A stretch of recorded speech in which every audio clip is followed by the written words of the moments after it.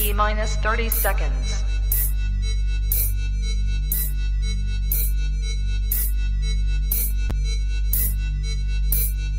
T minus 20 seconds.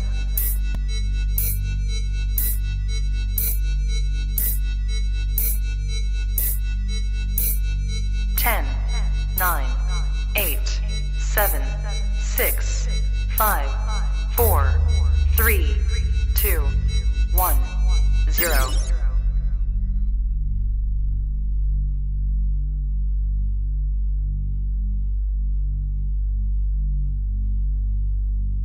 LadyChann! Fight!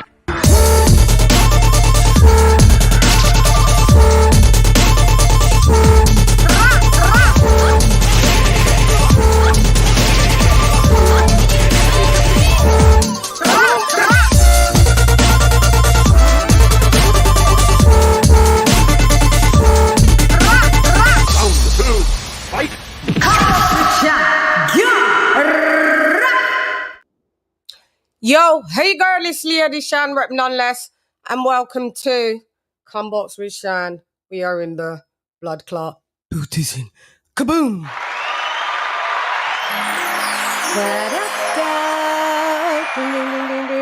Aye. Does my mic sound nice? Chickity check 1, check 2. Does my mic sound nice? Okay, I'm reloaded. There we go. Links. I do accept PayPal. UK to UK only for the Cash App. They changed it, but we gonna work around it because you know I got my peoples in the US that can now.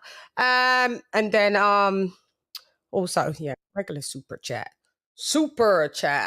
Today we're gonna have a bit of a different show. It's the weekly wrap up. It's a closed panel.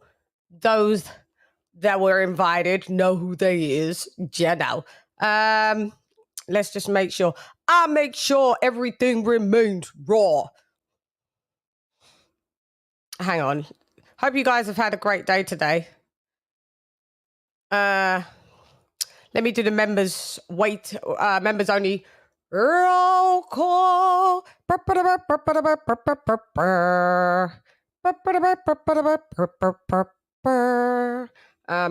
I realise I am aware. My friends say, you do hella sound effects. Sometimes they make me do them, like my producer mates, and they'd use them and then sample them. I don't know. It's maybe something self-soothing in it. I don't know. I just do it. My kids think I'm a trip. They used to be. I don't know. Yeah, whatever. Yeah, this is our mother. She is I, and I is her. Let me get this, the members only up. In the booties in. You know that's what we're always in the booties in. Okay. All right. Let's get this up. Let's get this started. Step your game up. All right.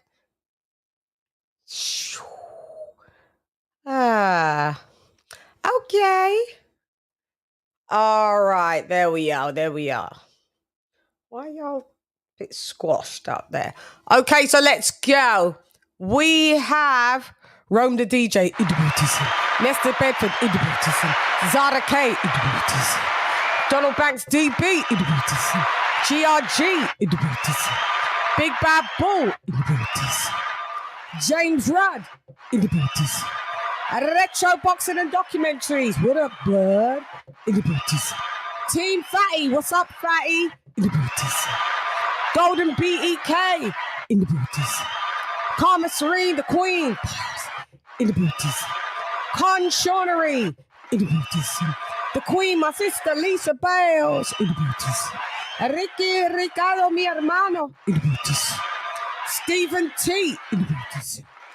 Dub right side in the booties. My sister R to the left in the booties. D-Star Boxing, mi hermano, ya tú sabes, in the booties. Devil Beats in the booties. AJ all day in the booties. Charlo in the booties.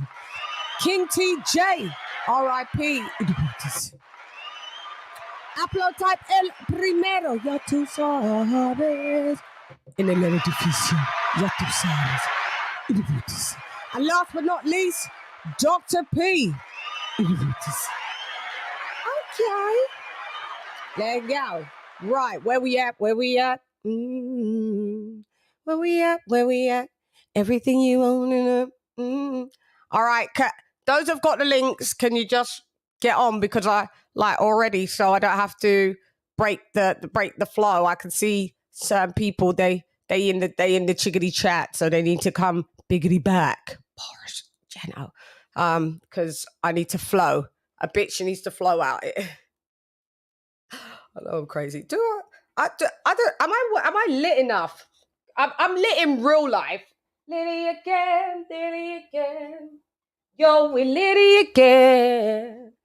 All of my people are litty again. Litty again, litty again. Yo, we're litty again. There we are. A bitch is back. In the booties. No. That one, sorry. Got memorize these buttons. God. Okay, so I'm introducing, introducing, introducing.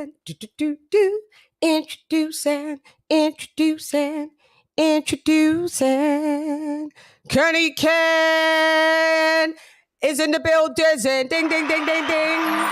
What up, dog? We got, you know what?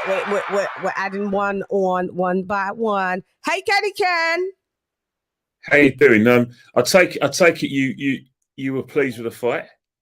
We're gonna get there. Let me rally up this closed panel. Let me rally up the troops.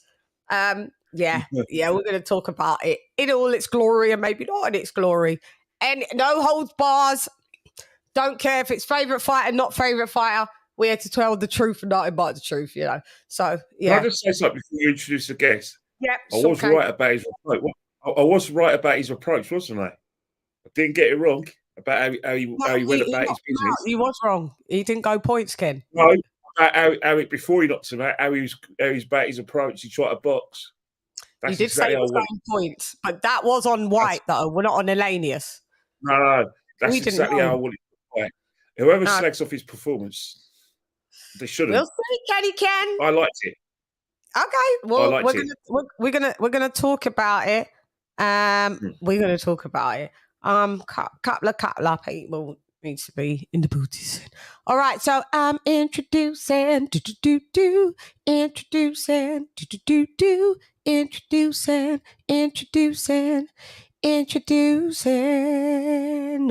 AJLJ, it's Alex. Ding, ding, ding, ding, ding. What up, though? Okay. You. Wait. Nice. We got another. Oh, okay. Sorry. I said it's right. Okay, it's right above.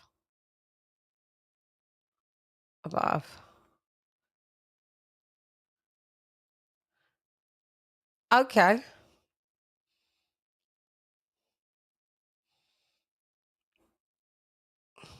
Oh no, I don't need to be. I make sure everything remains raw. Hang on. Yeah, this is what you lot do to me, and you make me have to chop and change and chop. Let me just gear it again. All right. Let's go. Whoever don't get on in time, mate, I'm not stopping to add. So that's why I'm asking everybody to be on now. Hang on. So it doesn't be like this.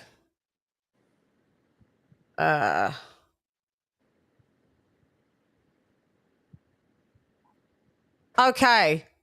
So, all right. I've got, okay.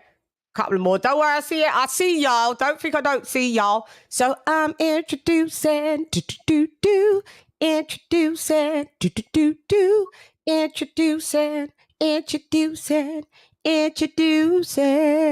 You know, it's the biggest OG of YouTube boxing and boxing in general. It's Boxing Beats and Rhymes. Ding, ding, ding, ding, ding, ding, ding. What up, down?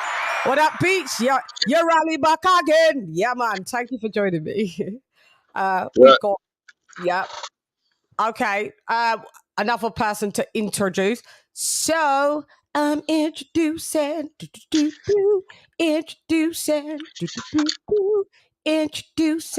introducing. I need one of Beats. Beats is introducing. It is the former two-time cruiserweight champion of the world, Steve Cunningham. Ding, ding, ding, ding, ding, ding, ding, ding, ding.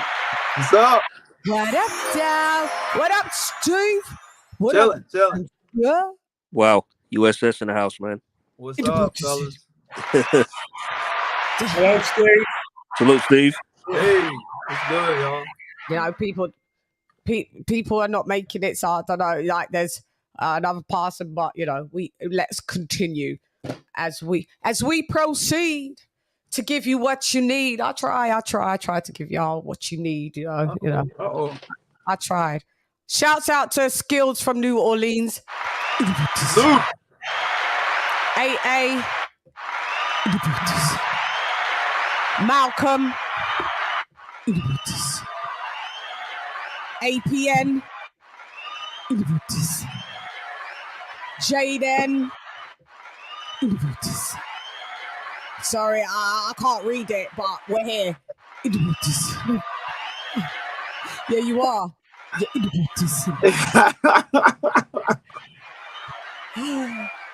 going to learn that language one day. You're going to have to teach it to me, but you gave me the English version, so shouts out to you again. I appreciate it. Okay. Right. So we're here, guys. We're here, we here. So you can see what you can see what this is called, what the name of this show is called. And I believe that, I absolutely believe that that is absolutely true. Let's go, baby! Let's go!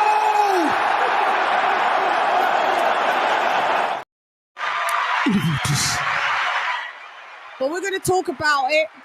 The ifs, the buts, the maybes, the goods, the bads, the uglies. I'm going to go with Kenny Ken to start, to kick us off, co-host. Go ahead, Kenny Ken. Well, thing is that AJ fought properly in this fight.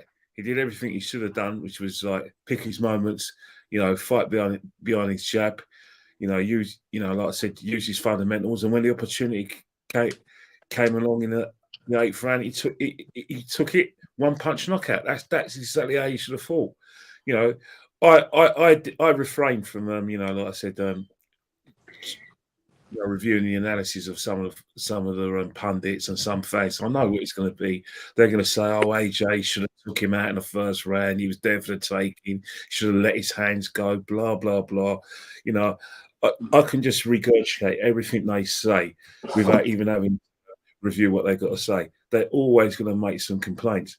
They're probably slagging him off because he took a swig of Conor McGregor's Irish Guinness. Yeah, I was like, Lord God, you ain't even did the piss test yet. You know what comes with.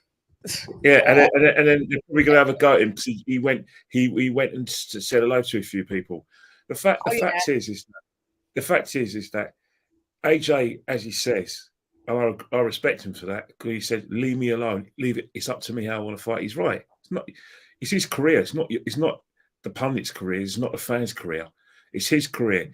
I'll say it once, say it 1,000 times. By getting with his trainer, he's not building for Helenius or Dillian Whyte or Whyte. He knows that to get his title back, he's going to have to either fight Usyk or Tyson Fury, which means he's going to have to bring something else to the table than the aggressive age that everyone wants. And, the age that fell short last year in Saudi Arabia. He's got to bring more to his table. He's fighting boxers. People can box and can punch. So he has to bring a lot more to his repertoire, his defense. He's got to use more of his fundamentals.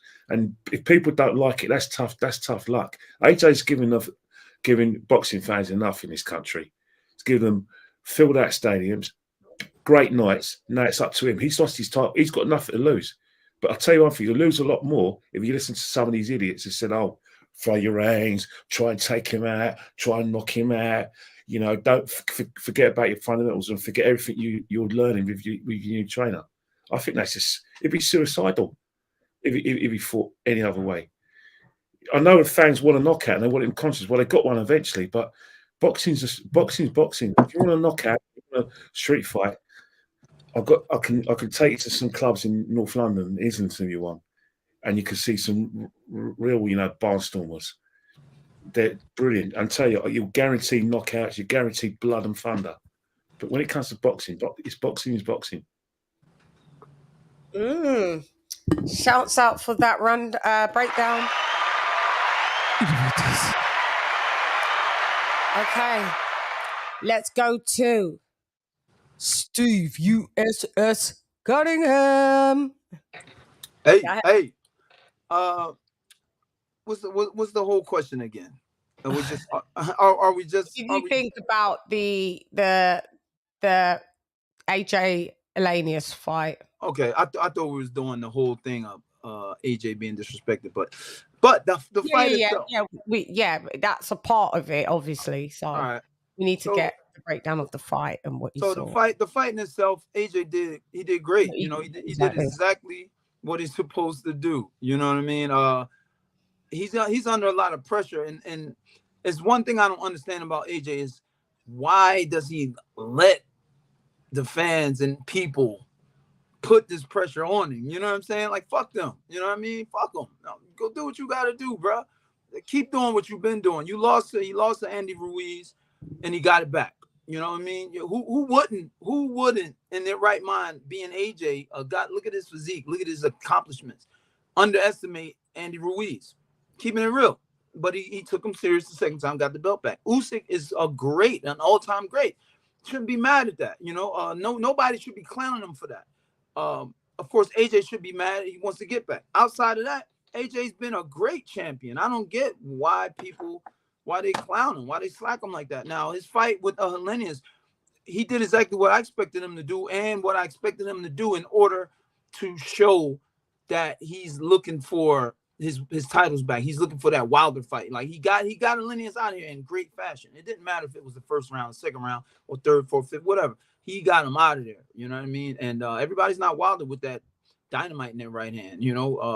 But AJ has a good IQ. He's got a good boxing background from amateur to pro. His resume's crazy. Come on, man. They need to cut my man some slack.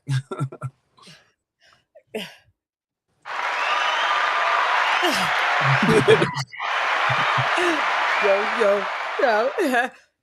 You make him a superhero in your book, in your comic? Is he going in your comic? Oh. I just drew a picture of him and posted it. You know what I mean? He has that superhero physique, though. You know what I'm saying? Why can't he be in the comic then?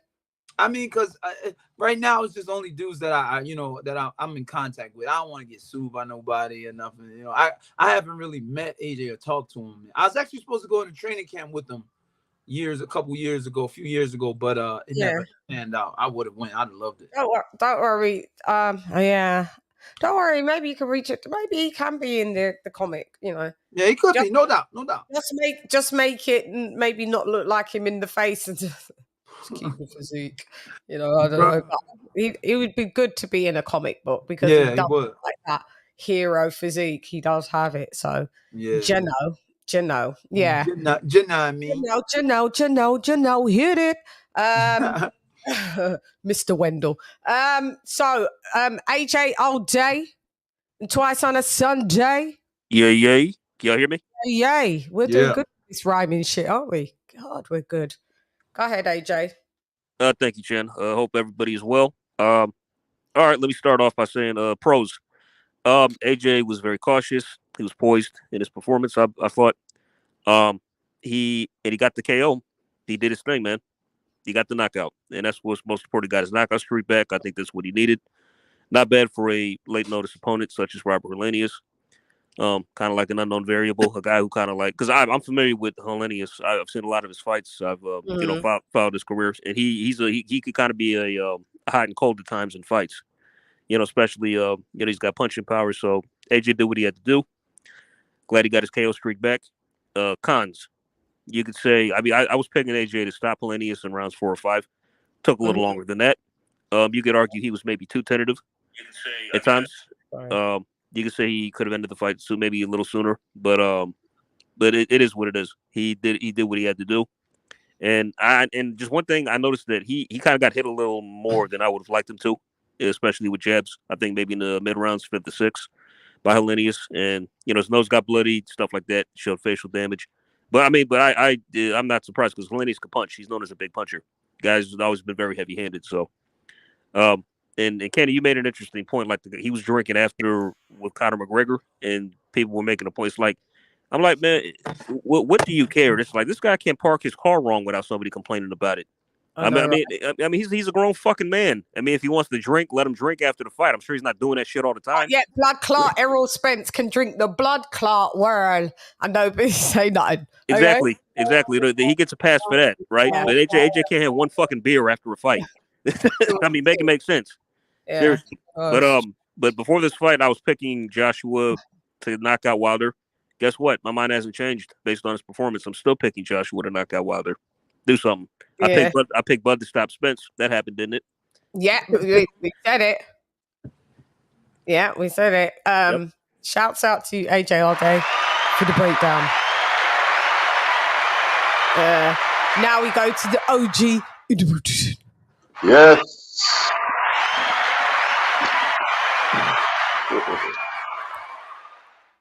Good evening. What's up, Ken? Steve? AJ? Yep. What up, guys? What's cracking, man? Yeah. I actually I called it in 7. I did call it in 7. Nice. Nice. What was good is like these fights are different. Like I don't box, but if you're in a 7-week camp, you get a change of an opponent, and he's got the ghost of what happened with the last late substitute. Like that, it takes mental strength, man. Like mental strength, a lot of mental strength, and he did what he had to do. He did what and I don't know. I like to ask Steve. You see, if you don't take too bad a beating, like say you get a little nosebleed, a puffy eye, it toughens you up a little, doesn't it? Rather than oh no, I took a thing. It does.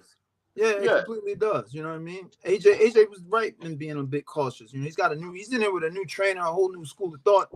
I've been in that situation before. We can talk about it after. I want to take over your time. No, this is why it's important to have you on because you can give us that insight as a boxer. Because people are like, yeah, but it lace up a pair of gloves. What do you know? Like, listen, I picked Steve to beat Tyson Fury, and he nearly did. He nearly did. On my channel.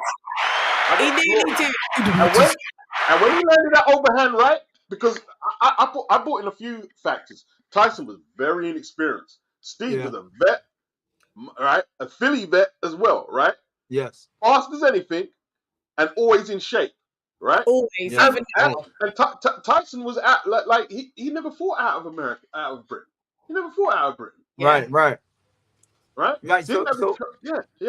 So what I'm saying, and I'll get to that Fury thing, but what I'm saying about AJ and his new trainer, like for my example, I lost my title to Tomas Adamic, and I switched trainers. I went to brother Nazim Richardson, and it was a whole new school of thinking on boxing for me. Like Nazim's IQ was next level, so it was a bit uncomfortable in our training camp, man. He was yelling at me a bit in the first 4 months because I couldn't get what he was saying.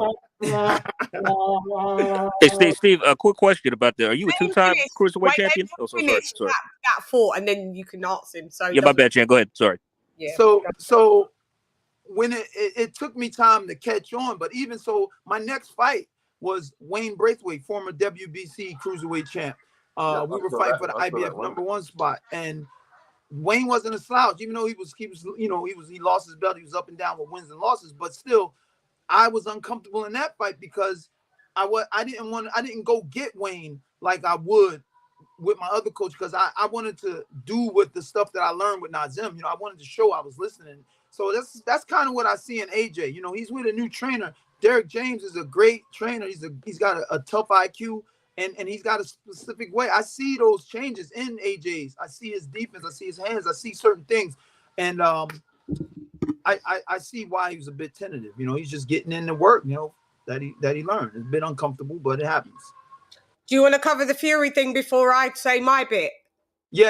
I mean, so with the actually, I don't know. Beats hasn't finished his bit as well, so you guys finish off. You lot do. Sorry. Yeah, like basically, you know, like Steve. A lot of people they didn't hear about Steve. Like when David Hay had the free scraps, they didn't know there was another champ. They were calling David undisputed champ. I said, yo, he hasn't fought Steve. He hasn't fought Steve. Yep.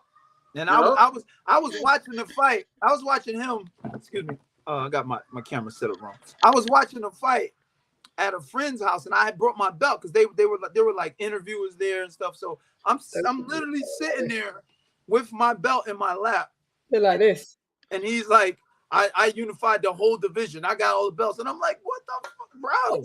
And your friends are like, nigga, what the fuck? Right. You know, so, but I understood the thing with David Hay. It was ingenious on what he did, though, because he had the ball in his court. And what I mean by that is he fought on Showtime. He just knocked out this dude for all of these belts, 3-4 belts on Showtime. The whole world saw it. Nobody was worried about another belt. Nobody wasn't thinking about another belt, except for us diehard boxing fans. Like, where the IBF at? Who got the IBF? You know, but the average fan who's in the majority, only thing they see is some big dude from the UK with muscles talking about he just unified the division. Oh, I'm the best. Now I'm going to heavyweight. They didn't care about me. And I wasn't fighting on television in America. I was in Europe. So great move. That was smart. Yeah. Yeah. Go ahead, Beats. The breakdown of what you saw. How you felt about it. Well, look, here's the thing, yeah? It's all good looking spectacular against winning in 2 rounds, right? But that doesn't say he's going to beat Wilder next. It really doesn't. Like, the good thing is he's active. He looks, his confidence looks like he's getting up. His legs look very sturdy. He moved around the well pretty well. He shipped too many jabs. I don't know if that was because it was a late replacement. And his nose always seems to get bloodied every fight. I don't know what that's about. It just seems like standard procedure. But, look, the Wilder fight is not an easy fight. It's a 50-50. Wilder is very inactive, and he's aging. AJ, we don't know where the confidence is at. And, I think people should, rather than, we don't want to see the fight, AJ shouldn't fight. Just enjoy the fight. Enjoy the fight. AJ's giving you another big fight. Enjoy it. Right. Shouts out, Beats.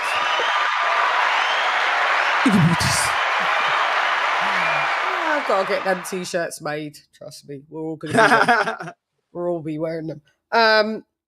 I may come in and shock you. I may shock you. Okay. I would be shocked. So I love him. That's what you lot are expecting. That's what Kenny's expecting me to say. I'm not. I think you're going to be Speak your truth. That's what we're here for. And I always, you know me, keep it a buck. So I've written down hesitant still. Okay. Listen, you could have. We weren't ever doing this. Beach, remember I was on your show and they said I said to you they didn't really want a common opponent with Wilder because they didn't want it to be compared. Comparisons. Yeah.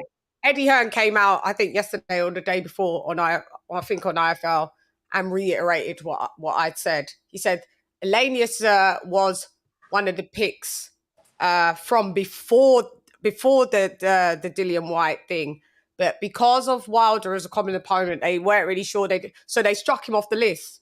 So that's why he booked, right, I'm going to go on holiday. This was before that they knew that Dillian Whyte was even going to pop dirty. He was absolutely one of the people that they wanted AJ to fight just as a fight. So, but then they struck him off for that very reason because people were like, oh, Shan, you got it wrong. No, I didn't. My sources are thick out here. So Eddie came out and recorded and said that, but you guys go and look at it. It's there. Listen, under Derek James, no bueno para él. No good for him. Not on it. AJ lost all of that bouncy. That Derek James trains you to be flat-footed. Derek James teaches you to sit down on your punches. AJ already sat down on punches. He would do balls of his feet when he needed to be flighty. You saw that. That would have beat Andy Ruiz too. No, it wouldn't have. You needed to do what he did at Andy Ruiz too. That's left the position. Listen, that flat-footed shit, I'm not on it. I'm not digging it. He moaned that he couldn't find the right, so he was swinging sometimes, trying to overcompensate, and literally sometimes missing. Like, didn't know where should I go for this bit. Didn't know to gauge. I saw him do some hooks. He swung right past. I know Helenius was happy. He's like, right, so in slow mo. I actually see regression in Joshua. I'm not gonna lie. I actually see regression, guys. I just sorry. The new trainer, at this point, I don't even want to blame it on a trainer because it's up here. It's up here. There's never going to be anything that anybody like Customato could come down from the heavens and train him. It doesn't matter. It doesn't matter. You know the Rock Dwayne Johnson. It doesn't matter what you got. Yeah, it don't matter. It don't matter. It don't matter. It's in his head. Oh yeah. So let me just tell you where we have to give AJ credit. The IBF had told Philip Ergovich. So Team Ronnie Shields, my Uncle Ronnie, people were going, why don't AJ replace him, fight Ergovich? Look, he's scared. It's so much of a tough fight. It's too tough for him to, it's a tricky one. No, it's not. We saw Ergovich. It didn't look good, know. But the reason, hang on, so Uncle Ronnie Shields, they didn't even ask for the AJ replacement. The reason why they didn't ask for the AJ replacement, A, they didn't feel ready to even fight AJ. B, he was training for a southpaw. C, the IBF had written to them and said, listen, if this AJ card stays cancelled, we're stripping you from number 1 position on the IBF. Wow.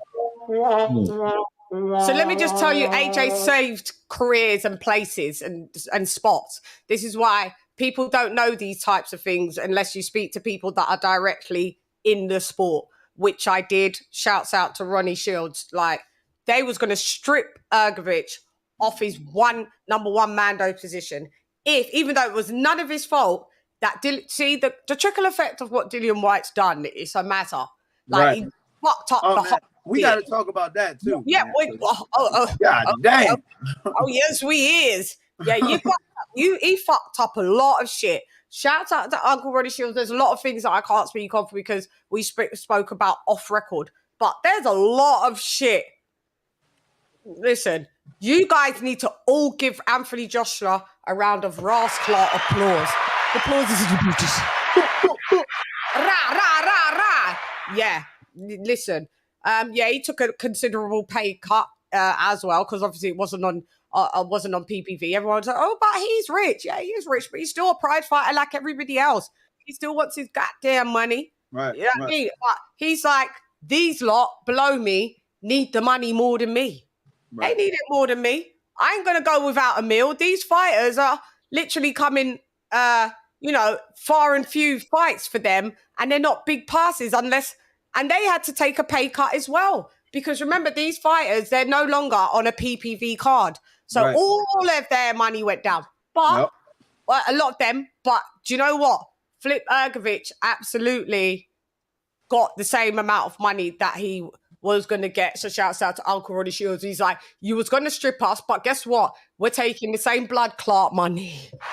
Yeah, so they allowed him to have the same purse regardless of it not being in PPV. I don't know what everybody else's managers and coaches and all of that did for them, but that was the least that they could done for Flip Ergovich, where they was like, we strip you, even though it's nothing to... You see what they did to Joe Cordina. So, but when you're Errol Spence and you haven't defended your IBF Mando for 4 years, it's all right though, isn't it? Hey.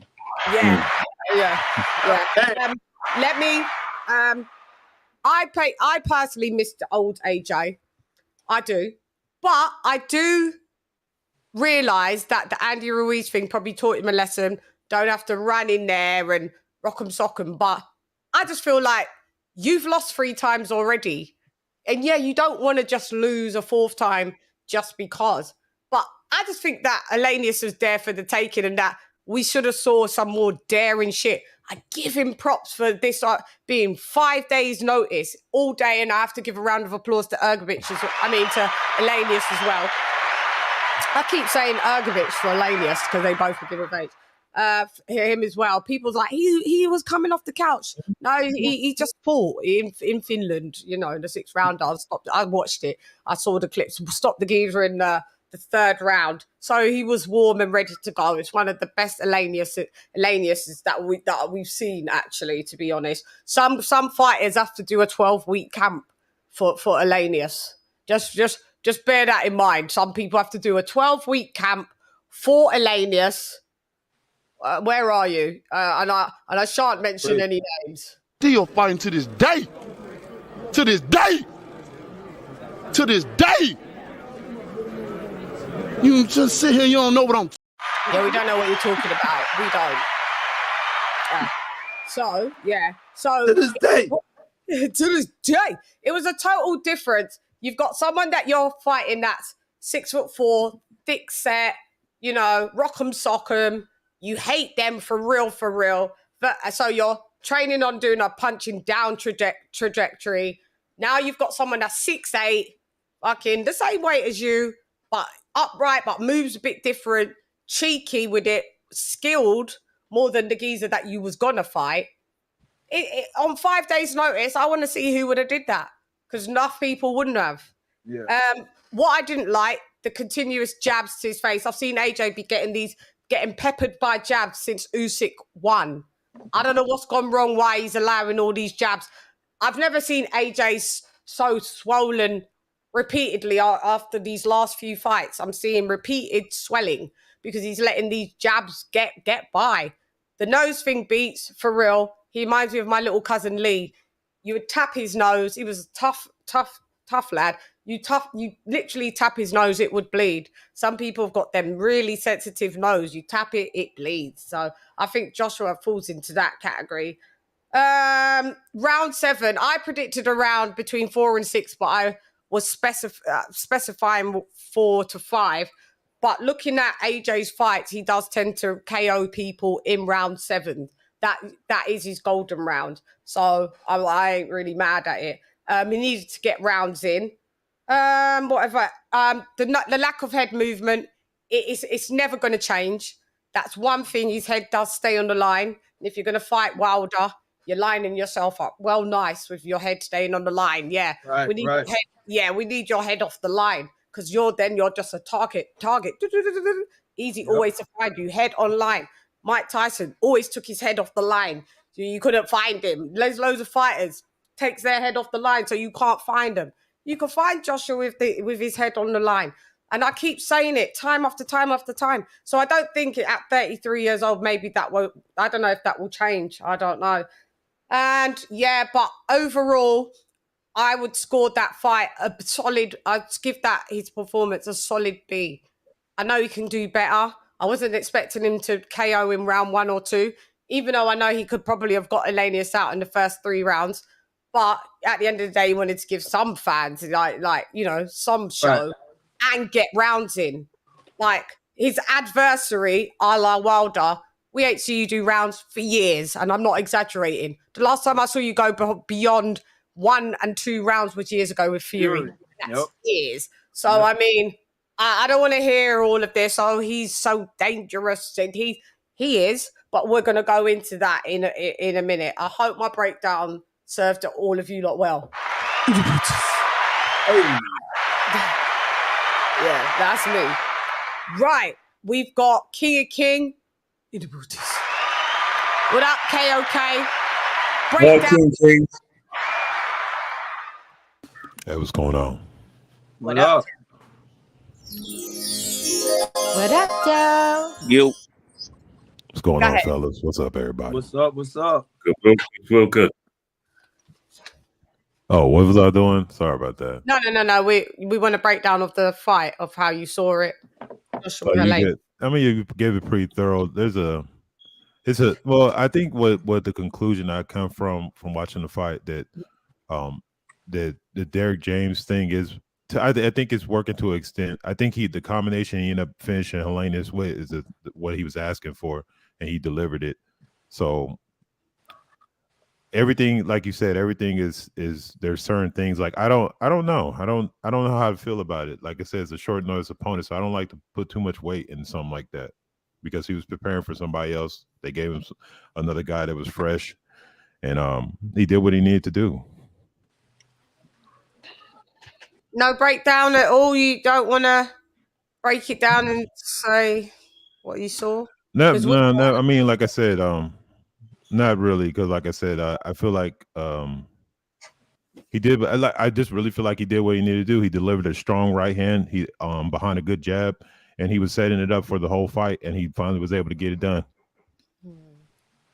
Yeah, that's kind of for us guys who, you know, for those of us, everybody here watching this fight, and we know boxing is like it wasn't too much different. You know what I'm saying? That Joshua did. It wasn't too much different that he did. But the only thing that you can't speak on is you see a bit of discomfort in what he's doing because it's new information, or he's trying to hold up to a Derek James school of thought in the boxing ring. And but I'm glad, like we all say, I'm glad he got the KO. I'm glad he got the KO. He did his thing. But you do see him trying to make little moves, little subtle moves that are from like Derek James' training system, you know, and he working on it, you know. How long do you work on something? I'm bored.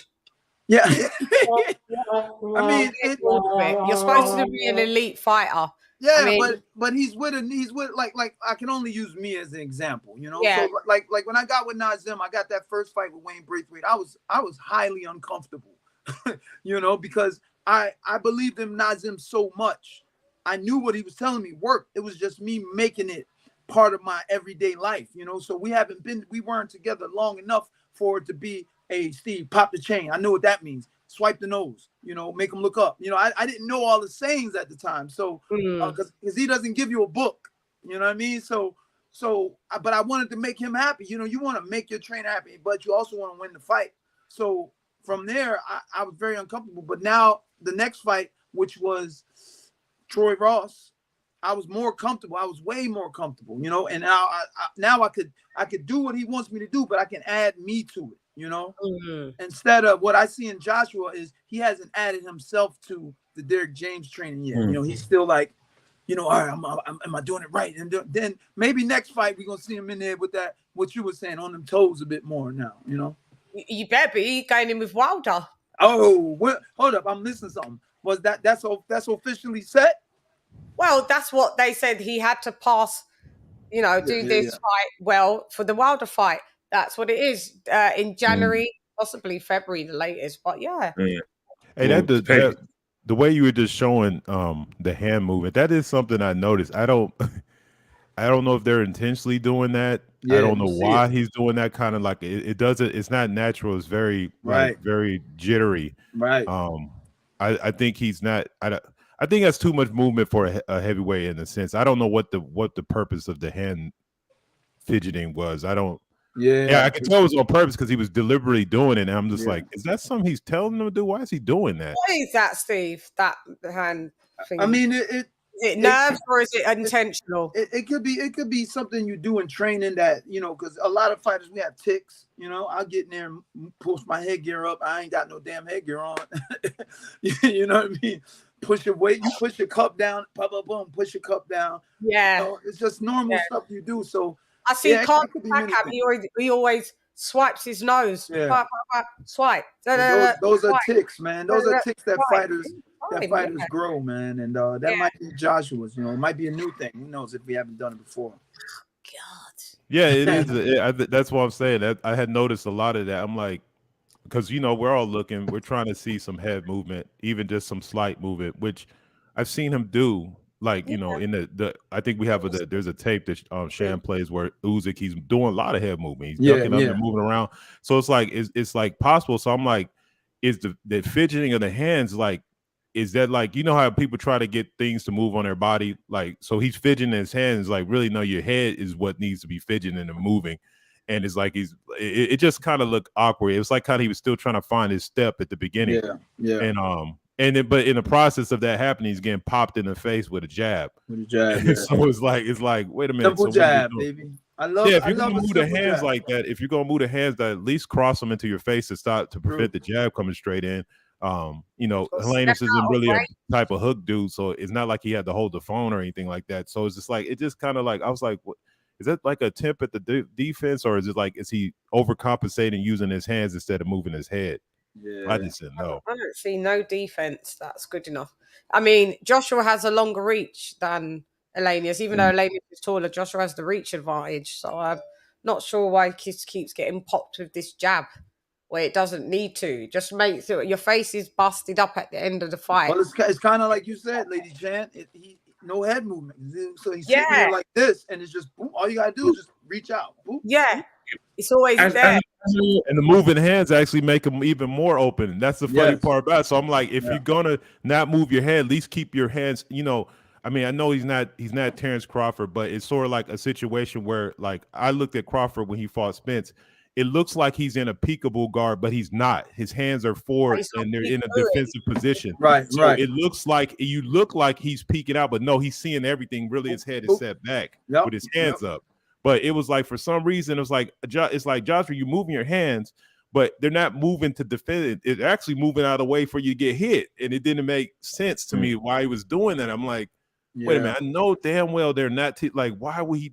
I don't know. It's just like, defensively it's getting worse. So your hands need to be fixed in place. At least cover your chin or something, so you're just not getting popped in the face. Or at least extend your arms since they're longer, and then you're making Helenius reach to hit you with the jab. Right, the Vladimir defense. Yeah. To be fair, Helenius was like, every time Anthony Joshua tried to get shots off, he locked him up, and I was like, oh God, don't do this clinch fest, please. So, and I can still see Joshua doesn't really know what to do in a clinch, which is, he doesn't know how to work with a clinch. So that's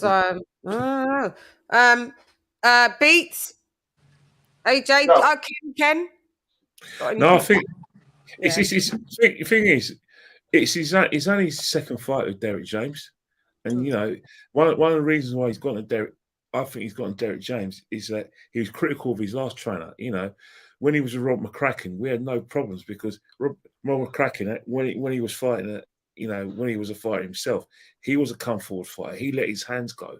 So him and AJ are very much suited.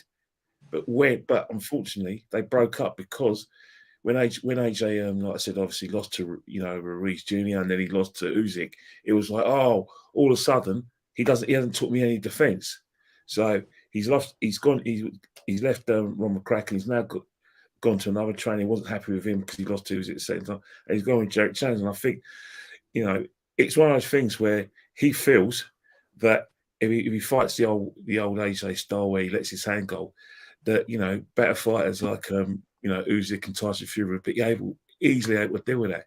And he could be in a situation where he feels he's got more chance fighting his new style, get his title back fighting his new style than he would do the old AJ. And there is a method in his madness in what he's trying to do, because at the end of the day, he's elite. People say he's an elite fighter. He's been in elite fights, but it's all about operation, getting my being 3 times heavyweight champion. And the thing is, he's fighting against 2 good fighters who basically have got good defenses themselves. They're going to be able to work him out pretty quickly. And then if you look at the Usyk fight, the first fight, they're going to try and take the centre of the ring and let their punches go, and give them dominance in the fight. And that's where AJ needs to, try and bridge that gap. So he's caught between 2 stools. But if he fights his old style, I fear for him in those fights against, potentially against Tyson Fury and Usyk, because I don't see him winning his world titles back with the Rob McCracken style that he had previously. I can't see it happening. Hey, the only, I mean, sorry to jump in there real quick, but speaking of that, what you were saying, Kenny, I'm gonna be honest. I feel like the pre Ruiz style would have been better for. He could have beat Usyk. I'm not acting like I know he lost those fights, but he could have beat Usyk. I think the pre style that prior to Ruiz style was better built for him to defeat Usyk. I agree. But I feel like this trend, like the post Ruiz style, is not the business. He has to look. His strength was he went out here and fought these dudes. He got a fight. And I feel like that style would have been better for him to defeat Usyk. Tyson Fury, maybe not because he's bigger. I don't know. But I think for Usyk, he could have beat him with that style. And so it's like it just having the confidence and realizing, yeah, maybe something was missing, but it wasn't like, bro, you was undefeated and a unified champion with this trainer. So it's not like you were just like, let's keep it real. So if the style was so bad, how'd you get that far? So I just think it would have been better placed. The pre Ruiz style would have been better for defeating a Usyk. You know what I mean? So. I hear you say. Yeah, if you think about it, within that fight, I think where AJ's probably thinking, hang on here, something's not right. Because if you look at that third round when he hit Usyk with a left hook, he hit Ruiz that left hook. You know, we were all expecting to take him out, blah blah, and then that's when he started to make mistakes. He got greedy. You know, Ruiz saw his chance. You know, he got hit with the overhand punch, which a smaller fighter would do to you, and that's where the doubts came in because and that's where his problems defense. Because even when he fought Povetkin, everyone's talking about his nose was getting bloodied. He was still susceptible to that jab against Povetkin, so there were still issues that AJ had to work on even before he won that fight against him. And let's not forget Klitschko as well. There were issues where from about round when he put Klitschko down in the fifth round, from about round 5 up until round 9, that's where that he struggled a bit. So there were still problems with the Arsenal, even when he was eventually when he was winning his big fights. And I think that's you where have to remember that Klitschko fight, he didn't go in as the favourite, and that was only his 17th. Yeah, definitely. But even so, he still overcame Klitschko, and and that's where he grew as a fighter. But the situation, there was still like I said, deficiencies in terms of his defence and like I said, his head movement, upright.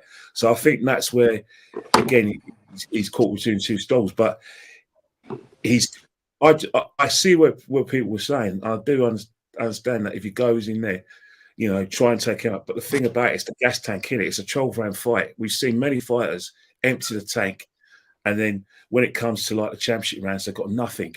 Where I think you expect that's one thing. Yeah, elite fighters. Yeah. I think he's pacing himself very well now in fights. Yeah, that's the thing. That's what I mean. Elite fighters, they have to be able to carry that power from the first round to the 12th round, because anything can happen, mate. It only takes 10 seconds to knock someone out, and I think that's where I do like what he's doing with Derek Jones. I do understand where people are coming from, but I still have concerns.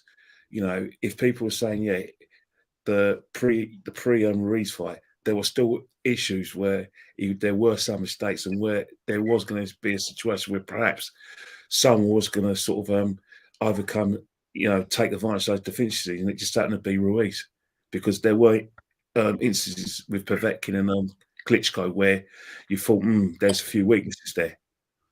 Right, got you. Yeah. Beats, got anything you want to jump up? When you don't want to talk, please just talk. Like, obviously, don't talk over each other. But when you want to come in, just come in. Yeah, I don't think the old style would help him. Like, the fighters progress. You've got to progress, and you've got to do something when you're in the ring. I think it's confidence. Look, if you're gonna fight Wilder, Fury, and them guys, he's gonna have to be able to take a punch. One way, you're not gonna be able to finesse Wilder. You're not. You're gonna have to be able to take a punch and come back. That's just how it is. Yes. Right. Yeah. When you go up to the high echelon, I'm just gonna defend Wilder. No, unless you get him out there quick, you're gonna have to take that thunder and come back in. And if you can't, then you'll lose. And it's the same for him too. So he needs to be active, doing what he's doing. He can't go back to 2005 14, 15. That's done. That's done. This is AJ now, right? He's 33. You like the older you get, you're gonna become more cerebral. You're not just gonna rely on your physicality to win fights. You're gonna start using your brain more, and that's the process he's in right now. So let's see what he comes with next. Like he done a lot of good stuff, like dictating behind that jab with Helenius, which isn't easy, you know. Like he was always on a hiding to nothing, trying to top Wilder, knocking Helenius out in a round. But look, he did. Look, he won by a dramatic knockout, bro. Dramatic, no. And what I think is a lot of us who analyze media and think we forget how we underestimate how tough it is just to win the fight. Like people were slagging off Agovic. Oh, he's flat. He's that, dude. He fought one 6'7" Australian who's never lost. That guy came to win. He didn't just come there to roll over, bro. He was with Tony Sims. Look, when you're looking at guys like Dempsey McKee, right? He has sacrificed his home comforts and flown over from Australia for how long? To be in England, and he's just training. He's not going out clubbing. He's not doing no sightseeing. He is focused in. This is his one job. This ain't like back in the day where a lot of the heavyweights were moonlighting and had what? No, this is his one job, and he's coming there to win, and he nearly did it. That was a tough fight for Hrgovic, and AJ fighting now, like, you know, this is Helenius' golden ticket. There ain't no easy fights out there. Look at Otto Wallen against Tyson Fury. He fought like he never ate for 5 days. I was like, where was this? I've never seen him fight before. Yeah. That's what happens. That's what happens on that level. I mean, and it happened to me. I fought Jan Pablo Hernandez. We saw him fight Ariu, the guy from France. The fight before that, and he looked like trash. Yeah, and he looked like I'm talking about Hernandez. He fought Ariu, and he looked like trash. And then so we're like, they want me to fight this dude. I'm like, I always thought I could beat him, and I get in there, and this is the best Hernandez of all time. You know what I'm saying? It's like they level up when they know they're fighting somebody good. You know? Yeah. Straight up. Yeah, that's a fact. Yeah, it was a way better Helenius. Just want to remind everyone, this is the weekly wrap up. Shiggity shit.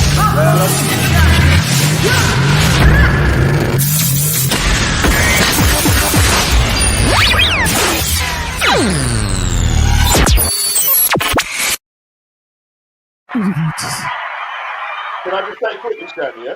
Of If you watch Otto Wallen's eyes, right, when he's looking at Tyson Fury, you can say, hey, this guy isn't coming to mess about.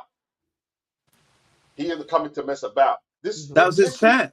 Yep, that's his chance. And they still fucked him over and let Fury have a busted eye and carry on. Yeah. I say it all the time. If Otto Molina had that cut, the fight would have been stopped. For real. Most definitely. Most definitely. For real. So I want to go back to AJ right quick. Yeah. Somebody said, and even one of the people who typed something in, he said something about AJ before Ruiz and fighting Usyk. I remember hearing them say AJ said he wanted to outspeed Usyk, and you know, in that first fight, and outbox him. And it's like I understood him, right.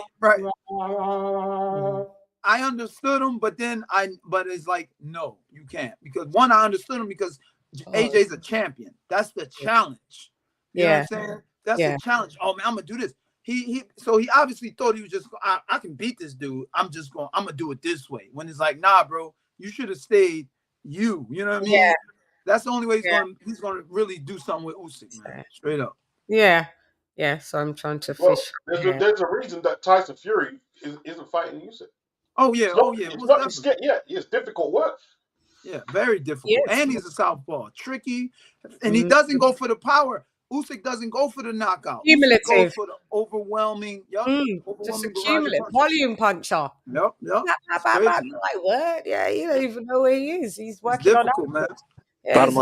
Yeah, Tyson Fury's at the stage where he doesn't take 50-50 fights anymore, unfortunately. Right. So is that money, man? He cashing out. Yep, that's it. He cashing out. How would you fight Steve? How would you fight Usyk, Steve? How come I didn't? No, how would you fight? Oh, man, I tell you the truth, man. You know, and I'm an honest dude. I don't think I think that would have been one of my hardest fights. You know, I would have boxed Usyk, and I would have switched it up. You know, I'd have boxed him and brawled with him because everybody gives him that space. They give him that space, and not just give it to him. He knows how to keep it. He knows how to maintain it too. So I just took the gamble that sometimes and just went in and been an inside worker. And we just see how that would have went. But I wish, you know, I thought I was going to fight him in that tournament, but they didn't get me into that cruiserweight tournament. I was damn. Bruh. Yeah, you did say that. Yeah. I was pissed. Yeah. By the way, Steve, you a 2-time cruiserweight champion or 3-2-time? Yeah, 2-time cruiserweight champion and a US heavyweight champion. Maybe, Got it. I beat Amir Mansour. I gave him his first loss. Nice. Yeah, I remember. We're going, baby. Yeah. There you go. You beat Antonio Tarver too. I just want to tell you that. Thank you, man. Thank you. Yeah. You did. That was never a draw. That was never a draw. That was never a draw. You won that fight comfortably, man. You won that fight comfortably. Right. Yeah, I was a bit bored of the fight, but you won. That's what I was telling you. See, Chan, I was telling LadyChann last time we spoke about that. Like, that was a boxer's fight. You know, that was a cerebral boxing fight. The fans was like, yo, get these dudes out of here. But the boxing people were like, yo, look at the shit they doing. Tarver made it fucking weird and ugh. But Tarver is still he has a boxing IQ, one of the highest boxing IQs. Yeah. You know what I'm saying? And you better not run up in there and just act like you're just gonna beat him because he look out of shape. Yeah. Put you to sleep, man. Yeah. He's got the power. Yeah, that was crazy. Yeah, Tarver is excellent at varying his punch speeds. Yeah. And that is why he's like that style. I remember way back, like people used to criticize Gary Russell because he threw all his punches the same, but Tarver's excellent to the point. Yeah. You think the speed that's coming at it's like an 80-mile fastball, and then all of a sudden 100 mile. You're like, what the hell? And so you can never, it confuses the shit out of people.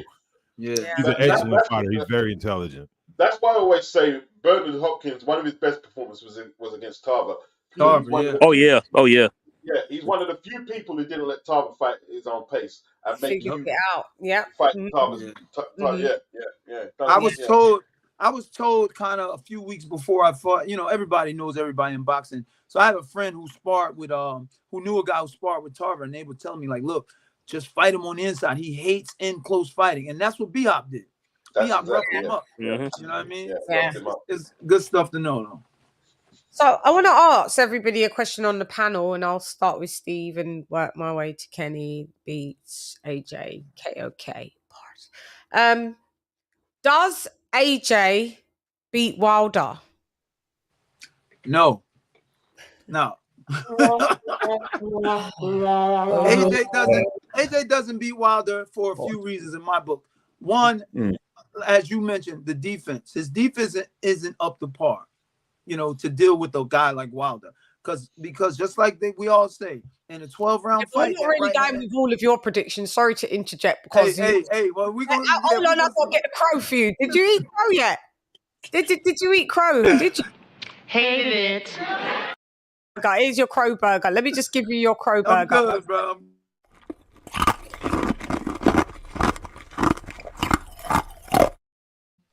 Thank you. Yeah. So take his predictions with a pinch of salt. Nah, that's the only one. I predicted Andre Ward would stop Kovalev and would round. Come on, man.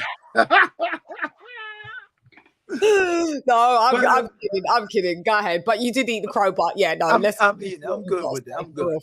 So yeah, AJ's defense isn't up to par to the extent of a 12-round of being able to avoid that right hand from Wilder. And then secondly, he doesn't take a shot good, you know? So if he gets hit with that right hand, he's going to get hit. When he gets hit with that right hand, man, he might not get up from that first one, you know? Yeah. That's it for me, bro. Yeah. I got you. Trust me, I got you. I got the fight going probably about 7 to 8 rounds. 7, 8. Let me just get 7, 8. Wilder. Yep. Kenny Ken in the boots. Higher. One of my biggest fears for AJ is because even though he's now producing the fundamentals that I like, head still, as you say, the head's still upright for me. The defense is not great. But one of the things with Wilder is that one thing that people tend to estimate with Wilder is that even if you do sit with him, because he's quick, he doesn't need much leverage to get a right hand off. So even if Razor meets him at a certain ring where everyone says he does or tries to sit on him, if he doesn't throw hands or doesn't move his head, it's not like where everyone assumes and they expect him to go take aim and then go woof. He can still knock you out, like come turn it and he go boom, short hand, because he's so quick, and he can still generate his extreme power when you're sitting on top of him. He doesn't need that leverage, and that's one of my reasons why AJ. I look at AJ, I see the jab, but I like what he's doing in terms of trying to throw his body punch and look at those openings. But one of the things is that I don't like that. And I don't like when he's doing that, when he's not trying to throw hands. If you're going to get someone like Wilder on the retreat, you've got to throw hands because he's quick. Whether he's quick, he may not have the fundamentals, the traditional fundamentals you like, but if he's quick and he can throw that punch with little leverage, then I have concerns. I have to go with Steve and say that I think Wilder's going to win. Would you like to predict a round? We could change predictions and I think it'll be 11 rounds. 11. Okay. AJ was asked on record I think yesterday or after his fight, and he said fighting Wilder, of course he's not going there with his chin in the air. He said that would just be silly to do. So that's a thing. Many fighters have said that and still get their chin. Like, yeah, I know it's true. I don't know, but he made that a point, so I don't know. I would like to assume that how you fought Helenius or how you would have fought Whyte or how you fought Ruiz is going to be totally different. How you fight Deontay Wilder, that's just my opinion. I'll get to that anyway. So Beats, go ahead, Beats. Well, a lot of people are talking about how much AJ got hit, but that's because he was trying to land single right hands and he wasn't getting the setup. And if he fights a KG fight against Wilder, they work on the defense some more with the activity and Wilder's lack of inactivity.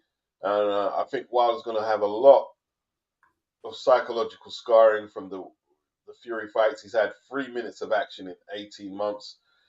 This is a fight AJ can win. And I'm okay. You can say, I'm being biased, but it's a winnable fight. It's a winnable fight. It's a winnable fight. Yeah. It's a winnable fight. Yeah.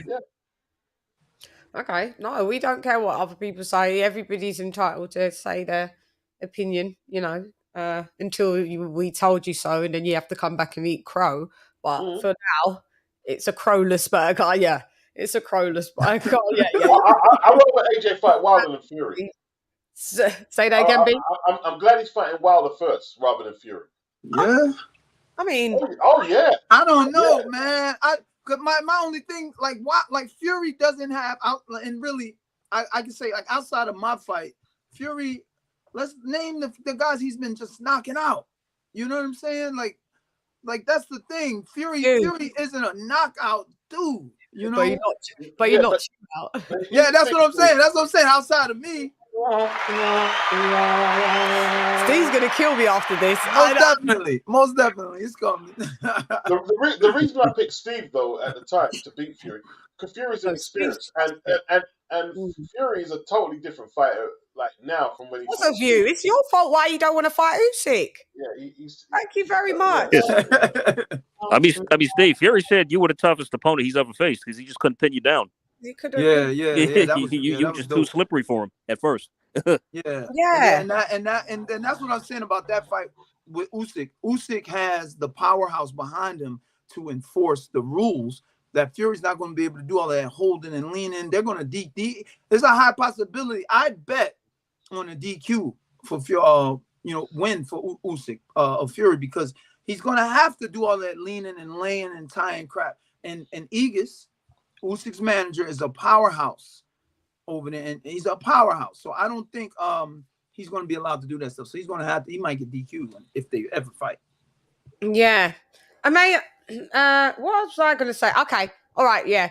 I'm going to open phone lines in a bit. I just want to see if anybody wants to call in, but I will open phone lines if people want to holler at us and, say some stuff. Beats, did you finish what you were saying? Yeah. Yeah. All right, go ahead, AJ. Okay. Well, I said my prediction before. My mind still hasn't changed. I am going with Joshua to win the fight. I just think that stylistically, he's a lot better than Wilder. I don't like Wilder's inactivity going into this fight. Everybody keeps saying that AJ should have a tune-up. Well, Wilder doesn't need one. Why not? Like, Yeah. right. So it's like, how does that make any sense? You know what I'm saying? I was hoping he would fight Ruiz before this. That'd have been a nice preparation for this fight. But he hasn't. Doesn't look like he's going to. So, you know, I don't think he's going to be. His timing will be off. He won't be as fresh going in. So that Joshua has the advantage there. And I just think that Joshua just has the overall edge to win. I mean, I think he's really going to up his game and his levels for that fight. He's not going to take Wilder lightly. And I see him winning. Yeah, I'm with you. How do you see it? Round? Do you want to call a round? Not just yet. I got to think about that. Yeah, I got you. Yeah. I'll let you know when I decide. All our opinions might even change as the fight. As the fight approaches. Yeah. Right now, that's my point. But my mind might change. Yeah. But so we're going to see interviews. We're going to see press conferences. We're going to see the weigh-in. And then it will lock everything in. Still fighting to this day. To this day. To this day. You just sit here. You don't know what I'm. Hate it. King of King. Yeah. King of King. Go ahead, KOK. Tell me what you think about if AJ beats I was gonna say Fury. AJ beats Wilder, or does Wilder beat AJ? Well, the thing about it is for what the matchup does matter. The styles do match up. You fighting a fighter who I guess his strongest point is a 1-2 straight punch. Wilder's defense is still, like, I was looking at the film, he's still doing that leaning back thing that is so annoying to me, putting your hands up. So it's kind of awkward. But from what I've seen with AJ, since he's open to those center line punches, it's going to be an issue. I guess I could see a situation where this is like Wilder versus what's that dude? Fury. No, not him. No, Ortiz. Ortiz too. Yep. Yes. Yep. And that situation with that fight was Ortiz had defensively came up with a solution to parry the right hand, and he was parrying the jab, and it was perfect. He was dominating. He was winning every round because of it. The one moment he decided to get careless and not do it and use his head, he got knocked out. That one time. It's like, dude, like, you had to, like, it was not even close. Like, you really could have just watched him in the fight. And it's just like he got overzealous, got a little overconfident, didn't parry, moved the head and got knocked. And so that's the situation and like I said, AJ, I don't think has that head movement. I don't know if he has the parry ability, because that's what I was looking for in this fight. That's what I thought he was going to be doing with the hands, but he wasn't. Yeah, he wasn't. So the issue is the matchup is just, like I said, you have a guy whose two signature punches is a 1-2, like straight punches, and you're open for those punches. So at some point in time, he got to land, and then if I don't think he can. At some point in time, like I say, he's going to land. And like B says, he's going to have to be able to absorb the power for the fight to continue. And Wilder's going to have to be able to absorb his too, and vice versa as well. True. Yeah, that's the thing about it is both of these guys on power level have very good power. So it's not like that's why I was saying, like, initially I still don't like how Wilder's defense is still just kind of like put your hands up and duck back straight. I've seen some kind of movement, but the problem is like him sitting this long. I don't know. He got to get a fight. I don't give a damn. They need to organize something for it. He got to get some work in before. I just don't understand what the hell we're doing. Like, these layoffs is just killing guys. You're not getting the best version of dudes. They're sitting on the fucking cap. Like he said, 3 minutes and 18 fucking months to me is like ridiculous. That's wild.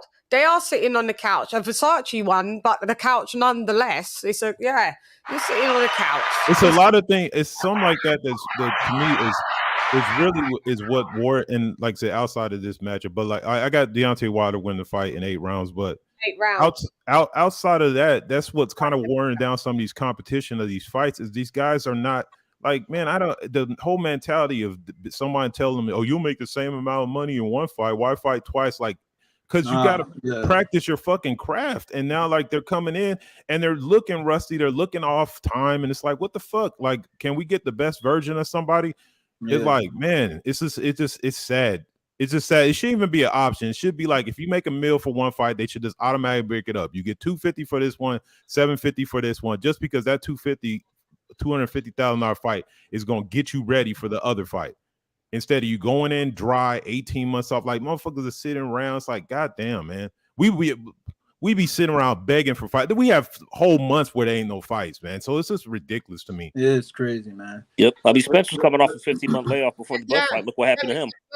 Yeah. This is where I need to add in my 2 pence piece, what it's worth. Like, people say all of this. Like, this is what makes me laugh. Like, everybody's entitled to an opinion, and styles make fights.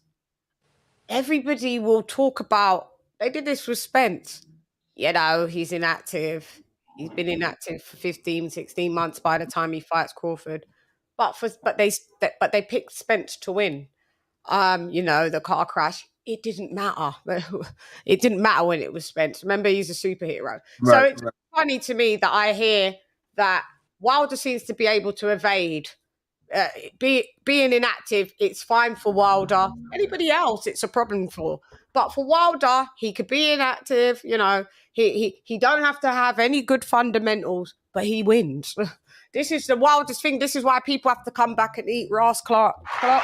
I think people are, they're, like I said, you're entitled to your opinion, but I think people are, like, all of a sudden their analytics goes out. It leaves the booties in. Like, I can confidently say this, yeah.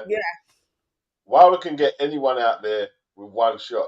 That's it. That's the equalizer. He's not going to beat AJ like Crawford. He ain't. No way. Nah, that ain't gonna happen. Even in my prediction, I mean, I did leave out. I mean, it's gonna be a battle. Like King of Kings said, I equate that fight to the Ortiz versus Wilder fight. When Ortiz hurt Wilder, or Wilder's gonna have to go through some hell because AJ is a beast. You know what I mean? I love watching AJ. AJ is a monster. He's powerful. He's skillful. I'm just saying he loses, and I'm giving him 8 rounds because Wilder's gotten smarter with how to place that right hand. He's gotten smarter as the time's going. We see him go from what's the guy he won the belt with? The little short chunky guy. Remains the burn. How? Say it again. Still burn. You see how wild he was? And then you see him with Ortiz, that second fight, and it was just spook. It was, man, the dude's got better and better with placing that right hand. Also, which is even more deadly, is his faith in it. He knows all I need to do is touch you with this one time. That type of faith, that's more than enough. And he does only need to touch you one time. With a handful of titanium rods. Of course, he's got a handful of titanium rods. Right. Go look at his X-rays. He's got titanium rods. So he's got titanium in his right hand? Yeah.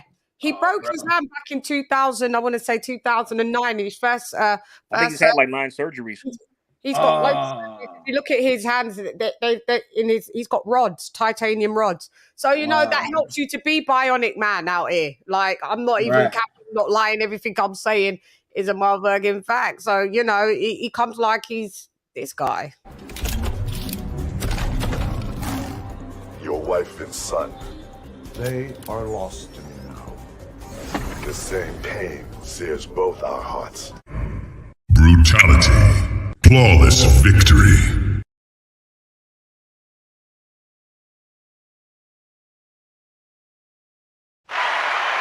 Yeah, he does. Full of titanium rods. Oh, I just Googled it. Oh my God, bro. You know, around here, I deal with facts, stats, and data in the Buddhism. What the fuck? Thank you very much. A bitch don't lie. I got the facts out here. Oh. I'm saying this for 3 years. Nobody listens to me. That's fair. Tell me if you don't get an advantage with that, with titanium, and you're, come on, stop it. Anyway, I shall proceed. The titanium rods do work, as we still. He knocks people out with that bionic hand. I've always called it a bionic hand because it's got titanium rods in. Wow. but they work nonetheless. I guess they passed the medical. It's not seen as an unfair advantage. For me, it is, but we're going to have to play by the rules. The rules was, but I'm glad you checked that and researched that. I just checked it out. Wow. Now you know that I don't lie, I don't cap. I just give the stats, facts. You just bullshit. Yeah. Well, hey, don't play with Shani out here. Hey, so since we talking about things that's not allowed, let's talk about fucking Dillian Whyte. My goodness, bro. What the freak? I just give my quick synopsis of the other thing. My whole problem is AJ being on the line, keeping his head on the line. At some point, to me, this is going to be the battle of who gets up. AJ touches Wilder, he's down. Does Wilder get up? Wilder touches AJ, and Wilder's touched everybody in every fight. There's never been a time that Wilder hasn't launched the right, so I can't say that he's not going to all of a sudden launch the right. There's a possibility that it gets nullified, but there isn't enough evidence for me to substantialize this. So I'm just going with the right is just going to be launched and landed. What does AJ do? Does he get up like Fury does? Does he stay down and is he out like the light? Same thing. If we see Wilder down with a body shot. I don't really see heavyweights down with a body shot. This is the first time I've ever seen a heavyweight down with a body shot when Fury gave him that shot. Maybe in round 3, I want to say, kind of that round. And he went down with a body shot. So if you're going down with a body shot, I don't believe that Wilder has a good chin. People like to say AJ doesn't. Listen, Wilder's been down on the canvas 9 times. Fury 6, AJ 5. But AJ's chinny. Stop. Stats, facts, and data are always in the booties. I mean, CHANN. Most. I mean, CHANN, it's funny you say that. See? He's been down the most. Go ahead, AJ. Oh, yeah, but it's funny you say it because I was just thinking about that. I mean, as a follow-up to what Steve was saying as far as, chins go. I mean, earlier in Wilder's career, he got dropped by that journeyman. And should have been knocked out. You say you saw that, Steve? Yeah, I saw that, yeah. See? I mean, everybody was saying he was all sorts of messed up after that knockdown, according to the article I read, and probably got a long count. Then he got rocked by Eric Molina, who's not a big puncher. Yeah.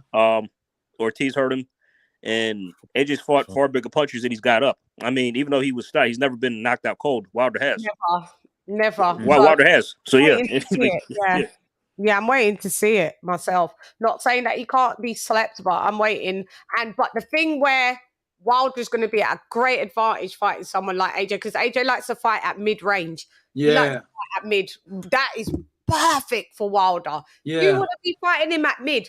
The right will be launched. The right will be in the booties. In the building.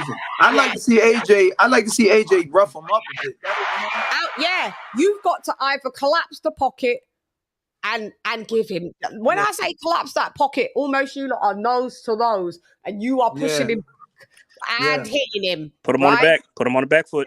Going back. Yeah, as long as you're throwing punches, though. If you're not throwing punches, that's not throwing the punches. Yeah, I'm not just saying just kiss him and be going back. Yeah, but you got to throw them punches to the body, while you're going, bang, bang. Let the ref. If you got to do some rabbit punches, because Wilder does them as well, you got to do what you got to do. But also, so you've got to mix it up. Don't fight at mid-range, because the right will get launched. Can't always be in the pocket. So you're going to have to go from the pocket to at range. Yeah. Long. So you can see when Wilder's coming. Long. When he starts to come, make him pay. But the minute you step into that mid-range, your soul's leaving the booties. Yeah. So that's just how I see Wilder being able to beat AJ, because his head be staying on the line. He's a mid-range fighter, and that's how Wilder will launch the right, and it may be good night for AJ. But then, like I said, with AJ, collapse that pocket. Yeah. You are the far superior boxer. Mm-hmm. You light on your toes and know when to sit down and push him back.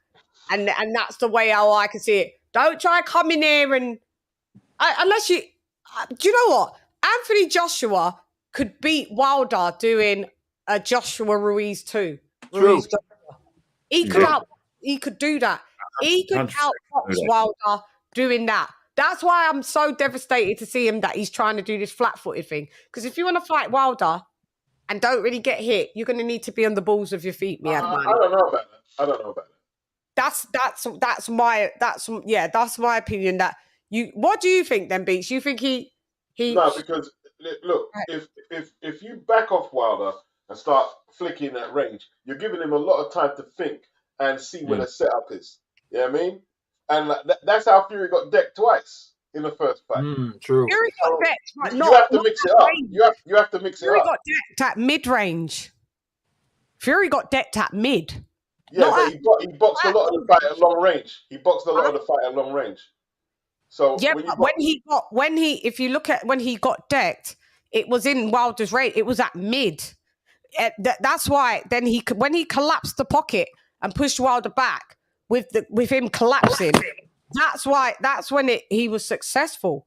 But anytime he got decked, he was at mid. Anytime.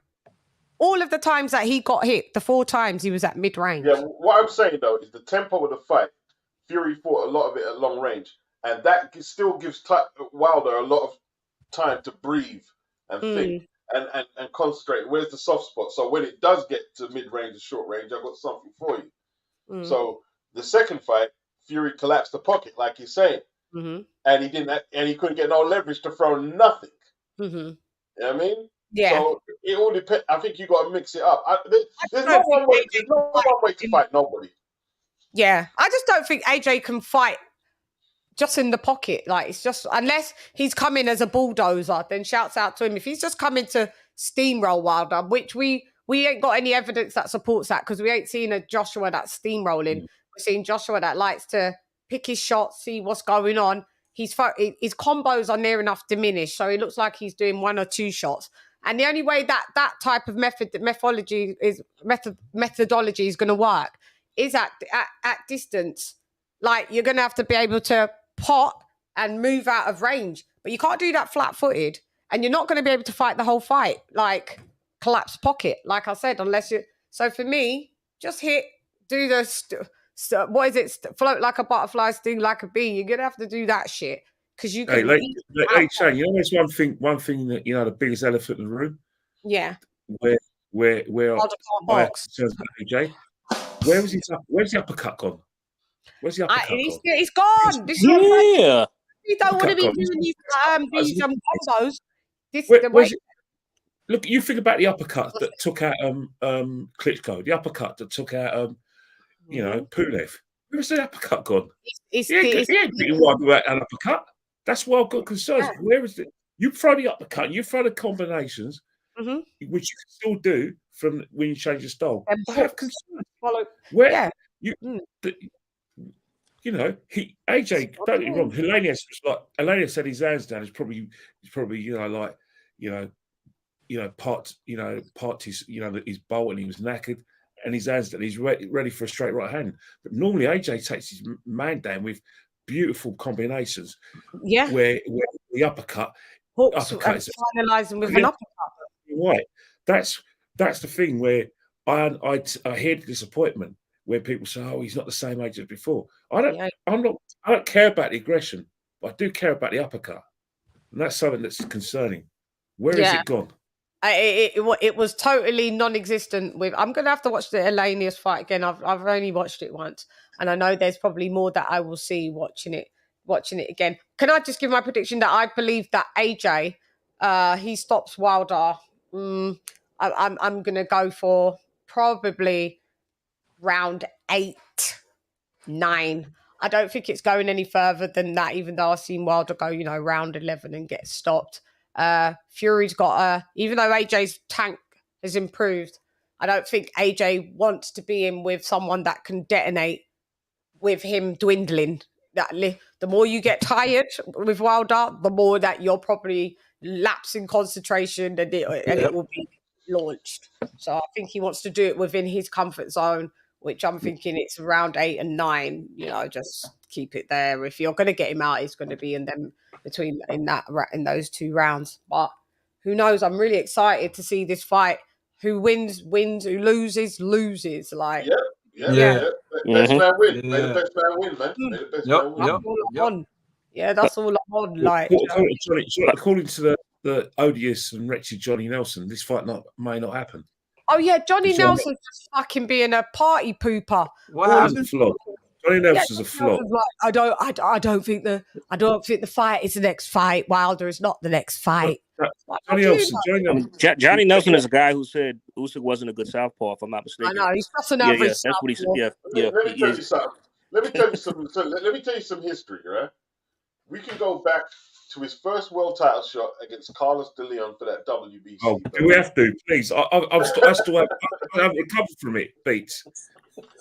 Was the fight bad? I never saw it. Oh, It was I tell you what. They didn't throw a punch at each other. Yeah, oh God. They didn't even touch each other. Yeah. I tell you what, right? I in live boxing because of Johnny Nelson. Because fighters, big fights, big money. You see after that fight there, Ken, yeah? If you notice, you never saw him on ITV again. The next time he fought for the IBF title against James Waring, it was out in America. They didn't broadcast it on TV. Not even Sky put that on. He made his comeback in about around 99, 2000 when he beat Cole Thompson, and he with that right hand, and then he made a bit of a comeback. But Johnny Nelson stacked the place out. But then again, what did you think about him as a cruiserweight, Steve? As a fellow cruiserweight? Oh man, I watched John. I was a fan. I was a fan. Yeah. We were we're the same size, kind of. He was pretty long. I like him. Yeah, pause. Very pause. I liked him. You can see bad in him, good. He was one of the guys I looked up to when I was coming up. Yeah, but he didn't fight in America. He didn't go ahead, man. He didn't fight. He didn't fight David Hay. He didn't fight. Nah. He didn't fight bare people. Yeah. He fought Carl Thompson and he fought Dennis Andrews and come on, Johnny. I mean, you might have the record for the WBO defenses, but come on, man. Yeah, he's got what, 7? No, it's like 11. Something like that, right? Like 11 defenses of that, isn't it? It's Marco Huck tied him. Like Macronelli, wasn't it? And then that fight never happened. Yeah, he didn't fight Macronelli or none of them guys. Yeah, I mean, Johnny, And we already wasn't paying attention to the cruiserweight division because it tended to be boring and he didn't fucking help it. He did that shit. But but I mean, shouts out to you cruiserweights like yourself, Steve. I always give you guys like yourself, Evander Holyfield, Usyk. Obviously, I'm not saying that y'all are the same, but y'all are the same. That you was cruisers and you moved up to heavy and you still did what you could do. You know what I mean? So shouts out to you. Yeah, Johnny never went for no heavyweight, even though Johnny No, he did. He fought Adilson Rodriguez. And I think he lost to Henry Akin. Did he fight Akin?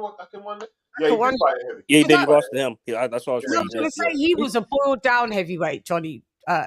He could have been. Okay, so I didn't know that. So he lost up there and did he go back down straight after the loss then, did he? He lost twice to the Brazilian. Oh, he did a rematch with him. Okay. I like Johnny. Sorry. Go ahead. Just to keep it real, man, heavyweight is the most, like, we like all these other ones, but it's the most difficult division. You got somebody outweigh you by 100 damn pounds. It don't matter. Steve, you have to fight whoever. Everybody can hurt you. Don't matter if they're small, but it's the most difficult division. They ain't no, like, we sit there giving, if there was 10-pound increments in heavyweight, a lot of these motherfuckers be like 8 fucking division champions and shit. Yeah, of course. So heavyweight is very difficult. It's the most, anybody that fights heavyweight, you gotta give them props, man. Listen, for me, it's a scary division. Sorry, Steve. I'm sorry, bro. You got it. No, you're always 1 second. I was where was I? I was in the gym back in the day, and I was watching Funzo Banjo hit the heavy bag, right? And I turned around because the noise it was making, right? And this is a guy with a probably 80 plus arm reach, and you realize when you get hit by them like a 6'5" guy with 80 plus inch reach, it's not a joke, bro. Ain't no joke. It's not a joke. No, it's not a joke. You could hear the weight of the shot. It was just like boom, boom. I heard it sudden. I even heard Wilder's ones at ringside. That people at ringside said, "Whoa!" When they heard them them thuds that the right when he launched the right. It's a Mazza. Who's that? Wilder. Yeah, I've heard. I've spoken to a few people that was ringside at Fury 1, and I mean Wilder 1, and then Fury 1. Yeah. When Wilder's releasing, like when AJ released that one in the 7th, you can see, Lord mercy. That is Agent Tony Nelson said that AJ Phelan's on Wilder. It's good night. He's also got concussive shots that and that AJ, which is fact, he was known as one of the best finishers in boxing. So we did see a glimpse of that still with Helenius. So with us pointing out stuff, let's not try and go amidst that was an amazing finish as well. That's what we needed to see. Yep. Highlight real stuff. Highlight real. It was a highlight reel. We needed to see that. Oh, so we got Dr. P, member for 15 months with the CHANN Hallway. Me bar rat-a-tat-a-tat-a brain splatter. What's the matter? Just start up, don't try. Move the body, try scatter. Pick pattering up all over your body. Now you bruise and batter, tap, shatter. You never should Allah. Never should Allah. That's right. I got AJ. If you don't want to join the membership, you know what to do. Hit the page and join. I got AJ in round 9 by deadly uppercut. Yeah, that would be a nice thing to fucking see. We'd get a fatality. Test your might. Test your might. Test your... Finish him! Fatality.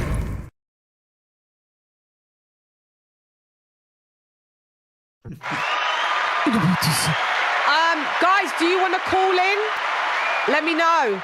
Call in. Let me get the number. So my fellow Americanos, it's 917-410-8091 or 079395330 if you are in the UK. Remember where we at, Jack? It's the weekly wrap up. What? Hey, so while we wait.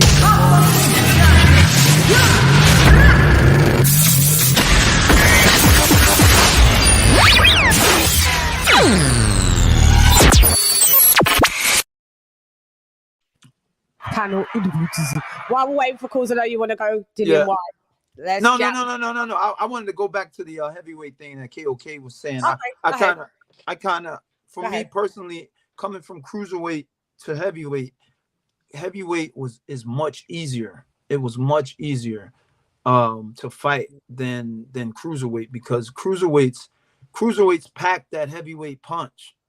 Some of them. You have guys like David Haye, Mansoor, Wayne Braithwaite. You have a lot of powerhouses. Them dudes was cracking people. And I'm sorry, Mansoor is a heavyweight. I'm sorry, but those field. Right. Those fighters, those cruiserweights had pop like crazy, and they were fast like light heavyweights and super middleweights. We keep that speed of super middleweight, light heavyweight, and cruiserweight, and then when we go to heavyweight, when I went to heavyweight, it was like Brother Nazim would always put into my head, and you were right. It only takes one. It only takes one shot to get you out of this heavyweight run. And the thing was, use the legs. I have a high boxing IQ. Use the legs. Hit the body more. Jab upstairs, downstairs. Just keep the jab on them. By the time the 3rd, 4th round comes around, that energy, that power, then went. Now it ain't so much. So that's why I felt comfortable at fighting heavyweight. And I shouldn't have came back down to fight Glowacki. I should have just stayed up to heavyweight. But I was kind of always a problem, when you go up then down. Yeah. I mean, you still have to cut weight, right, Steve? You have to cut weight. You have to cut weight. Yeah, that's what I'm about to say. My up and down was nothing. My up and down was 3-4 pounds. Okay. Yeah. See, the point there, like when you think of guys like Chris Bird, he was a middleweight as an amateur, right? Chris Bird. And if you think Usyk is elusive, go watch Chris. And like a lot of people won't admit it, right? Lennox gave up that IBF strap rather than fight his mandatory. Hey, me and Chris are brother. Chris Bird named my daughter. Can he come on this show then? I'm gonna try to get him. Yeah, no doubt. Yeah, we want Chris Bird. I'll let him know. I like the fight with Ike Kabushi. Yeah. That was a good fight, man. Until he got stopped. How many Yeah. southpaws did Lennox Lewis fight? I have no clue. Say it again. How many? Oh yeah, really? How many? 0. Right. Wow. Okay. 0. Really? Some fighters don't mess with southpaws, man, because they're tricky. They're very tricky. And I was very fight? close with Chris, and I fought, man. I about 6. You might have fought quite a lot. Yeah, I fought a few. Yeah, I fought a few. Hey, real quick though, like what Yeah, you I'd were love saying. to get Chris Bird on. Love. Yeah, Love. that'd be nice. Hey, real quick, just to expand on what you were saying, Steve, is I recently was talking about that guys coming up in weight. Yeah. Oh, you want me? Guys, when they come up in weight, the thing about it is you guys have a hand speed advantage, and that makes you very like James Toney. Yeah, James Toney when he came up, it was it just to me that is the catalyst. And then also, like you said, you have to develop more skills as a small guy because, like you said, the big guys are under impression. I just got to lay you out, whereas you got more skills. You guys have got a better tank because you're used to going 12 rounds, whereas heavyweights are not. So true. I always think that cruiserweights going up to heavyweights are a danger. Very dangerous. But you know what? This is what I'm saying. Where the size is an issue because if you think about even that fight where you had with Fury, if he's closer to you in size, you probably stop him or beat him. Yeah, the weight made a difference for him. Let me take this call. Sorry, before you answer that, let me take a call because we got a call. Caller, who's this? Let me know who you are and where you're calling from. It's H. Dunn from South London. Say that again. Sorry, bit muffled. Nate? Do you say Nate? H. Dunn from South London. H. Don. Mm-hmm. From Salt London. Which part of South? South London. South. Woolwich. Where the ferry is. Woolwich is in the borders. What up, Woolwich? Yeah, talk to me. Yeah, so my perspective is I think AJ gets a bad rap. Okay. He's only been stopped once. My understanding is Wilder's been stopped twice. One of them was a face plant. It was like literally face on the floor. So, like personally, I think obviously he's adapting his style. He's got a new trainer. And every fight that he has, people are over-analyzing the fight and not seeing what he's going through at that time. They're just like, he didn't look good. He didn't do this. He didn't do that. But when I watch Wilder, I'm not saying, he's still not boxing properly. I'm not saying none of these things. So when I watch Fury, I'm not saying, he's not doing this, he's not doing that. I just know it is what it is with these men. But with AJ, there's the expectation that he must do the absolute most to please everyone. And it's just like, it's not fair across the board, right? In terms of the perception. But in terms of what I think, AJ versus Wilder, I do believe that AJ will outbox him. I do believe that Wilder will probably put him on the ground, but AJ can get up. And AJ can also put Wilder on the ground. For sure. I'm not saying he's going to get up, but I think over the course of the fight, AJ can put him down again and probably stop him. But that's my personal point of view. Can I just say something, H. Don? If I swear down, if I didn't think, if I wasn't any more clued up, to me, you sound like you're Daniel Dubois. We sound like we've got Daniel Dubois on the phone. Nah, man. I wish, man, because then I'd be rich, innit? You sound so much like Daniel Dubois, though. Do people tell you that? And you're not, and you're kind of from similar area. Where's he from? Greenwich and you're Woolwich. It's, you know. Yeah, he's in Greenwich, boy. I don't even know. But you know what? I'm much older than him, though. Huh? I'm much older than him, though. I know, but whatever it is, like, you really do just sound like him. Yeah, you do. I was like, why? I just put it on my notepad. Daniel Dubois, like, so I didn't forget to say that you sound like him. And let me just. I'm surprised nobody else has ever told you that. But you probably don't speak to chicks that even are interested in boxing to even know what Daniel Dubois, who he is, and let alone who you sound like. But everything that you said, I'm going to let the team also speak to you about this, rebut or reply or agree or disagree. I agree with everything that you're saying. AJ is kept at a different standard to every other. That's why I say he's the most disrespected heavyweight. The most disrespected. I agree. Like he said, he has to put the heavyweight division on his back. Wilder, Fury, them man, they didn't know about no big purses before AJ entered the booties. Let's have it right. They're rich because of AJ. There's no ifs, there's no buts, there's no maybes in it. That is a fucking Fendi fact, right? Without AJ fighting who he fought, they're saying his resume, which I'm going to now do a resume deep dive on Wilder and AJ. Before, I wasn't even going to do Wilder because we all know he ain't fought no one. But just because he ain't fought no one doesn't mean that you can't beat that somebody. So that's not where I'm coming from. But the level of competition has to be up there in the booties. Because as soon as someone stepped up to elite level, they got their ass beat.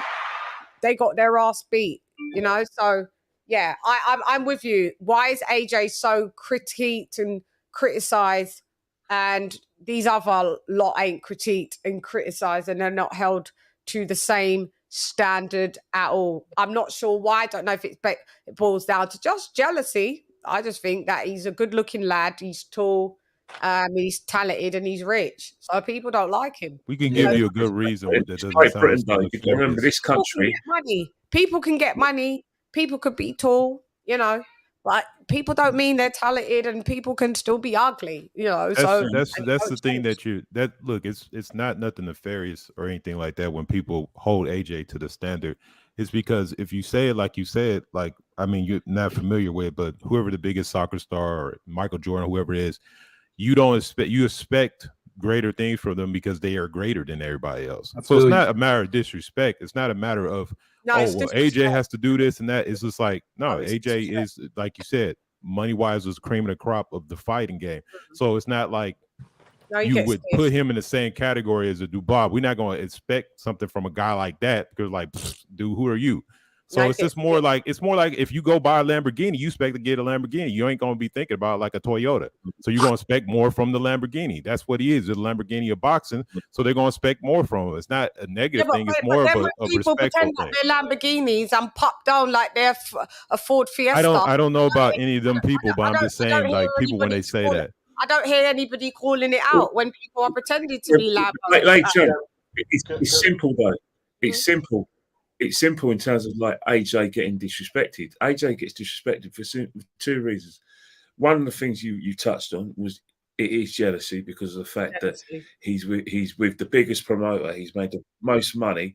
He's got the biggest crossover fans, from all over, all over the UK and Europe. And it is an event. When someone's a massive star, when it transcends boxing, jealousy come on. But the thing about it is that with the problem with boxing, and I say it once, I'm always going to say it, and I'm probably going to say it every show we do. The casual boxing fan pays AJ's wages. So the disrespect would not come from boxing people; it comes from the casual boxing fan. The casual boxing fan, basically, you can be a great fighter, but the minute you lose, that's it. There's a problem. Another thing why AJ's getting so much disrespect is two words. One's called Tyson, the other one's called Fury. They've got Tyson Fury to compare now. Tyson Fury is, and I say it respectfully, I'm going to leave the word that hope, but there's a word before hope. The white hope, kid. The white hope. What's happening now is that the holy grail for, the inverted commas hope is the heavyweight championship. So they're going to say, well, hang on here. We're massive fans of AJ, but hang on here. We've got Tyson Fury. He's never been beat. He knocked out Wilder. It just jumped the greatest yeah. So basically, you will find the people who disrespect AJ are mainly Tyson Fury fans. Simon Jordan is a Tyson Fury fan. I love, and they're Tank Davis and they're Errol Spence fans. I'm talking about in general, for AJ, because you don't compare it to Wilder. In the UK, it's because of the fact that we've now got Tyson Fury, who is unbeaten. He's also heavyweight champion. Unfortunately, for a lot of people who don't like AJ is that they don't like the fact that AJ still commands, TV views, pay-per-view views. His pay-per-views are still going to be probably going to be better than Tyson Fury's. It's still always hit a miss. Always and Frank Warren doesn't like it. Tyson Fury hates it. Oh, if he froze, it wouldn't be a show if he didn't freeze. He always freezes. We gotta start calling him Kenny Freeze. Respond to the call. I want everyone to respond to H Don, and then I can let him go. And can I follow? Sorry, H Don. Just to follow up what Kenny said. Yeah, it is unfair what TalkSport and a few people do, but at the same time, man, when you think of the history of the sport and Archie Moore waiting 15 years for a title shot, AJ should be enjoying this. He's in his prime. Enjoy your career. Enjoy the A-side status. Use it to your benefit and, fight hard, train hard. Because, listen, when it goes, there's no return. It is what it is, man. Like Derek Chisora, he's had a good career. But if you watch that fight on Saturday, he's not going to be on another Matchroom card. Prince Khalid ain't going to backroll another of them fights for him. He's done on Matchroom. He can't. TNT Sports, you won't see him on there no more because he can't do it no more. His legs are too slow. He's burnt out. He's old. And it is what it is, right? AJ needs to enjoy his celebrity, his fame, his wealth. People don't like the exercise that, oh, you're privileged. Yo, screw you, mate. I'm doing me. I work for this. I'm going to enjoy it while it's here. Because when he gets chinned or he's getting beaten or, he's injured and he can't do it no more, no one's going to have no mercy. When you're unable to do it at the top no more, no one's going to have no mercy. When you're on top, enjoy it. Enjoy it, man. Enjoy it. That is right. Anybody else want to reply to H Don about AJ having he's criticised too much and not being set the same standard as being held to the same standards as everybody else? Well, yeah, it reminds me of Lennox Lewis because wasn't he more or less treated the same until he retired? Now a lot more people appreciate him after he called it a career. Yeah, I've seen like a lot of Americans. They just don't like British fighters, and they've criticised Lennox Lewis. They criticised Frank Bruno. They criticised Anthony Joshua. Euro bums. And all but Lennox Lewis wasn't respected because most of the British public had more of an affinity with Frank Bruno. Yeah, we just didn't like Lennox Lewis anyway. Even the Brits didn't like him, right? Yeah, so us as Brits, most of us didn't like him. I'll tell you what, though, right?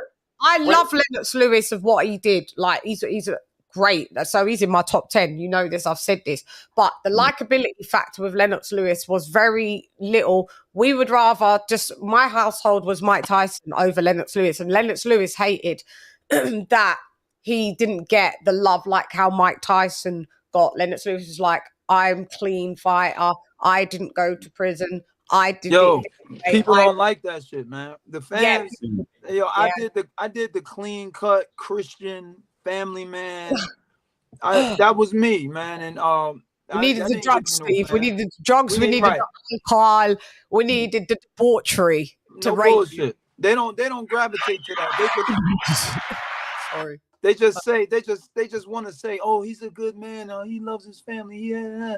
They love the freaking Mike Tyson. They love I'm going to eat your children. I'm going to kill you. That's what the people love. Entertainment. My back is broke. Is your back broken? Spinal. You see Lennox, right? Because it's a fighter, man, not a baking contest. So I mean, it's a fight. You want to see, like, if you went to a fight and it was two lions and one was over there all quiet and peaceful, you want to see the one that's crazy biting the cage. You know what I mean? So that's literally what it is. It's just it's just our barbaric side that wants to see the wildness. All right, H Don, I hope that answered any of your questions, and I want to thank you for calling in. By the way, massively appreciated. Lennox started to get. Hang on, let H Don just. Sorry, H Don. Sorry, apologies. Yeah, no worries. Thank you for having me on. Oh, you're more than welcome. And please come back. Yeah, go ahead. Yeah, go ahead. Leave your last words. When AJ knocks him out, go ahead. Yeah, AJ's knocking him spark out. That's all I know. And he's going to face plant him as well. Well, let's see. Thank you for on. Massively appreciated, and don't be a stranger, all right? All right, no worries. Salute to you, Salt London. In the building.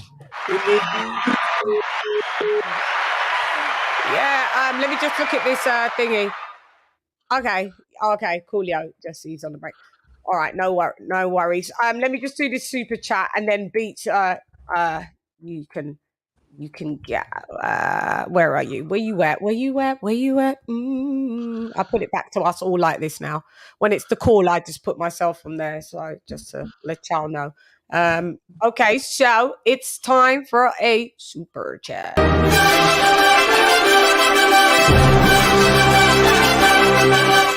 Can you wrap up Shiggity Word?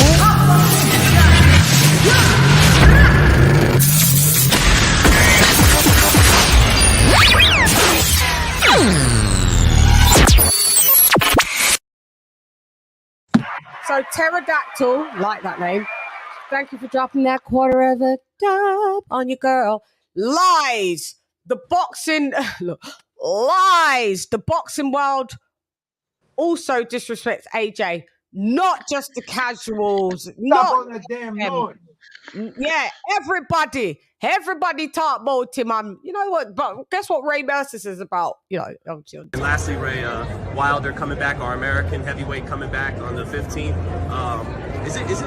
Is it hard to come back from a KO loss and still be what is hard to come back is you gotta learn how to fucking box before you come back.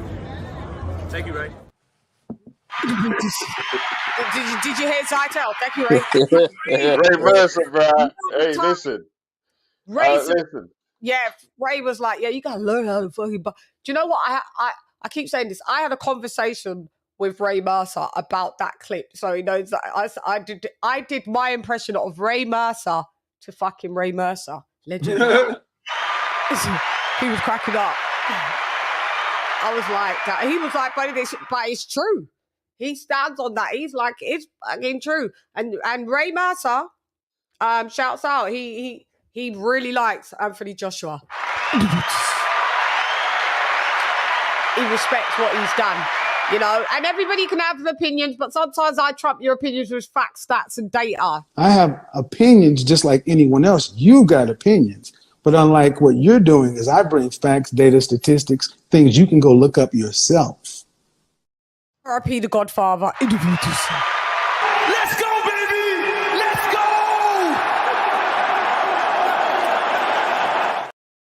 That's right.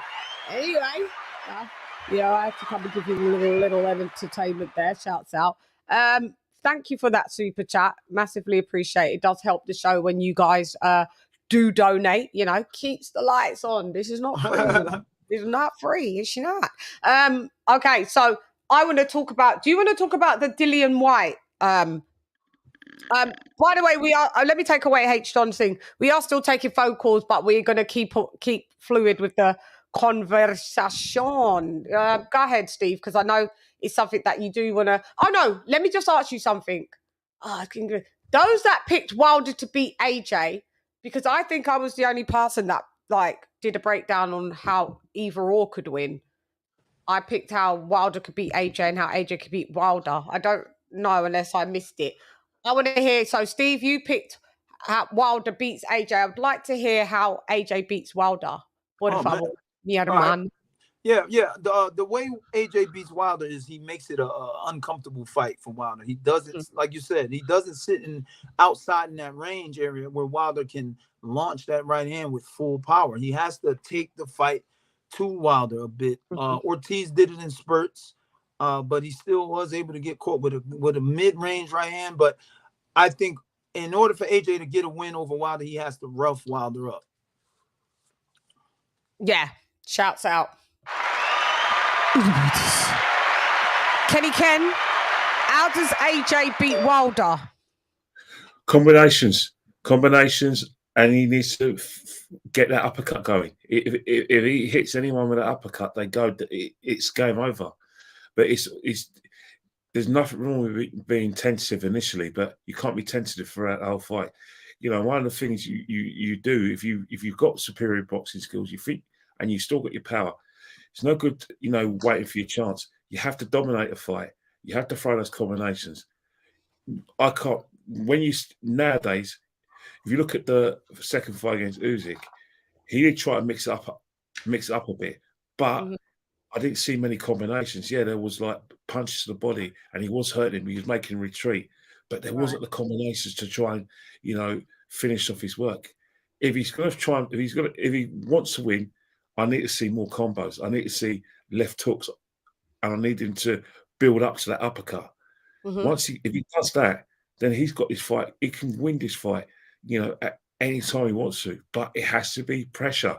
Pressure is not just sitting in front of them and mauling and having a WWE. No, pressure is getting your punches off. Making Wilder feel the jab, making Wilder feel those body punches, throw your combos, and making him feel the uppercut. Make you feel pain. Yeah. Rough him up, the blood clot. Yeah, it's true. I'm with you. I'm with everybody's opinions. I just like to hear the opinions. How does Wilder beat AJ? How does Wilder beat AJ? You picked AJ to beat Wilder, right? So I've got to reverse it. Basically, he takes his lumps and then, hopefully he lands a big shot. I mean, that's how I see it, really. I've seen him getting lumped up until he takes a shot, until he gets a shot off, if AJ allows him to get a shot off. No, I just want kind of like keys to victory of how Wilder beats AJ. He's a puncher. Like being totally objective, because you've got to be. Yeah, I'm being objective. He's a puncher. Like that's how does he win fights? Like against Spilka, the fight was basically even until he turned it around with a big shot. Like against Tyson Fury, the second fight, Tyson was mopping the floor with him, and then all of a sudden he lands a jab to the body and and he's a puncher. The third fight, the third fight with Tyson, I mean. Well, the third fight, yeah, he's a puncher. Like he there's not really much in the way of like boxing textbook strategy with Wilder. He just does his own thing. He leans back from shots and he sees an opening, and if you catch it, he'll take you out. But there's no really methodology about his boxing like that. So he'll be in there doing what he's swaying back from punches and all that shit. And if AJ leaves himself up, he'll clap AJ in his head and take him out. And it'll be one of them. Okay, yeah, I got ya. And then AJ, Alex. How does Wilder beat AJ? How does he beat AJ? Well, one thing he has to do is try to create space and distance between AJ. He's got long arms, so what he could do is just kind of probe with his left to kind of just keep AJ back if he could. Keep that. He could like kind of put a flick jab out there. Doesn't have to jab entirely, but a flick jab. And he's got to time AJ coming in and hit him with the right hand. He's got to time him. And as limited as he may be, he's got a knack for doing that, I will say. So it's like second nature to him when he lands. Who wants to land that right, he usually does. It's like Beats just said, Spilka was embarrassing him until, Spilka rushed in and he caught him and laid him out cold. You know what I mean? Yeah. So was Ortiz. Yeah, I mean, how many times has he been outboxed by guys until he lands the right and knocks him out? Every several times. You know what I mean? So yeah. So it's like, yes, that's just my stand. That's what strategy I would employ. Just try to probe and just look for an opening to land it right. If you guys want to call in my American compadres, it's 917-410-8091. If you're from the UK, 07939-530-676. Don't be shy now. You could be team Wilder, or you could be team AJ, or you could be team Fury. You could just be team anyone. Like, I'd like to hear your opinion. Steve, are you there to give? Steve already did it, didn't he? Yeah, I did mine already. Sorry, my bad. Hey. King of King, I'm not here yet. Has to take a quick break. Had to have a little Kit Kat. So I've already given mine. So all right, so we shall move on to with Whyte, and I'll let you take the lead on this, Steve. We've spoken about it on the show last week, but I'd like to hear your opinion, and we can add to that and caveat off of that for sure. So go ahead, Steve. All right. This Dillian Whyte thing, I it's isn't this the second time getting caught or a third? What is this? Third. Oh man, so Beats is going to come in and say he was exonerated from one. Well, I saw it. Beats, we know he was exonerated. He was from one. I'm friends with Dillian, man, but that's bullshit. You know, it's complete bullshit. I think he should they should ban him, man. You know, anybody who gets caught the first time, they should have there should be stipulations. Like, all right, let's use Canelo for example. Canelo got caught with the clenbuterol and all this and that. It's in his system. He should not ever be allowed to be in the pound for pound list ever again. You know what I'm saying? Just off of that first step. You know? He shouldn't be allowed to be in the pound for pound list because you don't just start using this shit. You know what I mean? Oh, Mexican meat, they bought that? Okay, because he's a powerhouse. He makes hundreds of millions of dollars to fight for them. So of course they bought it. These other guys who failed the first time, it should be a heavy fine, restrictions on rankings for a long time. And then if it's the second time, you're out. It should be out, man. We already make ourselves superhuman from just regular training constantly over and over. These dudes are putting this shit in them, pads, whatever else it is, and they're making themselves beyond superhuman, and they can kill somebody. That's the only time something's going to get done in boxing about steroids or pads is when a fighter goes into a coma or dies from a fighter with pads in them. I'm telling you. Because that can happen even if a fighter's not on that. It's a dangerous sport. Right. So I have an experience with this pads. Antonio Tarver fight. Oh yeah, he popped dirty after that fight, didn't he? That was his second time.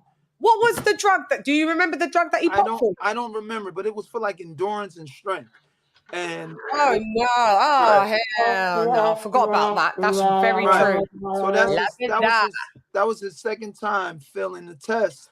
And I said in the interviews before leading up to the fight, if he fails, because the question was brought to me, what if he fails? What if he's using stuff? I said, listen, if he fails, I'm going to sue him for assault and battery. So why wasn't it no contest your fight?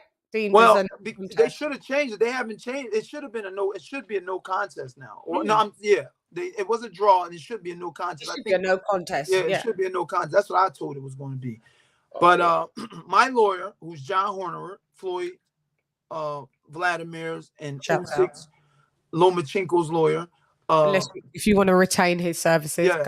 John's a bad dude, but he's my lawyer, and I went through him, and we got another lawyer to try to press charges on Antonio Tarver for bets. And this one sports lawyer was like, "Listen, did you incur any damage during the fight?" And I'm like, "What do you mean? Like we get bloody nose? I had a swollen eye." He was like, "No, I mean like basically coma or death." And that's what he told me. He said, "That's the only way you're going to be able to die for that. You should have said my neck and my back, like he's there from Friday." Yeah. Do you think he wants some stamps? No, my neck and my blood clot. No, man. Well, so there was nothing they can do. There's nothing there. There's nothing that will stand up in court. You should have said your neck's hurting and that you're going to chiro and your back hurting. You're going chiropractor. Should have rolled up in a wheelchair, everything. Yeah. So from that, you understand when I'm speaking in a patois accent? Do you understand when you do, don't you? Oh yeah. Oh, okay. Because I just thought, Shan, you've gone in a bit. They may not know what you're even saying. So the lawyer was basically like, "Yeah, that's it. There's nothing that we can do outside of you going into a coma or you getting killed. There's nothing. There's no way you can press charges." So you had to die in order to get money. You couldn't spend anyway because you're dead. But that's gonna. I completely believe the way peds are hidden on purpose by promotions and television and people behind everything and money. They know who's using. We got a list. We know who's using too. And a few other fighters. There's a few fighters we talk, and there's certain injuries that fighters get, and that's a telltale sign that he's using something. So I don't even want to. I'm gonna speak to you off the record. You gotta chop this one up because I feel no. Yo, you need to talk to Chris Bird too. He the one who put me on this years ago. Okay, well, you two come on, make him come on. I will. But that's basically it. Guest coming on as well. That's to do with this. To do with this story. So we're gonna be able to ask this guest when I announce it about the story. Well, we've got to ask the tough questions. Yeah, so it'd be good if Chris Bird comes on for sure. Yeah. You tag team and come on together if you want. Oh, that'd be dope. Yeah, that'd be dope. That'd be dope. So we could do that. Yeah. So do you think Dillian Whyte should be Beats? Did you want to jump into this? Because I did hear you speaking. Yeah, well, it was synthetic test. It was synthetic testosterone that he tested positive for. Oh, has it come out now, Beats? Yeah, No, it was, he's talking about it's Tara. online. Oh, I thought you were talking about. Dillian's substance, apparently, I was reading on a channel from Larry Olabamiwo, a former British heavyweight who tested positive for the whole pharmacy. He said Dillian's substance is something similar to EPO. Whoa. But he couldn't reveal what it was because he didn't want to. What's the pseudonym for EPO is? What's the whole word for it? EPO is, what is it again? I forget, but it's a PED, isn't it? Yeah. Oh, yeah. It's a serious one. It's a heavy one. So it's kind of like because I heard, but I didn't know if it was true enough. I heard it was for an anabolic. Well, I'm not too. Well, someone said it. That's what I've heard, but I didn't. Because I didn't state it because I wasn't sure and I didn't want to know. Hey, I just Googled it. It says erythropoietin, EPO, in blood doping in sports. That's right. Yeah, that's right. Yeah. Jeez. Go ahead. In reply to Steve, I understand like the temptation to give 4-year bans and 5-year bans, but all that does is help people like Canelo. Because when Canelo got popped, right, he held a press conference. He had doctors. He had media. He had legal people. He had this person. He had a hair follicle test, which is not admissible. You know, it's not. By the and doctor especially when you're ginger as well, it's a different thing. Yeah. So the boxers who can't afford all that damage control, their careers just get screwed over. He'll do 6 months or whatever, and he's back again. Right. Yeah. You know, he's got the machine and the power behind him. Yep. That's the only thing. Yeah. So it's an uneven playing field from that angle. Completely. I mean, dude's got the fanfare. He's got the money. He's got the look. You know, what I mean?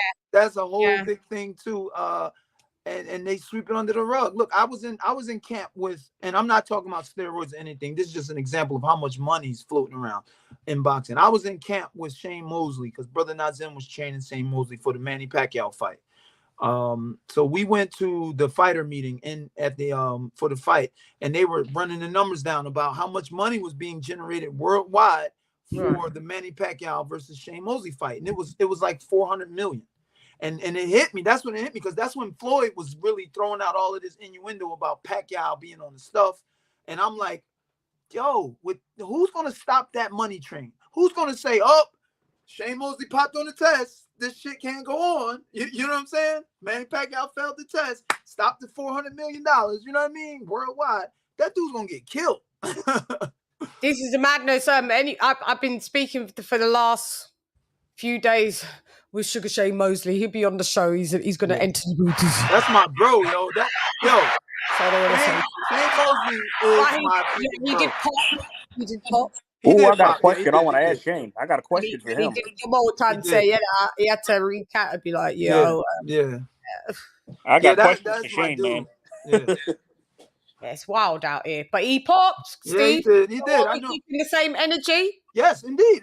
Shit, I tell you, I'm cool with Dillian Whyte. I'm cool with Big Baby.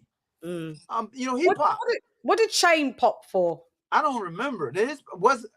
I remember the debacle, but I was really young, so I didn't know. I don't remember. I wasn't paying attention. Shane didn't get popped. Shane admitted that. He was like, that's what it was. Yeah, because he was like, no, and they was like, listen, we're gonna take you to. Then they threatened him with something, and he was like, yeah, actually, I did do it still. Yeah, it was like that. But I'd rather that you just blood clot admit instead of just I don't know how it got in my system. Right. You know, I need to check what it was, what the specific drug was, because I was talking about it to him. You know, I'll be delicate, but I do have to ask these. Listen, Shane Mosley is probably the most nicest dude I met in the world.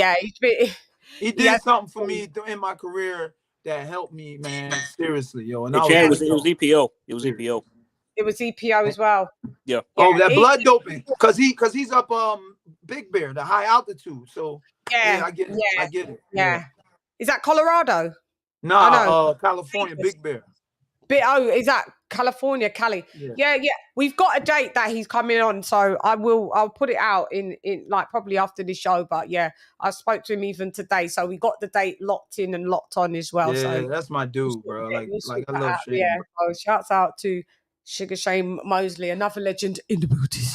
Yeah, they're not ready.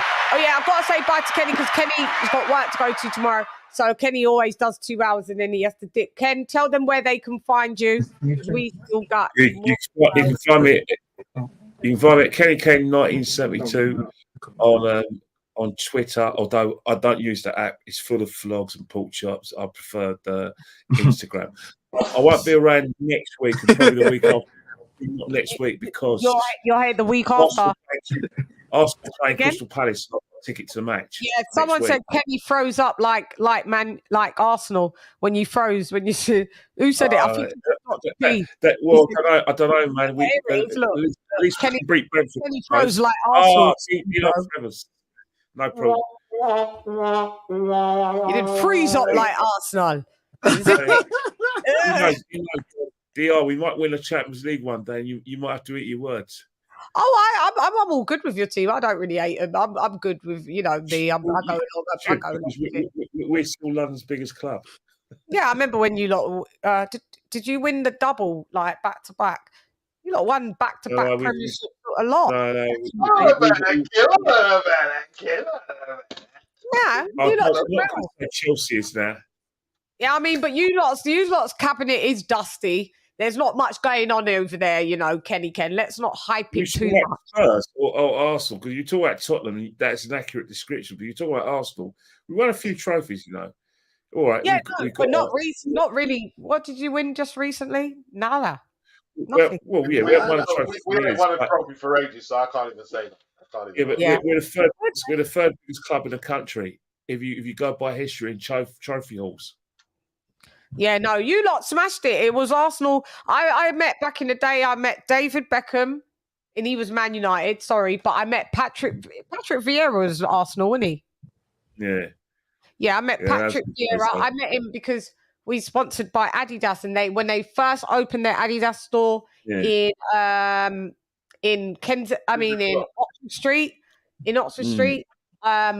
I was one of the artists that they were sponsored in the group, and so I met David Beckham, Patrick Vieira. I met we was all like they had a launch in the shop, so they gave us all bands with different amounts. Each band meant different amounts that you could go around the store and go, I want that, I want that, I want that. And I wish I could. I used to have a phone, that Nokia phone that was round like that, and then like that. I had pictures: David Beckham, Vieira, Henri. One time, just tell you a random thing. I was going to think about it. I was going to Finland, right? I had a gig in Finland. I get to the aisle where I'm sitting, and I'm supposed to be in the middle seat. So there's the window, there's the middle, and then there's the aisle seat. And then there was someone in the seat. So I was like, sorry, excuse me, please. I just want to get into my seat. I was like, oh, no problem. It gets up and lets me sit down. And I'm like, oh, thank you. Like that. He's all like, rah, boy. It's like, rah. I'm trying to think of his name. What's his name? Okay. What was the geezer that played? He was the goalkeeper for Liverpool. David James? No, before that. Bruce Grobbelaar? Bruce Grobbelaar. I said, I looked at him and I went, are you? And I said, you look like Bruce Grobbelaar. And he went, yeah. It was blood clot Bruce Grobbelaar.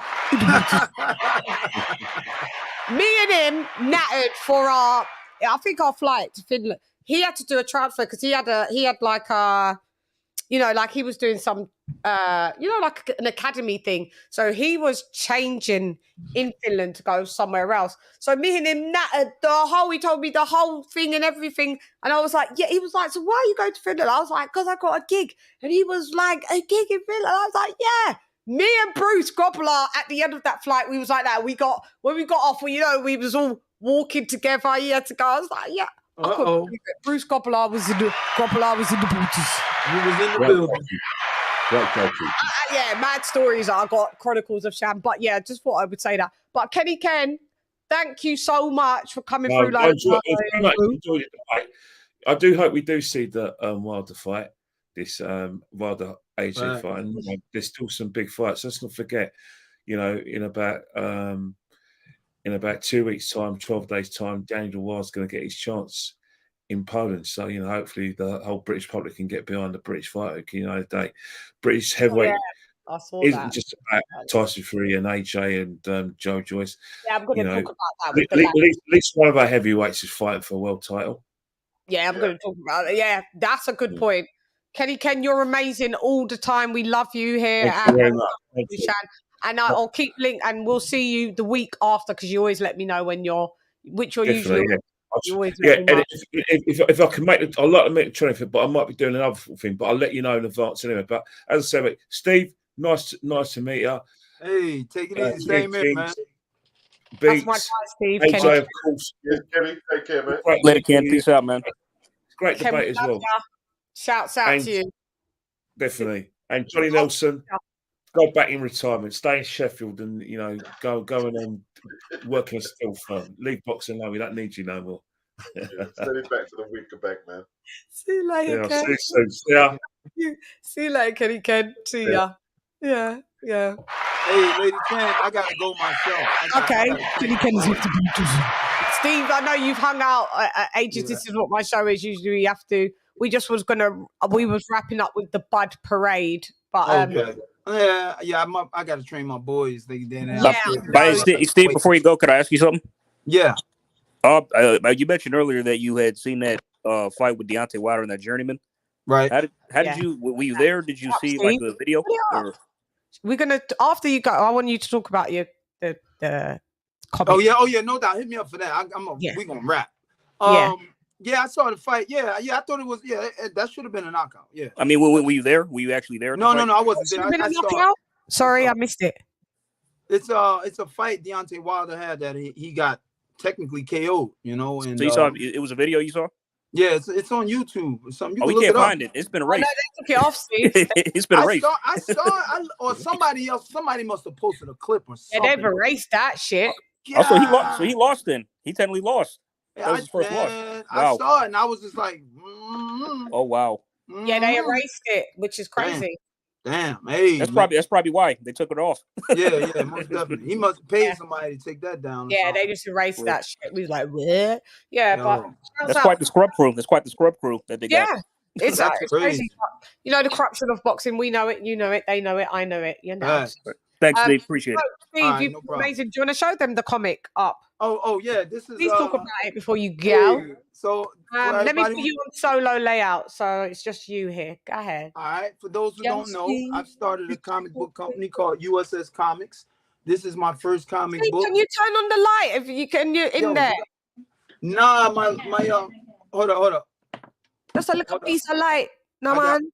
My wife getting the light for me, man. Yeah. Out. So I'm gonna keep talking though. So I started a comic book company where there we go. There you go. Kaboom. I started a comic book company where I turn fighters into superheroes. So this is me, and this is the store. I draw everything. Everything's drawn by me. It's all good. That's Austin Trout. Actually, I got his comic book right here, and I got 4 comic books. USS Comics, man. Check me out on Instagram, Twitter.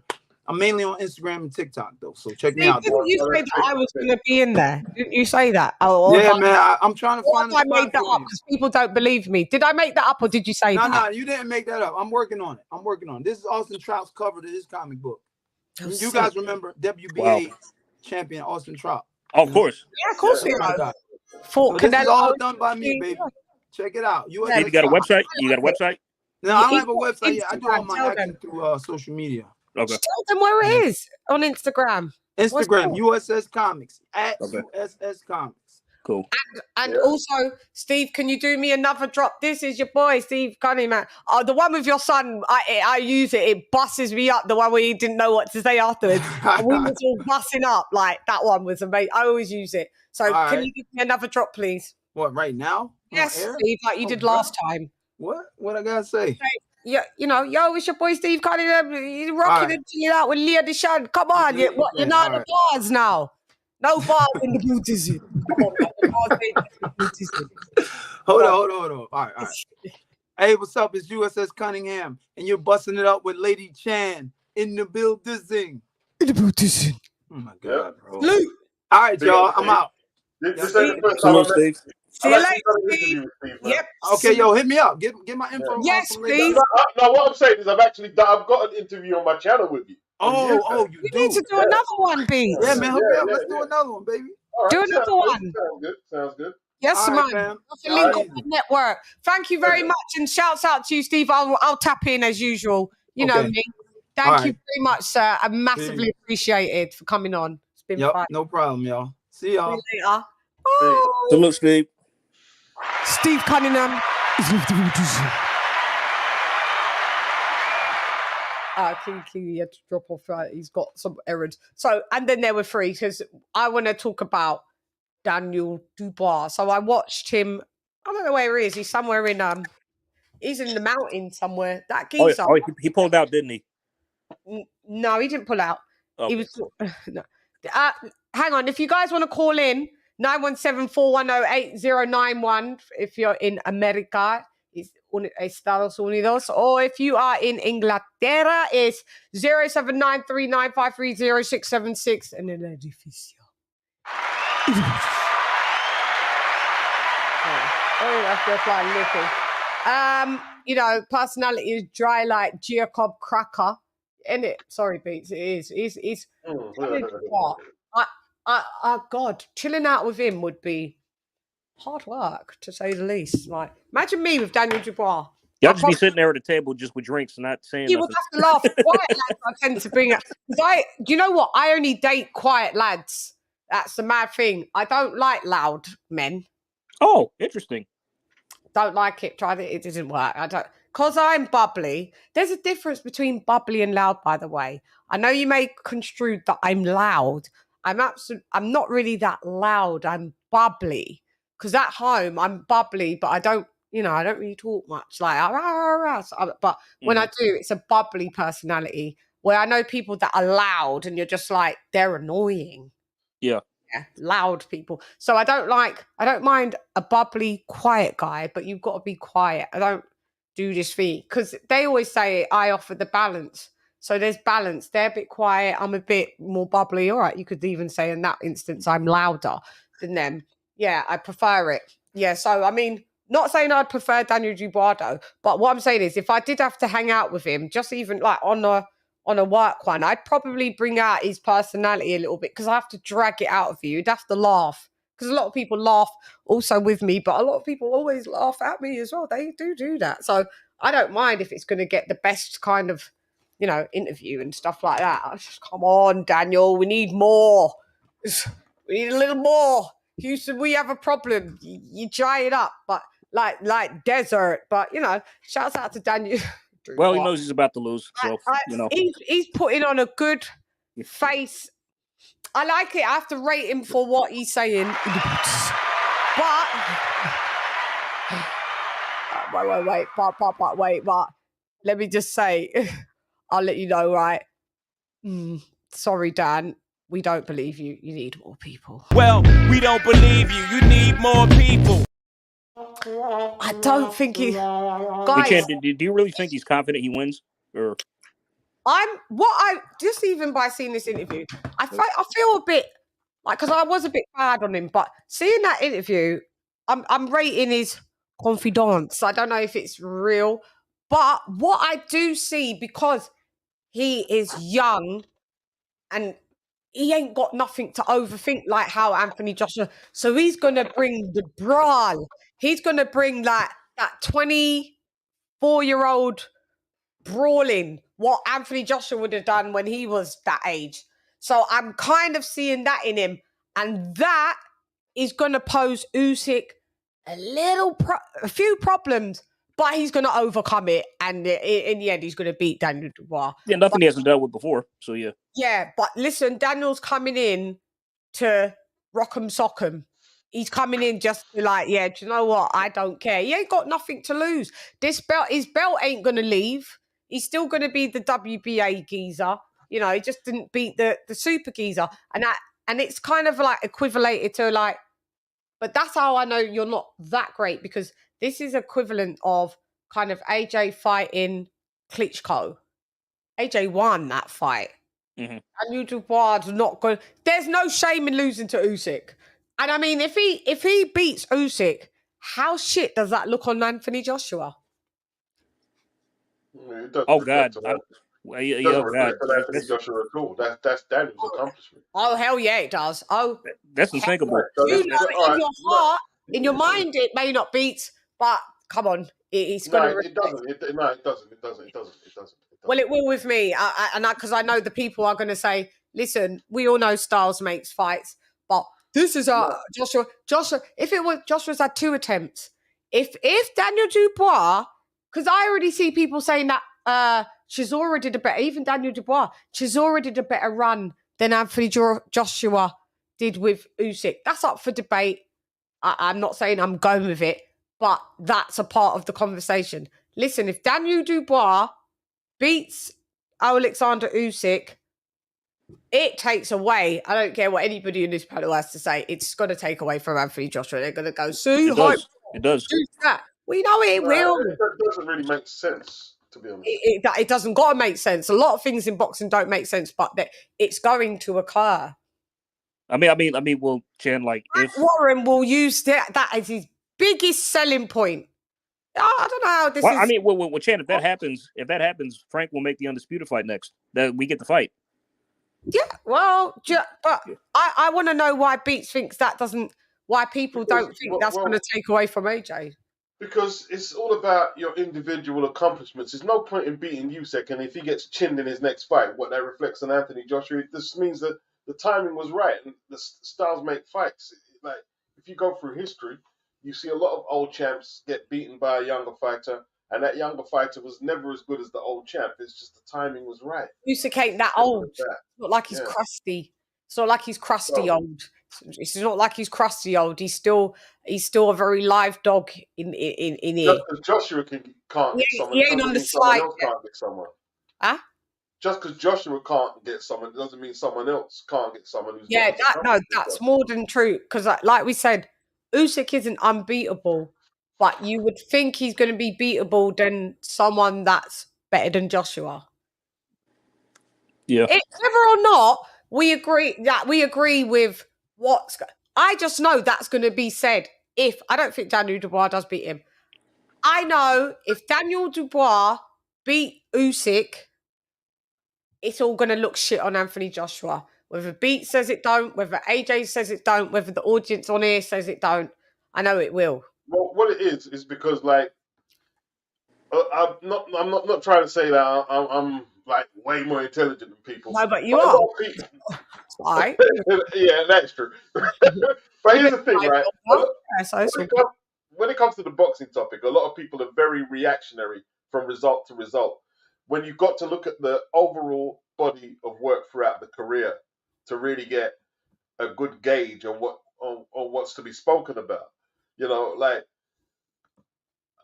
I don't know. Look, I hope Dubois gets him. I hope Dubois gets him, and like that they'll both be successful. Both him and Anthony Joshua's been world champions from Britain. Yeah, great. I mean, but just know, Chan, beforehand, if Daniel wins that fight, I'm going to be taking a short sabbatical from boxing. If he wins. If Daniel wins, yes. Because I don't know anything anymore. I really don't. So he's taking 2 hands in there. Like he's a power puncher. He's got a high knockout percentage. If it's his day, Usyk will lose. He was a loser. Maybe he wins the rematch. He'll lose. No one's entitled to win fights. Does Daniel Dubois beat him? Beats? I wouldn't have thought so, but he's younger. He's bigger. He's not AJ. Sometimes you don't have to be as accomplished as the other guy. You might just see something in Usyk that a lot of, like, forget AJ, all the other guys from the amateurs and WSB didn't see. and you get to him. That's how boxing works. I'm with Wale. Usyk will beat up Daniel like he stole his mum's purse.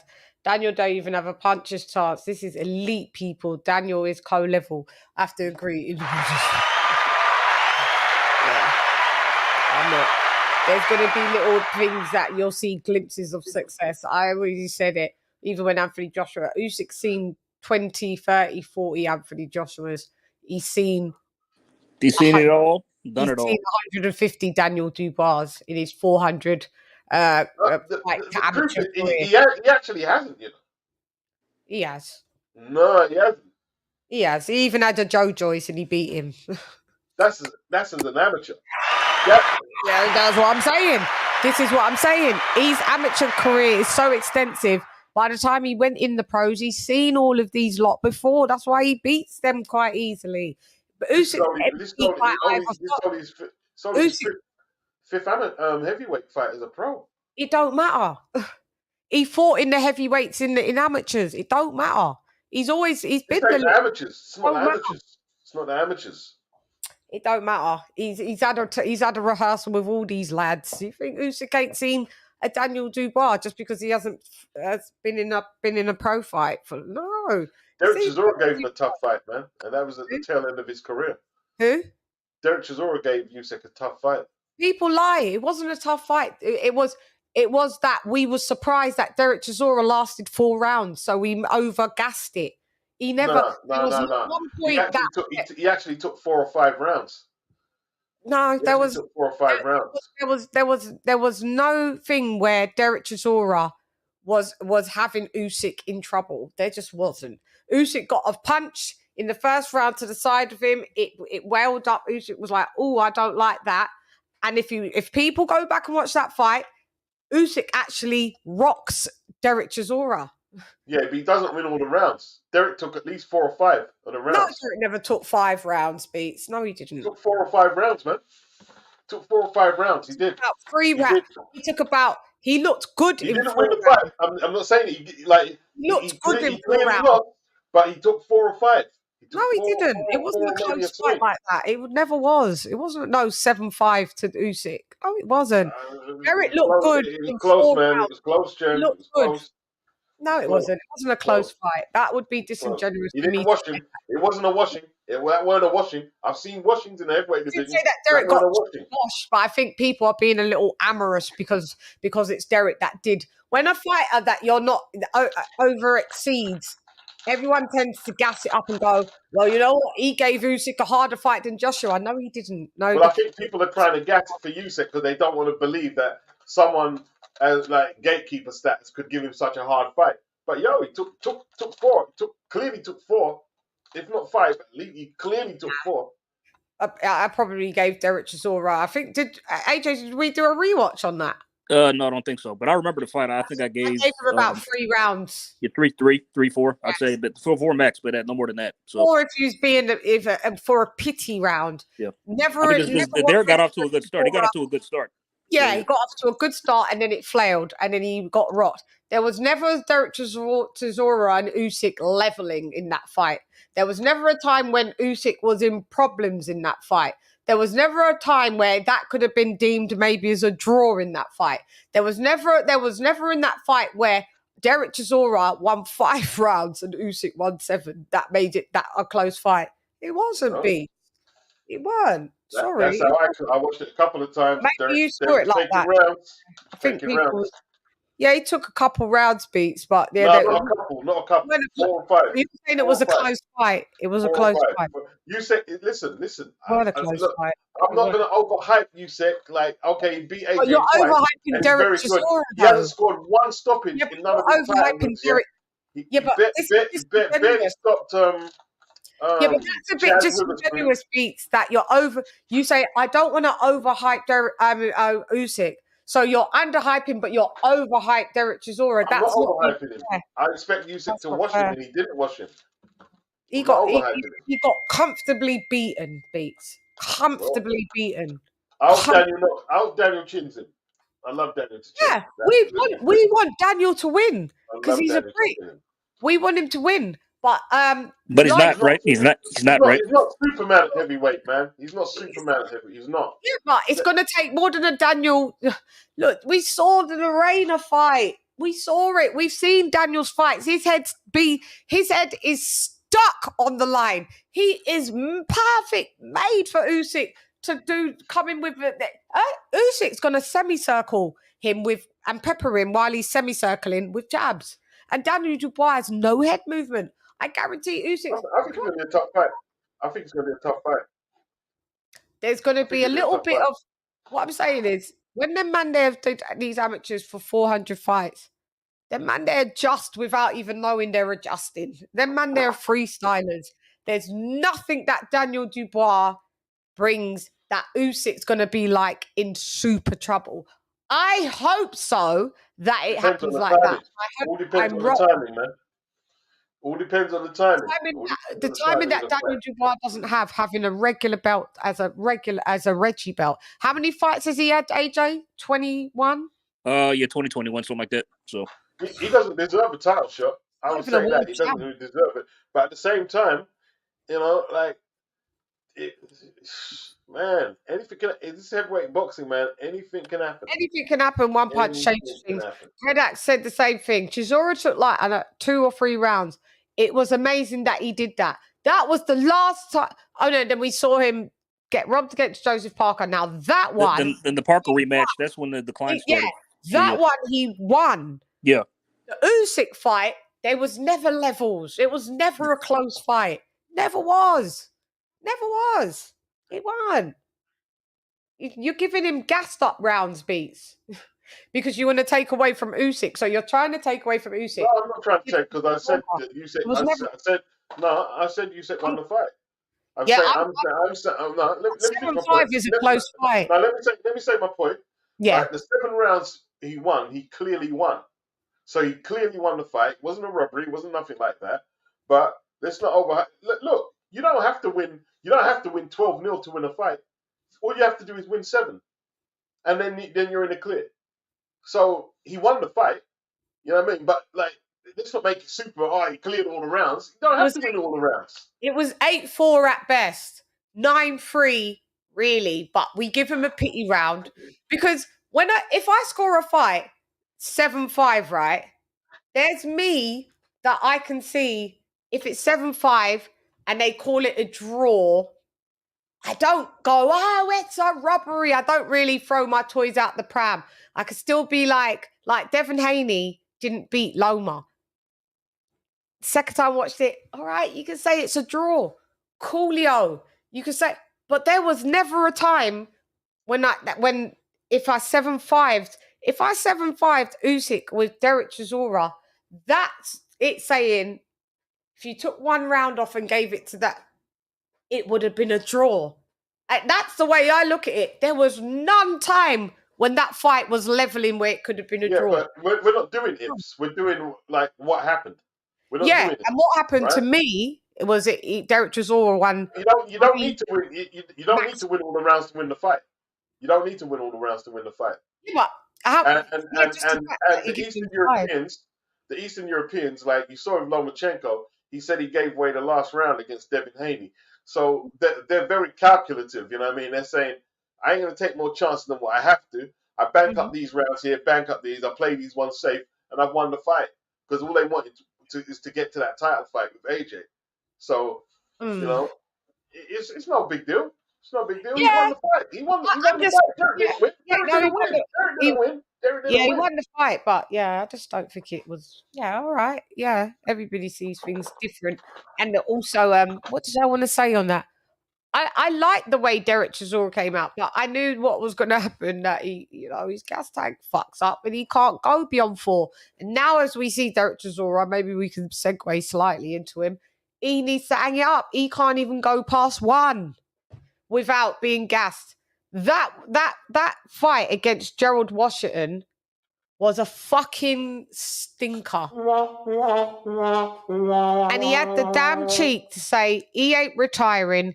He's got another 3 left. You Beats and AJ, while I kick back, tell me who's the 3 left that Derek Chisora's got. because he did well against Usyk beats, so he must have more fight left. Talk to me. The Usyk fight was a long while ago. When was that? Yeah, but he said, but obviously he's caveating off of that. He might be caveating off of people saying, you know what, you did well against Usyk, because I've heard people say it. You did well, and I'm not taking away the bits that he did do well, but I don't know if that's gassed him up to keep on propelling him. Because I remember said he got 2 more fights in him, and now, it's 3 more fights. So I just want to know who's viable that we're going to say, yeah, go Derek.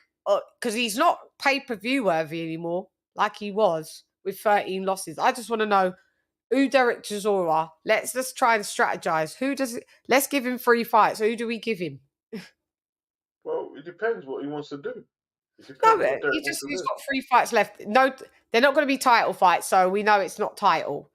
That's done because he's not a title contender. So they've already said that. Eddie's even cleared that it won't be. It's not title. Who gets us a bit excited to see Derek Chisora with? Because I like watching. As much as I'm giving this rundown, I know what it says on the tin, and he gives you what it says on the tin. I'll give you maybe 4 rounds if you're lucky, but I'll give it my all. I always give him that. He gives it his all. So I just want to know who's the 3 people he's going to give his all to. Well, it depends, man. Like, he's got Prince Khalid there, so he could have fights. Let's make the fight. Saudi Arabia. It depends. He's a free agent. Like, if Eddie hasn't got no money, it can be any. Get promotional companies, get everything. He's got the money because he's got little Khalid. That will fork out. Unless it's a good like. We're the agents. Who do we put Derek with? Because I'm writing it down. Chisora goes for the next 3 fight plan. Because AJ did Franklin, Helenius, and then there's Wilder. What's Derek Chisora's 3 fight plan? Oh boy, Francis Ngannou after Tyson Fury beats him.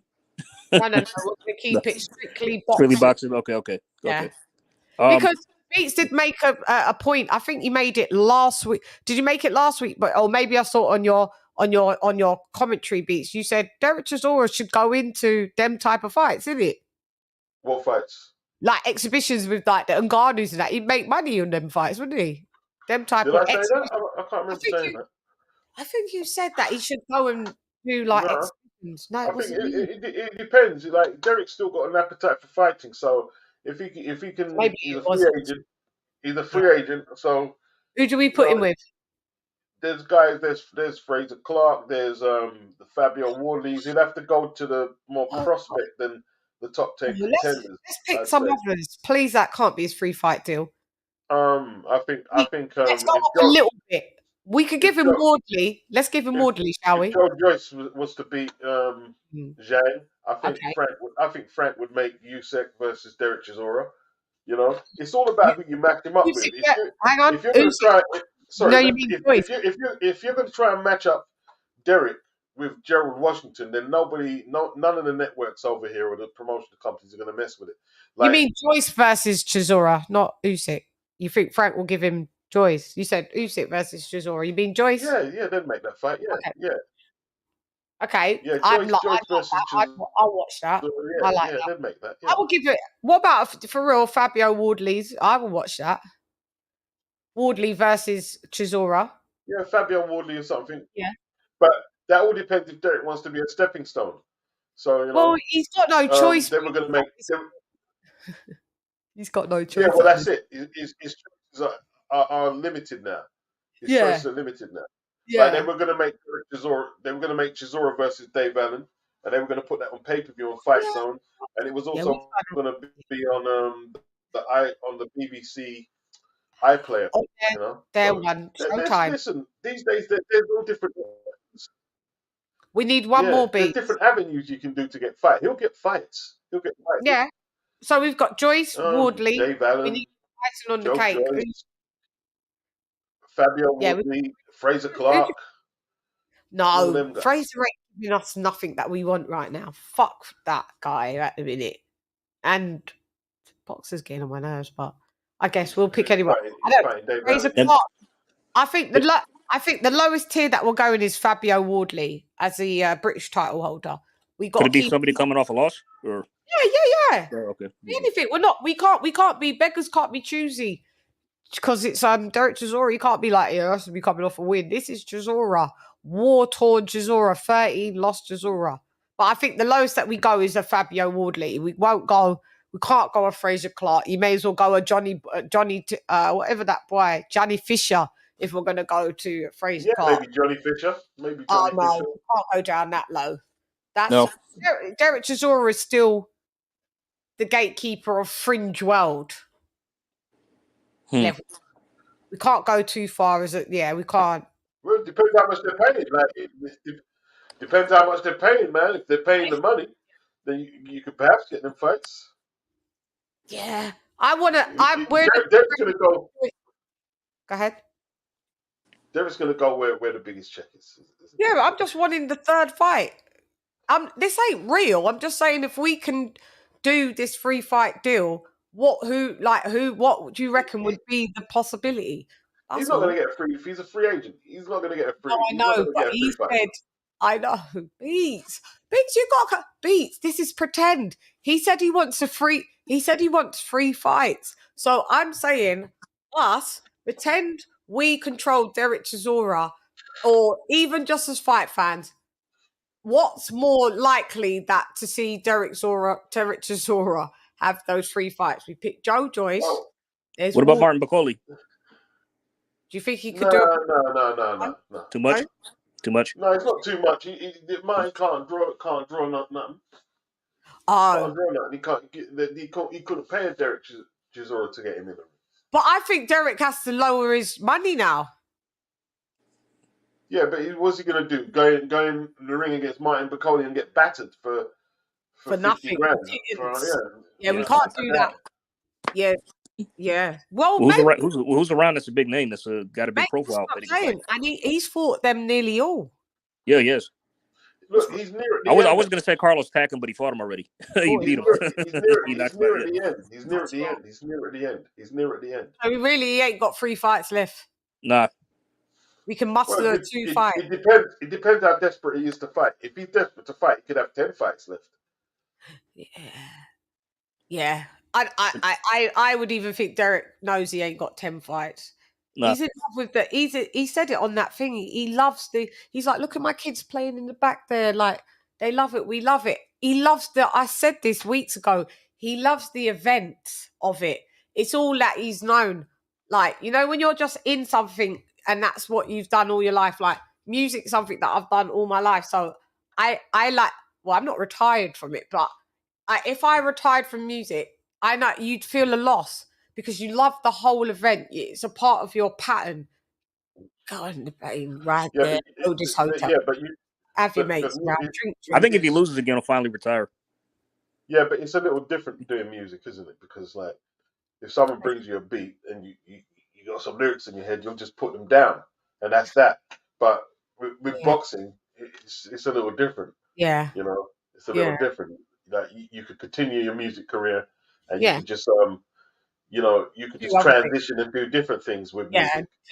But boxing, Derek's options are like, limited. What does he really do? Yeah, I mean, you see, problem with Derek, he can't do anything else. Derek, is it? Yeah, he's gonna be like, he won't be even to call fights. It's true. Does anyone not think he's punchy already? Because I do. Yeah, it probably is. Don't he sound punchy to you? It's hard to tell, really. I'd have to listen in more clearly. Because he kind of talks like that from morning. I gotta watch him an early commentary. Did you interview him, Beats, back in the day? No. Who interviewed Derek? I gotta compare it then, because I think he sounds punchy to me. I think Derek with Jared Anderson. Yeah. If he goes to top rank, Bob would make that fight. Yeah, that's a good one. Yeah, as the gatekeeper. So we've got Joe Joyce versus Chisora, Wardley versus Chisora, and Anderson versus Chisora. AJ, do you like that one? I like that. Oh yeah, Anderson beats Derek, I think. Yeah, he beat all of them. All of them beat him. All of them beat him. Yeah, all of them. Yeah, but they're good fights that us as fight fans we wouldn't mind watching, would we not? Like that. No, but I don't want to see him lose all them fights, man. We're not paying. I'd rather, me personally, guys. I'd rather he retires on this. Me too. Yeah, that just go, man. You know, Yeah. you done everything you can do. Yeah, retire on this win. But no, he's not going to. He's going to come back and have multiple losses. And then what is Eddie going to keep putting them on cards then, I guess, or what? No, Eddie done said No, it. Eddie didn't put him on this card. Prince Khalid bankrolled his fight. Oh, wow, okay. If it was up to Eddie, he wouldn't have been on the card. Yeah, because Eddie said that yesterday, you know. Yeah. Somebody else bankrolled this? He said, Prince Khalid. Prince Khalid. Prince Khalid, yeah. Wow, okay. Eddie said, if it was up to me, I like Chisora, but if it's up to me, I ain't paying to put him on no card again. It's not happening on my watch. And AJ is supposed to be his brethren. It's AJ's. See, AJ didn't even say, let's have Derek on there. Yeah. Prince Khalid put him on there, yeah. Prince Khalid did it. By the way, I had someone else in mind. I don't think he's with Matchroom anymore. Alan Babick. Oh, Babick. No money in that. No money in that. There's no money in that. Not but like that. That just the aesthetic of that fight would have been just crazy. It'd be a rock and soccer fight, wouldn't it? With the battle of no fundamentals. Babick got beaten up in a round by the Polish guy. No, I know before that, you know, when he was still unbeaten, whatever. I mean, of course, that's why to say it now, but I think maybe Derek Chisora beats Babic, you know. Yeah, he beats Babic, man. Yeah, he beats Babic. I mean, before that happened to Babic, we was all so we all know he's going to get Chen one day. It's just a question by who. It's just a question by who. Yeah. Derek Chisora would beat Babic. It'd be just two cavemen style. Yeah, Derek, you know, Derek's legs were gone on Saturday. Like he couldn't. It was gone, isn't it? Yeah, that overhand right he was frame, man. Like bloody, he was the slowest. But I don't even think he can knock anybody out anymore. If I'm being real with you, like, what do y'all think? It's so telegraphed. Yes. Well, you're not going to knock out Washington like with them octopus tactics. Like some people saying he won the fight, but he wrapped up the elbow every exchange. He wrapped up the elbow. What he elbowed him? He was just tying up his elbow, tying up both elbows. Locking him in. Yeah, locking him up. Yeah. You know what I mean? So you're not going to get no knockouts. That was a stinking, dirty, nasty fight. Washington will never fight over her again. Washington is fight over it. Take the first four letters of his name. He's washed. Yeah. My eyes beats and AJ was so offended looking at this geezer come from America and people talk like, oh, you know, he can fight AJ. I know. I was there. I saw training it. He's got Malik training him, man. Malik's got the worst trainer. It was like Malik was fighting Derek. Derek beat Malik back in the day, isn't it? It was, Derek fought Malik's fight, isn't it? Yeah, he took his unbeaten record. It was like watching Malik, isn't it? when Malik fought Luis Ortiz, that was disgusting. The man was falling to the floor before he was hit. And when he fought Wilder, it was even more disgusting. Oh gosh. That punch didn't even. He took a dive. He dived. You know, I was supposed to meet him on Saturday as well. I was late, so nah, son. It was probably because I don't know. I would have been. You'd have grilled them, huh, Chan? Like I don't know. I could have faked that one there. You see me? Oh yeah, let me tell you guys. On Friday, I met my uncle Coach Ronnie Shields. Yay! Real life. He never drops me out, you know. As soon as I knew he was coming, I knew the card was on because Uncle Ronnie was like, they told us to get on the plane. We en route. I'm like, yeah. He was like, we've landed. I'm like, yeah. I was like, he's like, but I can't get any tickets to the fight. Like they wouldn't allow him to have any tickets to the fight. You know? He was like, come through. I'm like, Uncle Ronnie, I'm coming. And he was like, come and watch me train. So I was supposed to go on the Thursday.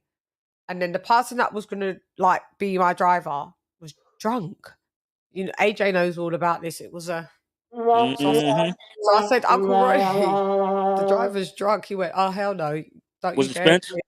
Don't you dare. What? Say that again, AJ. So was the driver Spence? LOL, I'm just kidding. Was the driver Spence?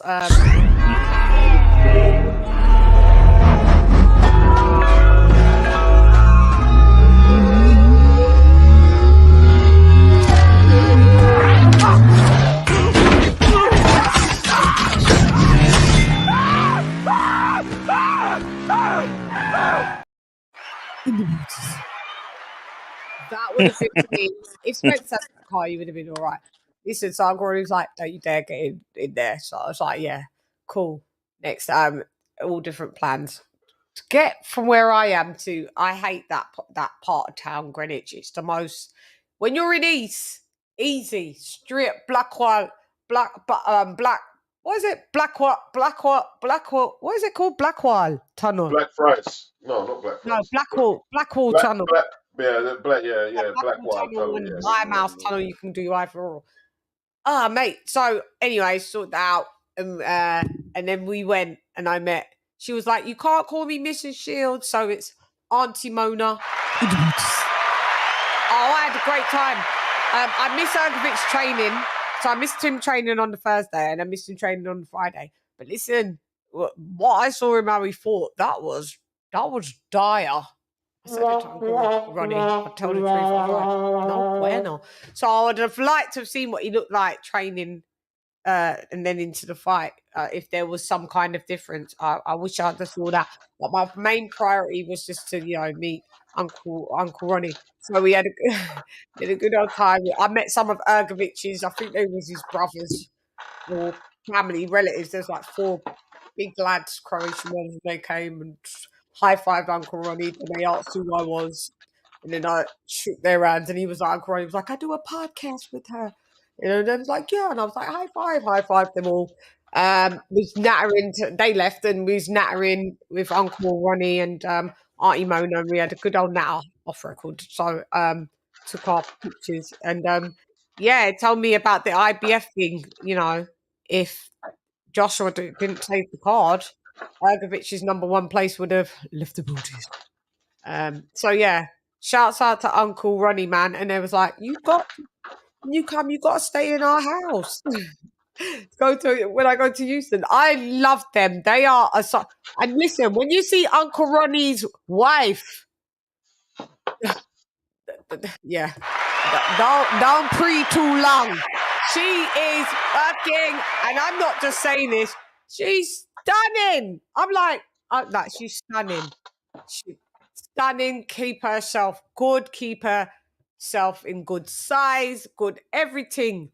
Shouts out, boy. Very nice woman. Had a lot, and she hit you on the Insta. She's a very nice woman. So very nice family, and it's always nice to meet the people in real that that you do this on this, like the fighters or the coaches. So yeah, I need to dedicate this little bit to Uncle Ronnie because it was a pleasure. On his second time coming, I couldn't see him the first time, but the second time coming, and every time he comes, I'll be there, and I'll try and go to Houston as well, for sure, and go watch him. Like he said before, go watch him train, the fighters and that. So yeah, we got some David Morrell. We want to see what's going on with him, but Uncle Ronnie will be back. I do know. I know something that's so like Well, I wish I could say it, guys, and I wish I could say it with the Charlos and all of that with Mal. It's so much, but yeah, you guys, it will unfold. It will all unfold. So if you don't see me saying much on that matter, don't probe me, don't press me. It's just something. There's no point of me trying to get involved in these conversations when you already know the outcome. That would be me being a little fake. Where I can dip in and say but I can't really be in the conversation. That's like being at the finish line and then pretending that you didn't run the race. You know what I mean? Spill the tea. I can't be. I can't. I wish. I wish, but yeah, boy. Sir, I got a run. boy, we don't want a friend from them. You know, and I'm friend from them, boy. I tell you. Yeah, there's mad things. Maybe I'll tell you off the records anyway, Beats, or maybe some. You know. I've got to run right now, though. I've got to run. Are you going? Yeah, man. You leaving the boot? Is there news that you're going to do a weekly wrap up? Because we've wrapped up.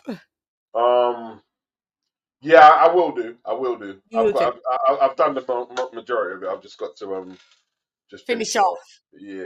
Right. Yeah. I look forward. Maybe Tuesday or Wednesday. Yeah. Okay. So maybe Tuesday or Wednesday it's going to come out. Nothing today. No, not today. We'll do Tuesday, Wednesday.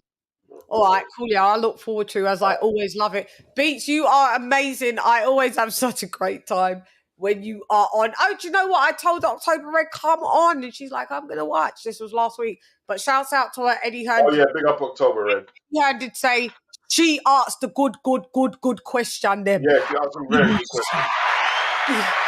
Everybody else's questions is dead. Mm-hmm. Everyone else's questions is repetitive and the same. When he said her name, he just said her name out of everyone. I was like, I tweeted her. I said, listen, Eddie Hearn just said, shouts out. So, you know what I mean? If the girls is coming doing the thing, you lot got to come. She got skills, man. October Red got skills. Yeah. You got to come with the questions. Like and Bass. Her and Bass the kid, bro. I mean, yeah, shouts out to Bass. He hit me.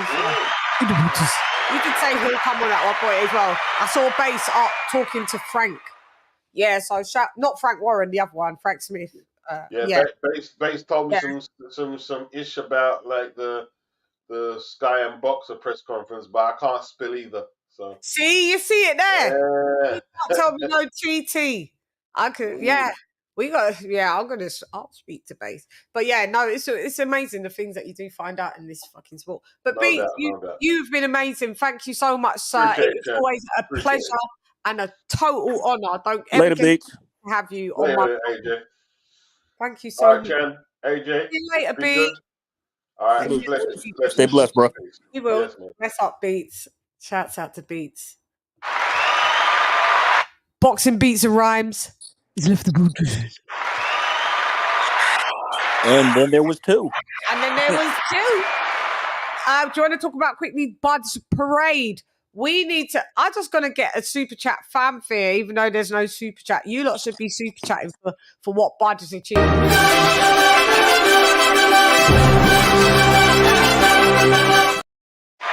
Shout out to Terence Crawford for being 2-time undisputed, 3-time lineal, 3-time ring, 3-division champ, undefeated, pound for pound #1 in the Buddhism. El Rey Libra por Libra in español. 3-time ring. 3-time ring in the Buddhism.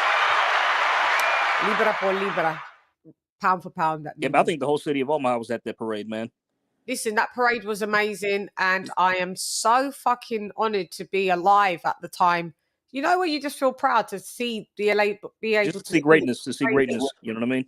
Like bow in the presence of And greatness. it's just a shame it took him this long to finally get his just due. You know what I mean? Always the way.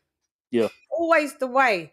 PBC did a lot of damage. I don't care what anyone says. Oh, we got the fight in the end. Oh, boo, great. Yeah, but it didn't have to take this long. I mean, because like even when like the fight wasn't for undisputed, right?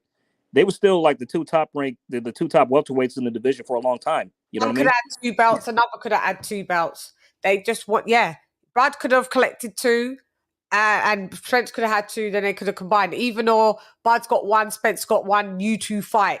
But they knew that he was too good.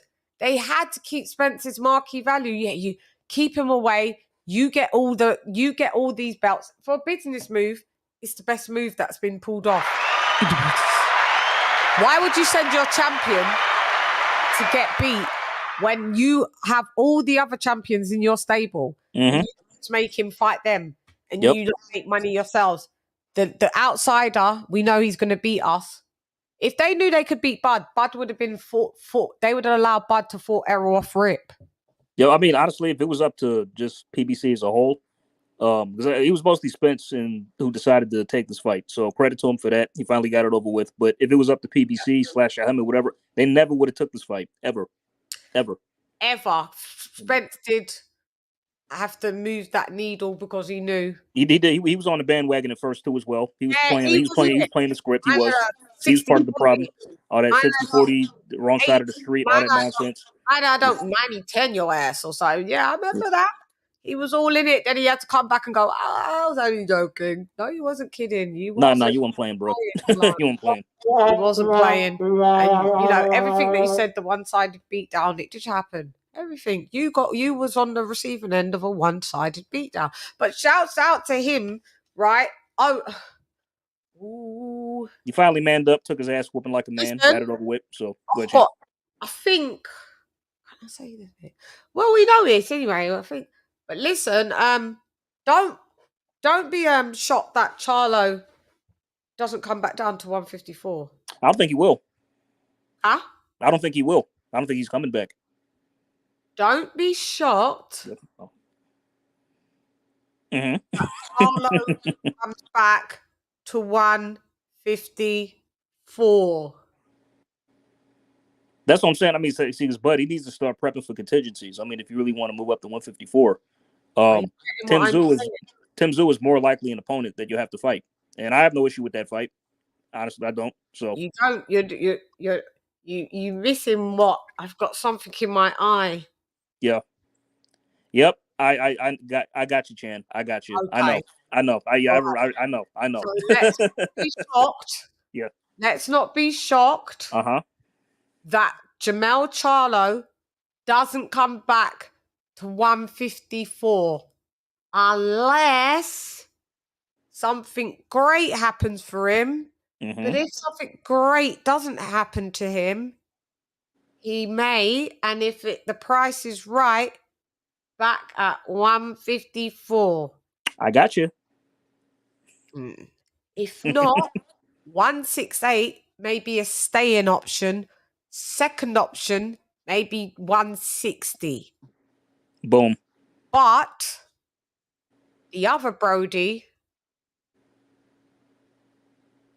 ain't fighting at 160. No. Nope. It's over with. That's as much as I can say now. I think I've said quite enough. Yep, you laid it all out. Yeah, I've said quite enough. Let's do this super chat.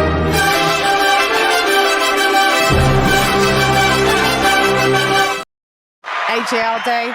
Thank you for dropping that. Half a dub on your girl. Thank you, AJ, all day. As usual, a great contributor to this fucking platform. Where would I be without you? And even without contributing, like, me and AJ always rock. It's Shan and AJ all day.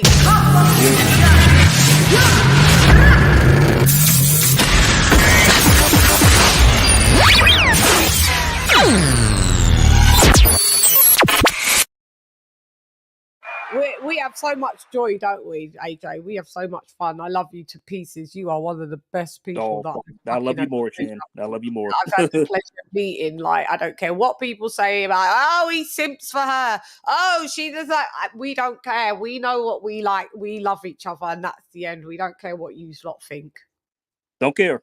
Yeah, we don't keep care. Keep hating. Yeah, they're just hating. They're just hating. They would love to be like us. They're just hating, so we don't really care. They hate was great. What was I going to say as well? There was something else that I was going to say. It just slipped my mind. God damn. Don't you hate it when that happens? Oh, I hate it. Hang on. Was it about Bud or something else? About Bud. Was it about Bud? No, it wasn't about Bud. Maybe it will come back to me. It wasn't about Bud. It was just there. It was just at the forefront. Hang on. Let me see if it was there. Okay. No.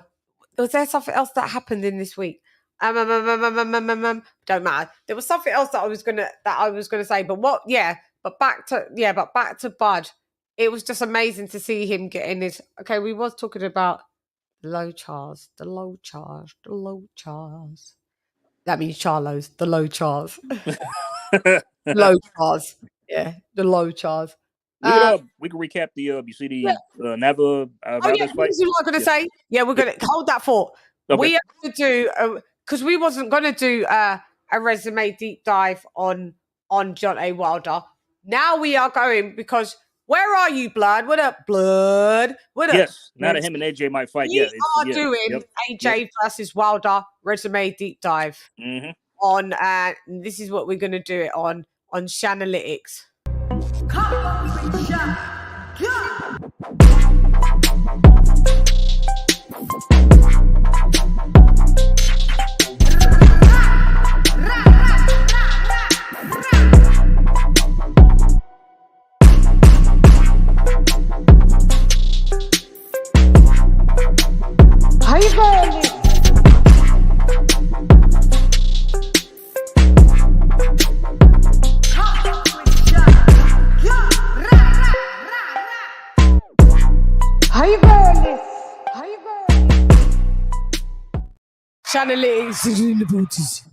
So yeah, we're gonna do that. That's next on board. Blood did say he wanted to be a part of it. Blood. ALOT even Beats, because I want Beats a part of one of these as well. Okay. But yeah, I got approved to Blood because for some reason Blood says that Anthony Joshua and Deontay Wilder's resume is similar. What? It's annoying. Every time he says it, it's annoying. Okay. Well, yeah, okay. Well, we'll have to debunk that. We'll have to debunk that. Isn't the same. Even the level of journeyman. Go look at Anthony Joshua's journeyman, people, and go look at Deontay Wilder's journeyman. Go look. I mean, we're gonna break this down like motherfucking. We're gonna break this down like how we break down the Transformer toys. Best question is like, how do you want to start it off? Like, do you want to start? How many numbers of fights? We're going. Yeah. We'll go this motherfucking one. We're going from the beginning.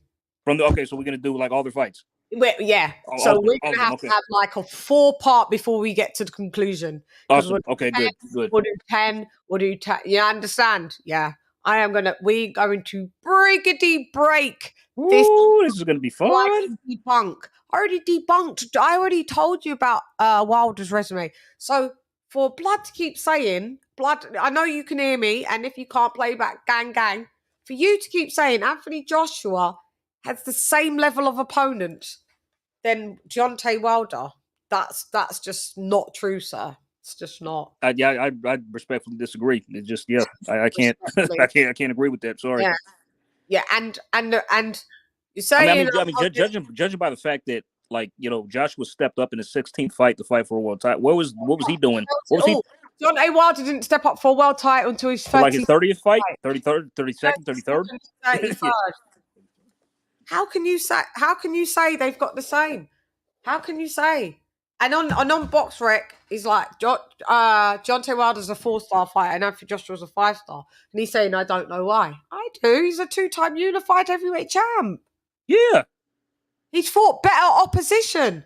And if you want to cut and you want to put down Box Rec and you want to say it's fake rankings because he said, oh, it's fake rankings. I know there's things that happen in rankings, but we got to deal with what's in front of us. But it's funny that it's fake rankings when it comes to Joshua and all of that. But when we did the Inoue Blood, you was fully on board that Inoue had the better resume.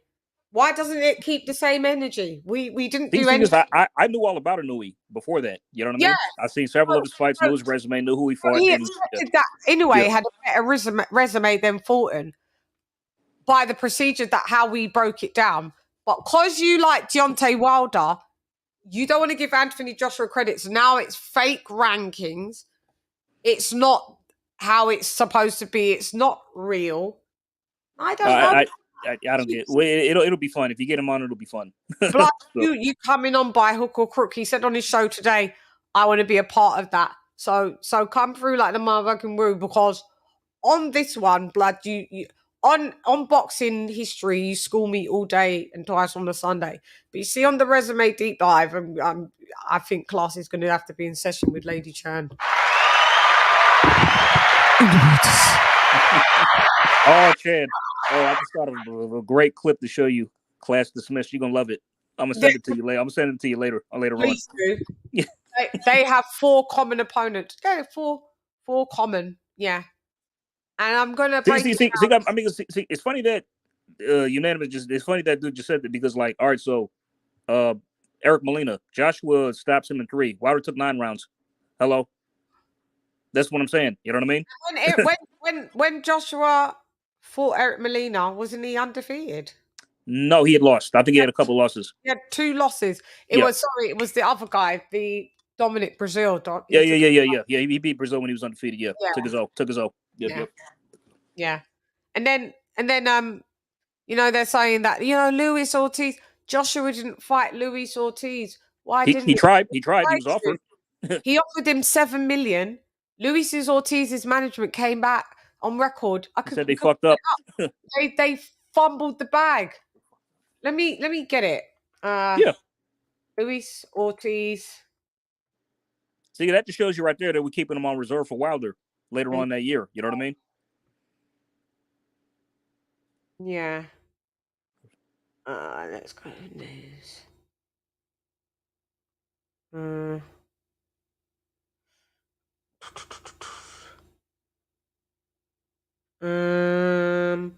That's 2022. What do I name it as? Oh yeah. Okay. There's the Sky Sports one. I want the one where it says on DAZN that they looked up. Anthony Joshua offered a fight to Luis Ortiz before his dramatic US agreement. Hang on, let me see if it's there. Okay, let me show you this. Okay, yeah. Look, okay, so I found this is reputable. This is Sky Sports. Let me just let me take off all the banners and all that so we can see what is it. Let me take off the comment. No, sorry, my bad. Let me take off the comment. No, you disappeared. I don't even see that you went. Let me Sorry about that, Jen. I got a call to mess up my mic. I did jump off. Sorry, I didn't even see that you went. Sorry, my bad. I found it. So this is Sky Sports. Let's have a look. Skywalker. I need diamond rubies. I'm crazy about it. Okay, can you see that? Boom. Clear as day. Okay, so Anthony Joshua offered a fight to Luis Ortiz before his dramatic US debut against Andy Ruiz Jr. last year. Luis's manager on Anthony Joshua offer. He was upset. He wanted the AJ fight. We just couldn't come to an agreement. Britain's unified champion instead lost to Andy Ruiz on his US debut. So this was Saturday the 26th of December 2020. So then we go. Anthony Joshua wanted to make his UK debut against Luis Ortiz, who was upset after a misunderstanding prevented the fight, says the Cuban manager's Jay Jimenez. Yeah. Britain's unified heavyweight champion had selected Ortiz as his first choice to replace Jarrell Miller, who was ruled out of Joshua's world title defense after failing a drug test. But Ortiz's team rejected the deal in a social media post, prompting an angry reaction from promoter Eddie Hearn, and Jimenez admits his fighter had been eager to fight Joshua in New York on June 1st. He told Sky Sports, "It's not a regret. It was a misunderstanding back and forth with me in the middle. Then we had the promoters, we had the other side pulling for the Deontay Wilder fight. Luis obviously is a fighter. All fighters, they're not scared to fight anyone. He was upset. He wanted the AJ fight. We just couldn't come to an agreement. Andy Ruiz instead stepped in the short notice challenge and pulled off a stunning 7th round stoppage in New York. Jimenez said, we definitely watched it. And if you're a boxing fan, you would think, oh, Luis would have beat him too. Not necessarily, because styles make fight. The right days and the right times make fights. Some guys may be off. Do we regret it? Yeah. If it would have gone that way, but it doesn't necessarily mean it would have. Anything can happen. I think it would have been a victory for Ortiz because I don't think Joshua was ready for a southpaw, even though he blitzed one in his first title fight, Charles Martin. He couldn't get ready for a southpaw in a month's time. We wanted the fight. I don't think Eddie really would have gave us. I want to find now when they give you their formal apology. Let me find the. I remember I saw that interview with Eddie Hearn. He was talking about it at the time. He was pissed. He was trying to get. It was on. I think the DAZN website put it out. Their formal apology of them saying we fucked up that Luis Ortiz. Management. Apologize. That was me. That was me. I'd have fired my manager or my team. Yeah, me too. Turning some shit down like that behind my back. I'm like, are y'all crazy? You know. This is why it's probably best for fighters to be self-managed, so they don't have to deal with stuff like this. You know what I mean? Crazy. Now, because then technically you're your own boss. You know what I mean? Yeah. Yeah. I mean, you can be signed to a promoter, but you don't have to have a manager. You know what I'm saying? Yeah. Luis Ortiz is just because you don't speak English. It's just, yeah, that's why. What the hell is he doing next? Is he going to retire or what? Like, He may as well, because there's nothing. Luis, there's nothing going on with him. Nothing going on but the rent. You when gotta he fight Andy Ruiz last year, that was last year, wasn't it? That was last year. Yeah, they've done nothing since. So they ain't done fuck neither as Andy Ruiz. You know what I mean? Jeez. The most inactive geezer since he got the Joshua right. Boxing News, Luis Ortiz manager begs Anthony Joshua in shocking interview. Luis's manager, Hey Jimenez, admitted his team fucked up negotiations. In negotiations. Yep. Do you see that? Mm-hmm. I see I it. don't hear nothing. You know the receipts are in the building. Okay. Yeah. Done. The sun done. That's all we need to see. We shan't go any further. That's all I was looking for people to say. But what you read wasn't a receipt. CHANN always comes with receipts in the building. We do stats, facts, and data. Yeah. Stats, facts, and data. Yeah. As AJ will mimic me. Stats, facts, and data. Stacks, facts, and data. Data, exactly, AJ. That's what we do. Wilder got Brazil in 1, AJ 7. Okay, but guess what? AJ beat him first and took his O, and Wilder didn't. And I just said, Eric Molina, AJ in 3, Wilder in 9. So yeah, it don't matter. What we're trying to say is AJ had him first. Wilder didn't beat no undefeated champs. AJ did. Undefeated champs. The ones that were champs like Joseph Parker, they was undefeated. Hello. Charles Martin, he was undefeated. He took his L. Like, listen, he took people's O's. Don't come with the Povetkin thing that, Wilder was going to fight him, but he popped 30. Because then, guess what? Povetkin countersued and Wilder had no parts of it, and he left the building. That's what happened. Because then Ortiz a pet cheat, and Wilder still fought him. So. Yeah, Wilder still fought Ortiz, who popped 30 as well. In the building. This is stats, facts, and data here. Opinions will never trump facts over here. You'll have to go elsewhere, because as Kevin Samuels just told us, you know what I mean? Look, here he goes. I have opinions just like anyone else. You got opinions. But unlike what you're doing is I bring facts, data, statistics, things you can go look up yourself. It's what we do. Okay. You know, them ones, it's a finishing moment, yeah. Finish him! Your wife and son, they are lost to me now. The same pain sears both our hearts. Brutality. Flawless victory.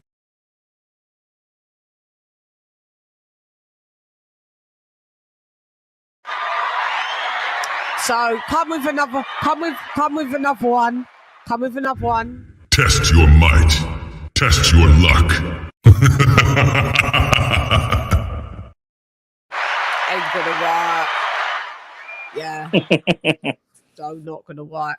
Let's just you want to do a quick recap of the top rank card?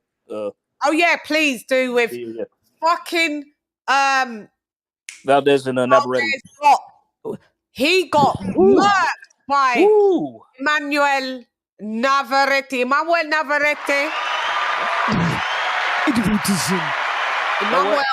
That's the last time I ever underestimate that man. Manuel también. Yeah, that's the last time I ever underestimate that guy. Seriously, in a fight, I'm not picking against him again. I picked Oscar Valdez to beat him. Me too. I think a lot of people did. I mean, some people picked Navarrete. I give them that. Yeah, they knew what they were talking about. But mostly everybody was picking Oscar by knockout. classed as an upset then? Was this classed as an upset? Not really. I mean, because even though I did go with Oscar to win, I was honestly split on who to pick when the fight was announced. If I struggled a lot because I saw Emmanuel Navarrete. He's got a really awkward, unorthodox type style that he fights in, Yeah, and it's like it's like so far no guy can get used to that. You know what I mean? It's like this is something like the way he fights is something like you can't prepare for. Like the way he just moves and shifts and lands uppercuts and punches at odd angles. You know what I mean? And how he just lunges in. You know? Hey, wasn't he supposed to fight Shakur at 130? No. That was never in play. I think what had happened earlier this year, how Navarrete fought Liam Wilson, that was supposed to be Valdez for the vacant title, but Valdez I guess got injured. So the fight was so then he fought Liam Wilson for the vacant title instead. Almost got knocked out by Wilson. People, and then Valdez fought Conce Salazar. Yeah, was gifted. Yeah. That was but that was when before he had fought Shakur. Yeah. And then he got beaten by Shakur. Lost his belt. Then he should. Now, do you think he should? What's happened? You good? Oh, okay. Yeah. Hang on, sorry, I just got a message. One second. Yeah. No problem. Take your time.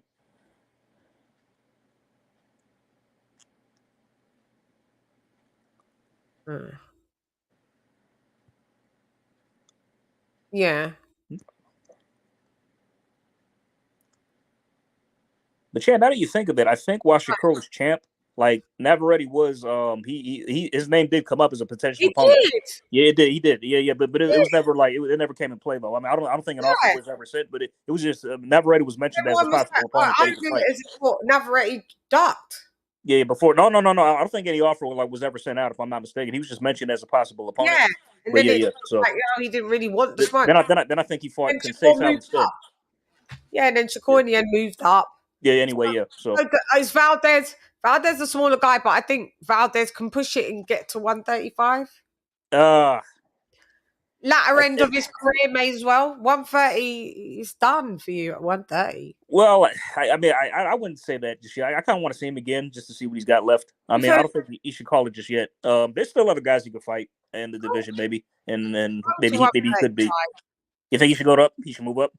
I'm not saying that he'll fare that well at 135 because it's a bit of a different tier up there. But I mean, you make him push for if Shakur needs a rematch as a tune-up. I doubt they'll go for the rematch. But I'll tell you what I want to see now. Navarrete versus Devin Haney's not there. He looks like he's going to have to vacate his belts and go to 140. What I'm saying is you may as well just have your last hurrah at 135. If you get beat in that time, so what? Yeah. I mean, but I'll tell you what. Like one fight that's on my mind now is Navarrete and Shakur. I think Navarrete called him out after the fight. Yeah.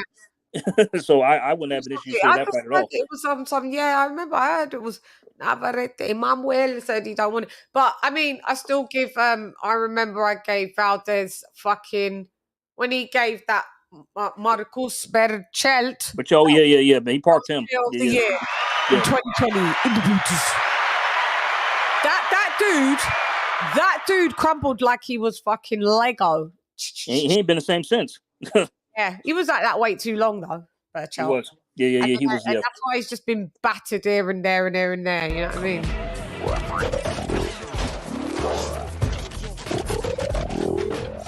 Wu-Tang is in the building, baby.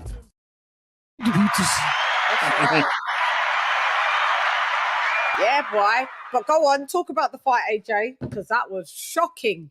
Okay, so the fight. Okay, they felt each other out a bit, but Emmanuel got off to a good start. It was hard for Valdez to kind of read what he was doing, so I think he actually I gave Nava the first 3 rounds.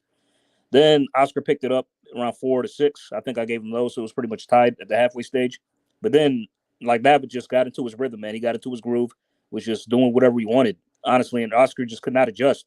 You know what I mean? It was just too much for him. His face. Yeah, his face got he fucked up his face. Just beat him up. Everything Why did they throw in the towel? Why was there no doctor, AJ? I have no clue. I don't know. I mean, I said to Reynoso before, you got to ask him, man. Like, I guess they just. I mean, it's by round 10. I said, bro, this fight is lost. Like, Oscar's not. He's not winning. But it's done. I mean, but if he could just last, I'm surprised with the distance. I expected somebody to get stopped in this thing. So, yeah, there was a stoppage. I thought Valdez was going to stop. I just thought. Then I saw when I did dip in, and then I managed to see. I mean, but Chan, like even Valdez got off counters and shots. They did not phase Navarrete at all. Walked through them. Every single shot, every single punch. Through them. Dude didn't have a scratch on him at the end of the fight. He was fresh. Perfect. He looked like he could go and do a photo shoot. He looked fucking beautiful. Because that lad's a good-looking lad. Not scathed, scratched, creased, or cut. Yeah, I think he beats everybody at 130. After this, I pick him to beat everybody when even probably most of the champs at 130. I think Cordina is the only one he struggled with. Because of Cordina's style. Yes, correct. I mean, like he's the. It looks like Cordina can bang a little bit, even though his record doesn't reflect this. He's got that one punch hit a quitter if he gets you right. So yeah.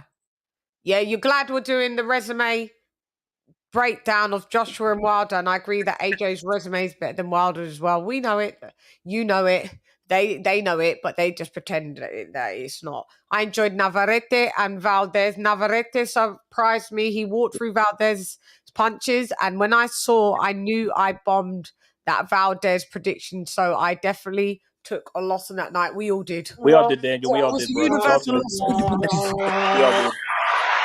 Yeah. Don't feel no way. Don't feel embarrassed because we all got that one wrong. Well, you know. But that's the last time I ever underestimated him. I'll tell you that much. Like for real. Yeah, that's what I'm saying. Yeah, but go ahead. So the fight, he was getting bloodied up. He was getting tucked in. Yeah, I mean, it's just Oscar. He just couldn't adjust, man. Like now, it's just his style was too much for him. It's just it's just. God, I don't know what it is. Like he just. I guess the Navarrete style for fighting. It's suited to his own accustomed way of fighting. You know what I mean? The doctor didn't step in. Nada. Nothing. I think the doctor might have had a. Did the doctor take a look? I can't remember. Oh, he didn't. He didn't. Okay, no, he didn't. All right, I was trying. Okay. That's what everyone was like. Yeah. And also a bit of it could be a little bit of karma because you did for that whole herbal tea stuff. Yeah, you sipped up the tea and you was allowed to fight in the boots under the ayahuasca, or usada. Whatever. But I don't think it's the last we'll see of Oscar. I mean, I'm sure Top Rank will find somebody for him to rebound with, or something. Come on with your bad self. He is a bit getting old and long in the tooth. Ain't Oscar Valdez about 32, 33? 31, 32, something like that. So, yeah. Okay, he's coming to the... That's why I say move up 135. He's a small lad, though. Move up to 135. You don't have to cut as much weight. You will be the smaller guy because naturally he is. He's tiny. He's tiny. He's already tiny. Navarrete was a beast, massive in there. Well, he looked huge. He was huge. Yeah. I mean, he almost missed weight for this fight. He had to strip naked to make weight, and he had the 130 limit already. So it's like. How old is Navarrete? You think he's 28, 27, 28. Them man has outgrown that weight. Okay. Because he used to fight a super bantam, so this is his third so he's 122. So Jesus Christ! Sometimes your body's telling you stuff, man. Sometimes you got to listen to it. Stop forcing it to be something that it doesn't want to be. You know what I mean? But the situation I foresee is that Shakur is going to pick up a belt eventually at 135, and when he does, I can see Nava going up to 135 to challenge him for it. Challenge call for it, make it in his fourth weight class. Yeah. We'll do a resume deep dive on. We should do. Who do we want to do up there? We do want to do a Shakur resume deep dive. That would be great. Who can we compare him against? I mean, well, SFV is going to have a. Would we pair him with? Let's pair him with Devin Haney. Why not? Yeah, we can do that. Put that on the list, please. Okay. Yeah, I'm adding it now. So yeah, I'm just writing it down manually. Haney, that's not bad. That's pretty good. So cool, Haney. Seems like those two are destined to fight each other one day. They're gonna fight. Yeah. So we may as well. To be fair, yeah, that's a good one, and I'm looking forward to doing the Anthony Joshua. Anyway, he cried afterwards. I saw him. So bad for him. I did. He fought his ass off. He fought his heart out. He tried. He did his best. I think it's because he felt humiliated. He felt embarrassed. Plus, you know, it's painful getting all them shots. Once the fucking adrenaline calms down, you can start feeling all the pain. But I heard it wasn't an orbital breakage, so he's all right. Congratulations. Yeah, he's okay. Yeah, he's good. Yeah. Because I was saying go to the hospital after, man. Yeah, it wasn't broken. But Oscar, he's got nothing to be ashamed of. He fought us. He did his best. He did his best. You fought the fight. We want to see fights fought. So I'm never gonna shame up a fighter unless they talked off their mouth. You know, exactly. And then got their ass beat. Like Wilder. Like Wilder and Spence. Spence, yeah, both of them. Yeah. So, sorry. Anyway. I mean, but now it's crazy. It's like the guy's got like a skinny dad bod, but he's just a freak of nature, man. Honestly, it's like I think he could have went 20 Navarrete. You know what I mean? His physique, he's not the best body, beautiful looking guy. I mean, but he's knocking guys out. His KO ratio is insanely high. You know what I mean? Yeah, he's doing the damn thing. He's doing the Doing damn his thing, man. I can't even hate on him, and I'm not now. So. Oh yeah, tomorrow I'm on with got James Payne tomorrow and myself. Tomorrow in the beauties. What time are we live? I'm on again tomorrow. Okay. Oh, we got good guests, man. We got Sugar Shane. Guys, if you're not a member of the feed, because Sugar Shane is gonna be on the members only, by the way. And as I got a question, I'd like to ask him, so I'll send that in super chat. So you guys, if you, I give you great content. I bring fucking great people. I bring bring the legends. So, you know, if you become a Shannaholic, you'll see this. Me bar brain splatter, what's the matter? Just started, don't try, move the body, try, scatter, pick, pattering up all over your body, know your bruise and batter, tap, shatter. You never should do a lot. Click on the join page. Yeah, we're having Shane as a members only. We are. That's what we're doing. You know, maybe increments come out bit by bit on the non-members, but yeah, Shane and another guest, a couple other guests, couple others are a little slippery, but I've got another one that will be locked in and locked on as well. So trying to you know, do as much as I can. Yeah, he cried, and yeah, there's no shame in it. The pain, the humiliation, but don't worry, you're still a warrior at heart. But sometimes karma can rally back a bit. You know, you drank the tea and you got gifted against Conseil Sal, and you know how Conseil Sal felt. It's not fair all the time, is it? So, you know, can't always cry too much. Wipe them tears off and, you know, come back again. 135. I think this was in Valdez's hometown. Yeah. Go on. But I mean, I'm saying, the score. I mean, I thought the two of the judges had it a bit wide. I mean, but one judge had an accurate card. What was the judges' scorecards? I think two had it like 108, 118, something like that. Yeah. 108. Yeah, but that was. Let me see. Hold on. Let me find out. Let me look it up. It was too wide. That. Because I mean, to me, I think Valdez probably won at least maybe 4 rounds in total. Okay. So it's more like an 8-4 type-ish fight to me. Yeah. That's what I saw. So yeah. Yeah, I did see the scorecards, but yeah, 118, was it? Let me see. Hold on. Let me find out. Let me look them up. 118, 110 or something, or was it like that? I'm sure. It was unanimous decision as well, wasn't it? Oh yeah, rightfully so. Yeah. Right. No controversy. The right guy definitely won, but yeah, it was unanimous decision. Okay, scores were 116, 112, and 118 to 110 and 119, 109. Hang on, 116, 112. Then 118 to 110. Yeah, that was 118 to 1. Yeah, I knew that one. Yeah. Then 119 to 109. The 119 to 109 was the one that was a bit wide. Yeah, I think the 118 to 110 was a bit wide too. 110 was wide, and then you was better with the 116, 111. Yeah, that's mostly what I saw. That's what I agree with. Yeah, so. Yeah, I mean, we could put it on a rewatch and point score. Oh no, not necessary. No need. I mean, like the right guy still won, and by wide margin. So it wasn't like close or anything like that. I mean, it's competitive, but not close. So yeah, that's it. Thanks, Daniel. Yeah, those were the scores. Yep. I'll make sure everything remains raw. Okay, well, I want to just salute again to Terence Crawford. He got some land sold to him for $1 in the bush, so he can expand his gym. I watched the mayor of Omaha give him nothing but praises. Bud deserves it. This guy has been a phenom to watch. I tell you, it's just been a pleasure to watch this lad do what he do. And there's still a few more left in him, so let's keep on rocking with Bud so he can be 4-time champion.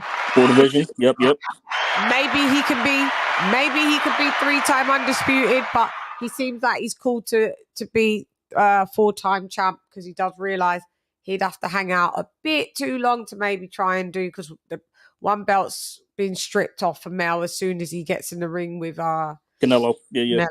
So then, and Tim will be upgraded, so pursue that fight, So we'll see. But shouts out to Omaha. You produce a fucking great one. You have. And man, it was amazing to see. They all loved him. The parade, everyone came out, son. Ooh, man, I kind of wish I was there, man. I wish I was there, to have a look at that. But we was there in spirit, Bud. We was there. We saw. We had all eyes on you, bro. Yeah, all eyes. So we're just gonna watch the rest of his career and keep it pushing. You had it 117 to 111. Interessante. Okay. Está bien. Okay. Interesting. Okay. Yeah, it's always interesting to everybody's eyes see things so different, but I don't think he retires undefeated. I really do. Yeah. I think he will. Yeah.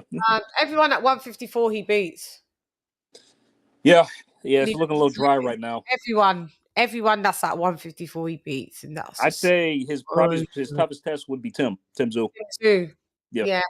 And I think in the end he still beats him. But I do. So do I. I give Terence a slight edge, but that's his toughest fight there to wait. He beat bigger lads when he was 135 and bigger lads when he was 140. Bud's already fought bigger lads. So yes. The lad thing don't make me think. He said he knows his limits. 154. If he has to fight Canelo, he's not really, but maybe at a catch weight. He said. He said. If that was to happen, that it'd be at a catch weight. But just because the catch weight would be 160 or 158, he said, I know that he probably wouldn't come in at 158. He may just only still be able to come in at 154. It's what his body can do. But he said, I know weight classes. I respect them. Weight divisions are there for. Because he was asked. He said about going up to 160. He said, no, 154. Yeah. He said, them guys are big up there. Yeah. Yeah. And that's what I love about him. He's not deluded like you Spence fans. Because in their opinion, Spence can beat Anthony Joshua. Because remember, he can go to heavyweight. I remember that. He dropped him in sparring, Anthony Joshua.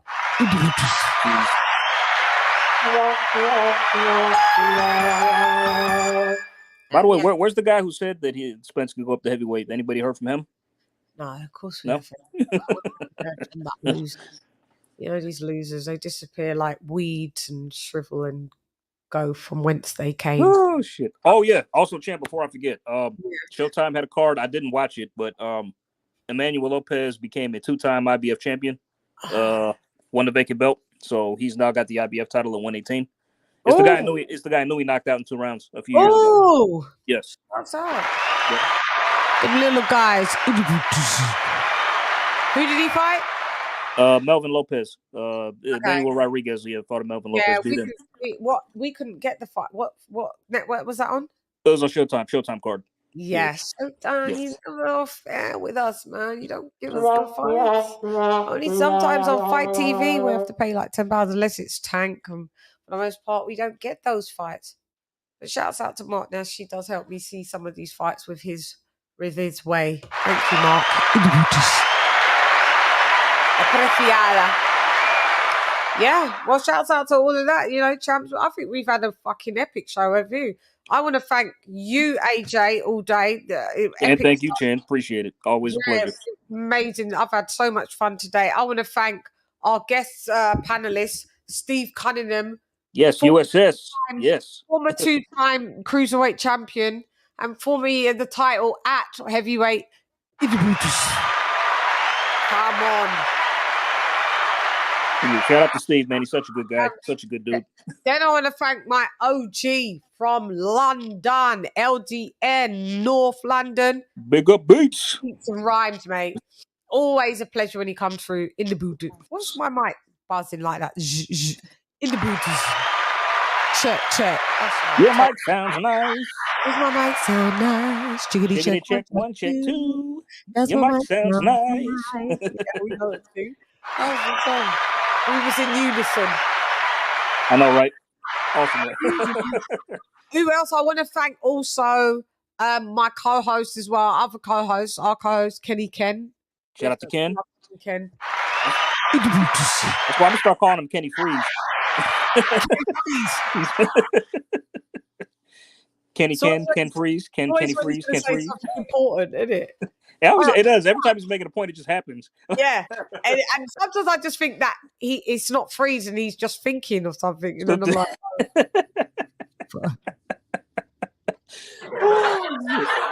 oh, Kenny, boy, yeah. Today it wouldn't be a show if Kenny didn't freeze. For real, Kenny has to freeze always. Otherwise, it's going to be it's a bad omen if he doesn't freeze. I want to thank Kenny Ken. He won't be with. He may be with us next week, but he said maybe not. So if he's not, guys, and you'll see him the week after. And then I want to thank Kenny King Boxing. I don't know. Hey, okay. Shout out. Hey, okay, just dropped off. He said he'll be back. Don't know, guys. Sorry about that.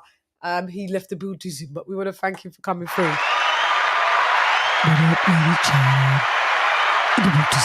Who else was with us? And that was. Can I thank myself? Absolutely. Oh, and you thank me. Go ahead, and I'll just press the button.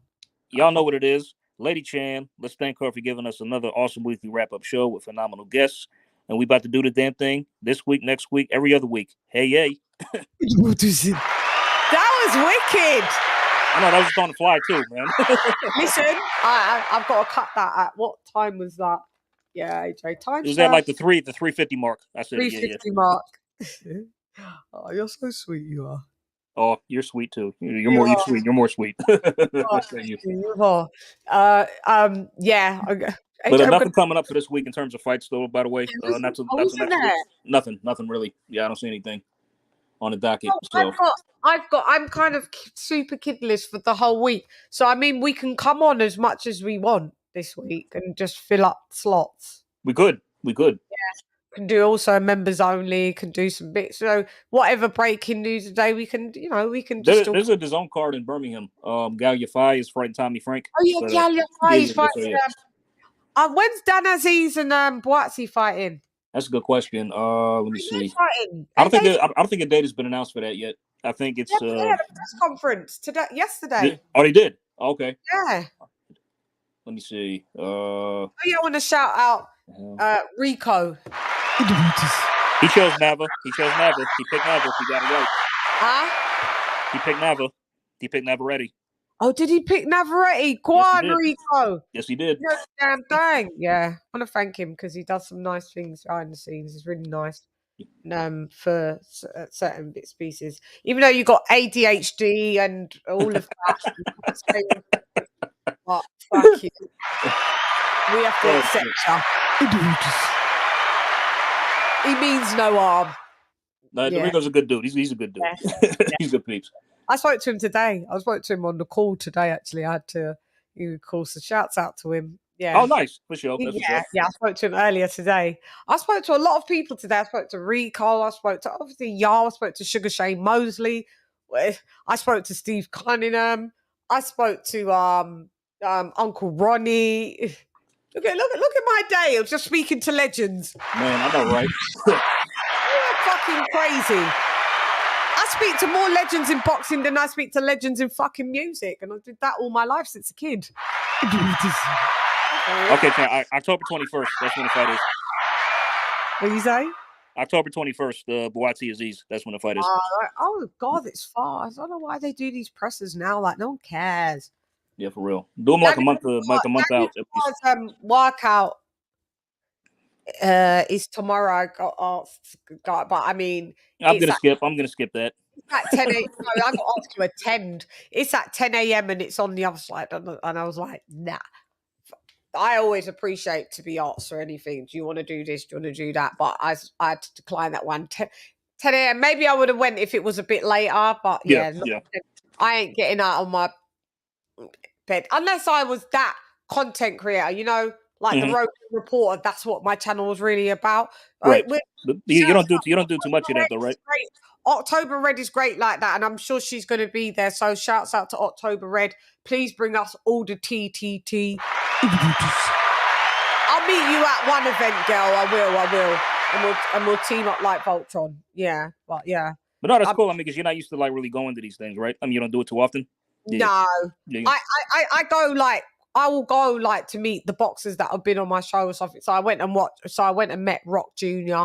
as you saw, and I did a face-to-face. And I didn't do a face-to-face to Uncle Ronnie. Uncle Ronnie was almost like linking up with family, and we just chilled. We didn't ping. The only time we brought out cameras was just to take our photos. They all brought out theirs, and we just took photos. We just chopped it up. And his wife said, "It's so crazy watching." She goes, "You so know your boxing." She said, "It's crazy. You really know your boxing, don't you?" I was like, "Well, I try." She was like, "I'm so impressed and inspired." And I said, "Don't be inspired by me. I'm inspired by y'all." So I'll meet up with people, to meet in real life when I can, for sure. Yeah. But I mean, there will be events where I will go to the press stuff. I will go to some events and do some press stuff. I will. But yeah, it's just I'm more of the TV person. But yeah, I will mix it up and shouts out. And everybody that invites me to things, I appreciate it. And I appreciate being invited. And yeah, we're gonna get some. We'll get Shane on. We're gonna get a few other people's on. I've got another trainer that's coming on. I've got to call him tomorrow, and I'll make that happen. But yeah, there's a lot. Oh, I need Uncle Ray Mercer back. I do. I need to play that clip again just for the hell of it. Like, let me get the clip. We got Uncle Ray. Uncle Ray Mercer. Where is he? Because that was fucking epic. Where are you? Come on. And lastly, Ray, Wilder coming back, our American heavyweight coming back on the 15th. Is it hard to come back from a KO loss and still be what is hard to come back is you gotta learn how to fucking box before you come back. Thank you, Ray. Oh man, God, that's never gonna stop being that's never gonna stop being funny. Like seriously, like I mean. Like just the walk off after he said it, just so you gotta know how to fucking box before you come back. And just how he just walked, just like not even giving a shit. And then the Saito's like, that I know his hand was like this. Thanks, Ray. Like he went to reach. Ray was gone. Ray had left the Buddhism. He ain't got no time for this shit. Yeah, I'll go get Uncle Ray. Ray Mercer, we love you. I know I'll sort that out. I'll go back into sorting that out. Let me sort that out to get Ray. Yeah. But yeah, man, it's been amazing. I've had an amazing day. Shouts out to my sister. I love you, Jackie. She flew back to America today. Oh, nice. Oh, shoot. I miss her. But she was in the building. Shout out to Sister Jackie. Isn't this crazy? My niece, she's got rhabdomyolysis. Yeah, I saw her. Yeah, is she okay? Or she plays basketball for Penn State. Shouts out to my little mac and cheese. We call her Mac Mackenzie in the beach. Shouts out to she doing all right? Right. We had some news that it's like reflared, so I got a yes. I'll keep her my thoughts and prayers. Thank you very much. It seems like You're welcome. A tricky thing, man. And yeah, that's my niecey. So my sister's flown back. Obviously it was her day, and she just told me, yeah. So found out that there's, it's flared back up. So we got to see what's up, what's what for my niecey. Yeah, man. Thing is, she didn't even realize she had it. That's a scary thing. Yeah. You know. I mean, yeah. Until like certain things happen, and it's like, yeah, so we're gonna sort this out. And I said to my sister was telling me, and then she went, "It's called." I went, "Rhabdo." She went, "How do you know?" I said, "Rhabdo, I said, "We just got this fucking Virgil Ortiz." Yeah, yep. Yeah, what's his name? Virgil Ortiz. Virgil. Yeah. Virgil. Yeah. Why do I I call mean, him? there was a Victor, but the old one, he's from like way back in the day. Yeah. Yeah. I'm lost in time. Virgil Ortiz, I said he's got it, but he's boiling down. See, my niece doesn't boil down for nothing. She just plays basketball, but they're saying it's because of dehydration.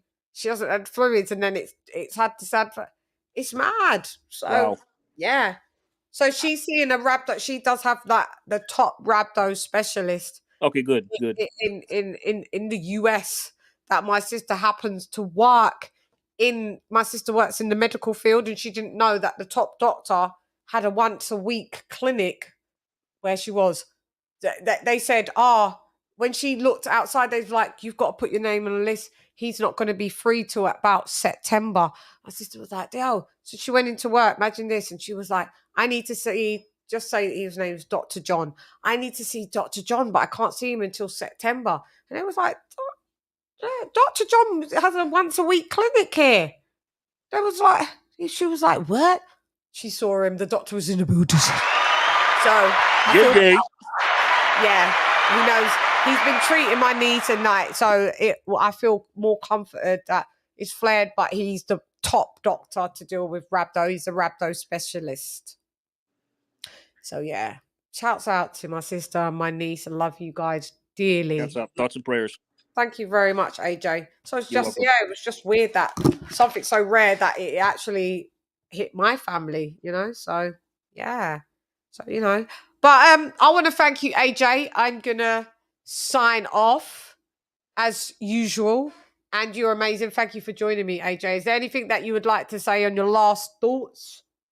No, I'm good. Thank you for having me. Great show. It was a lot of fun. I was say again. Where they can find you as well? You can find me on Twitter. I'm not on it much nowadays, but I do drop in every now and then. So, but you're here as well, so I'm here as well. Yep. Yeah, so you'll find AJ. If you need to find AJ, AJ will be there. That's all we're saying. You just gotta look. Look, seek and ye shall find. So AJ, signing off. Thank you so much. Love you. Mwah. Mwah. Love you more. Oh, thank you. Grab. All right. Thank you for joining me. Thank you, AJ. AJ all day, Alex. You guys have been amazing. Guys, if you do want to join the Shannaholics, we will be having Sugar Shane Mosley over on the members only, so please join us. Me bar brain splatter, what's the matter? Just start don't try move the body, try scatter, pick pattering up all over your body, now you bruise and batter, tap, shatter. You never should do a lot. Yeah, man. Muy apreciada, muy apreciada, muy apreciada. Muy apreciada. Muy apreciada. Muy apreciada. Muy apreciada. Very much appreciated. Thank you very much. That's all I was saying. Guys, we're here to tell the truth and nothing but the truth, but we've got so many other shows, so I'm just going to tap in with y'all this week, okay? You'll see me tomorrow as well. So it's all good and good. We're here to tell the truth, whole truth, and nothing but. This motherfucking chubby squeaking like, I hate that shit. Colonel Jessup, did you order the code red? You don't have to answer that question. I'll answer the question. You want answers? I think I'm entitled. You want answers? I want the truth! You can't handle the truth! I want the truth. You can't handle the truth. Knowledge is what? Key. Knowledge is key. So if it go on, So if it go on, sure. So if it go on, not bad to see nothing because nothing not got one. Lock off your eyes, cough, me make you cough. Let me just tell you, you can find all my music on digital downloaders, digital retail. You can find me on Apple Music. You can find me on Spotify. You can find me on iTunes. You can find me everywhere. So if you want to buy my music, that's my day job. Okay, so them not like we, and we not like them. Them not like me, some not like them. Man, I figure set this straight and clarify. Put fire upon a pagan, aim for the cranium. Turn off the news, there's a bag of lies. Worst raised man, wanna inform up, fun Babylon and every one of them dirty guys. And if they wanna go around the order, I guarantee somebody's dropping flight. Sin embargo, estoy lista siempre. Listos para los chingazos. Listos para los chingazos. That's right, man. I'd like anybody to come and step up where we do with facts, stats, and data. But you know, if you wanna test your might, test your skill, Test your might.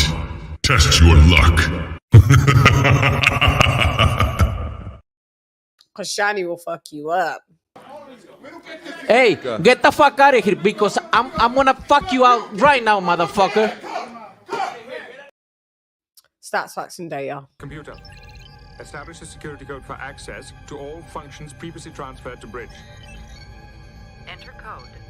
173467321 Charlie 32789777 643 Tango 732 Victor 73117888 732 476789764376 Lock.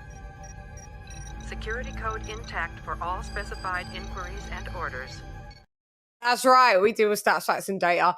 I've always been that bitch. I reckon I'm always going to really be that bitch. I've been that bitch. That's why I filled out an application. I got the job and now I'm here. Kaboom, in the booties. It's hype, you suck at life, you don't want a round three. Worship the queen and you might prepare. Keep it real, these chicks couldn't wipe my anyway, now let's go get Ferrari. I am the ultimate Bengali. These chickens can't even spell that. You hoes bugging, repel that. And I want to thank you guys for joining me on the weekly wrap-up Shiggity Shell.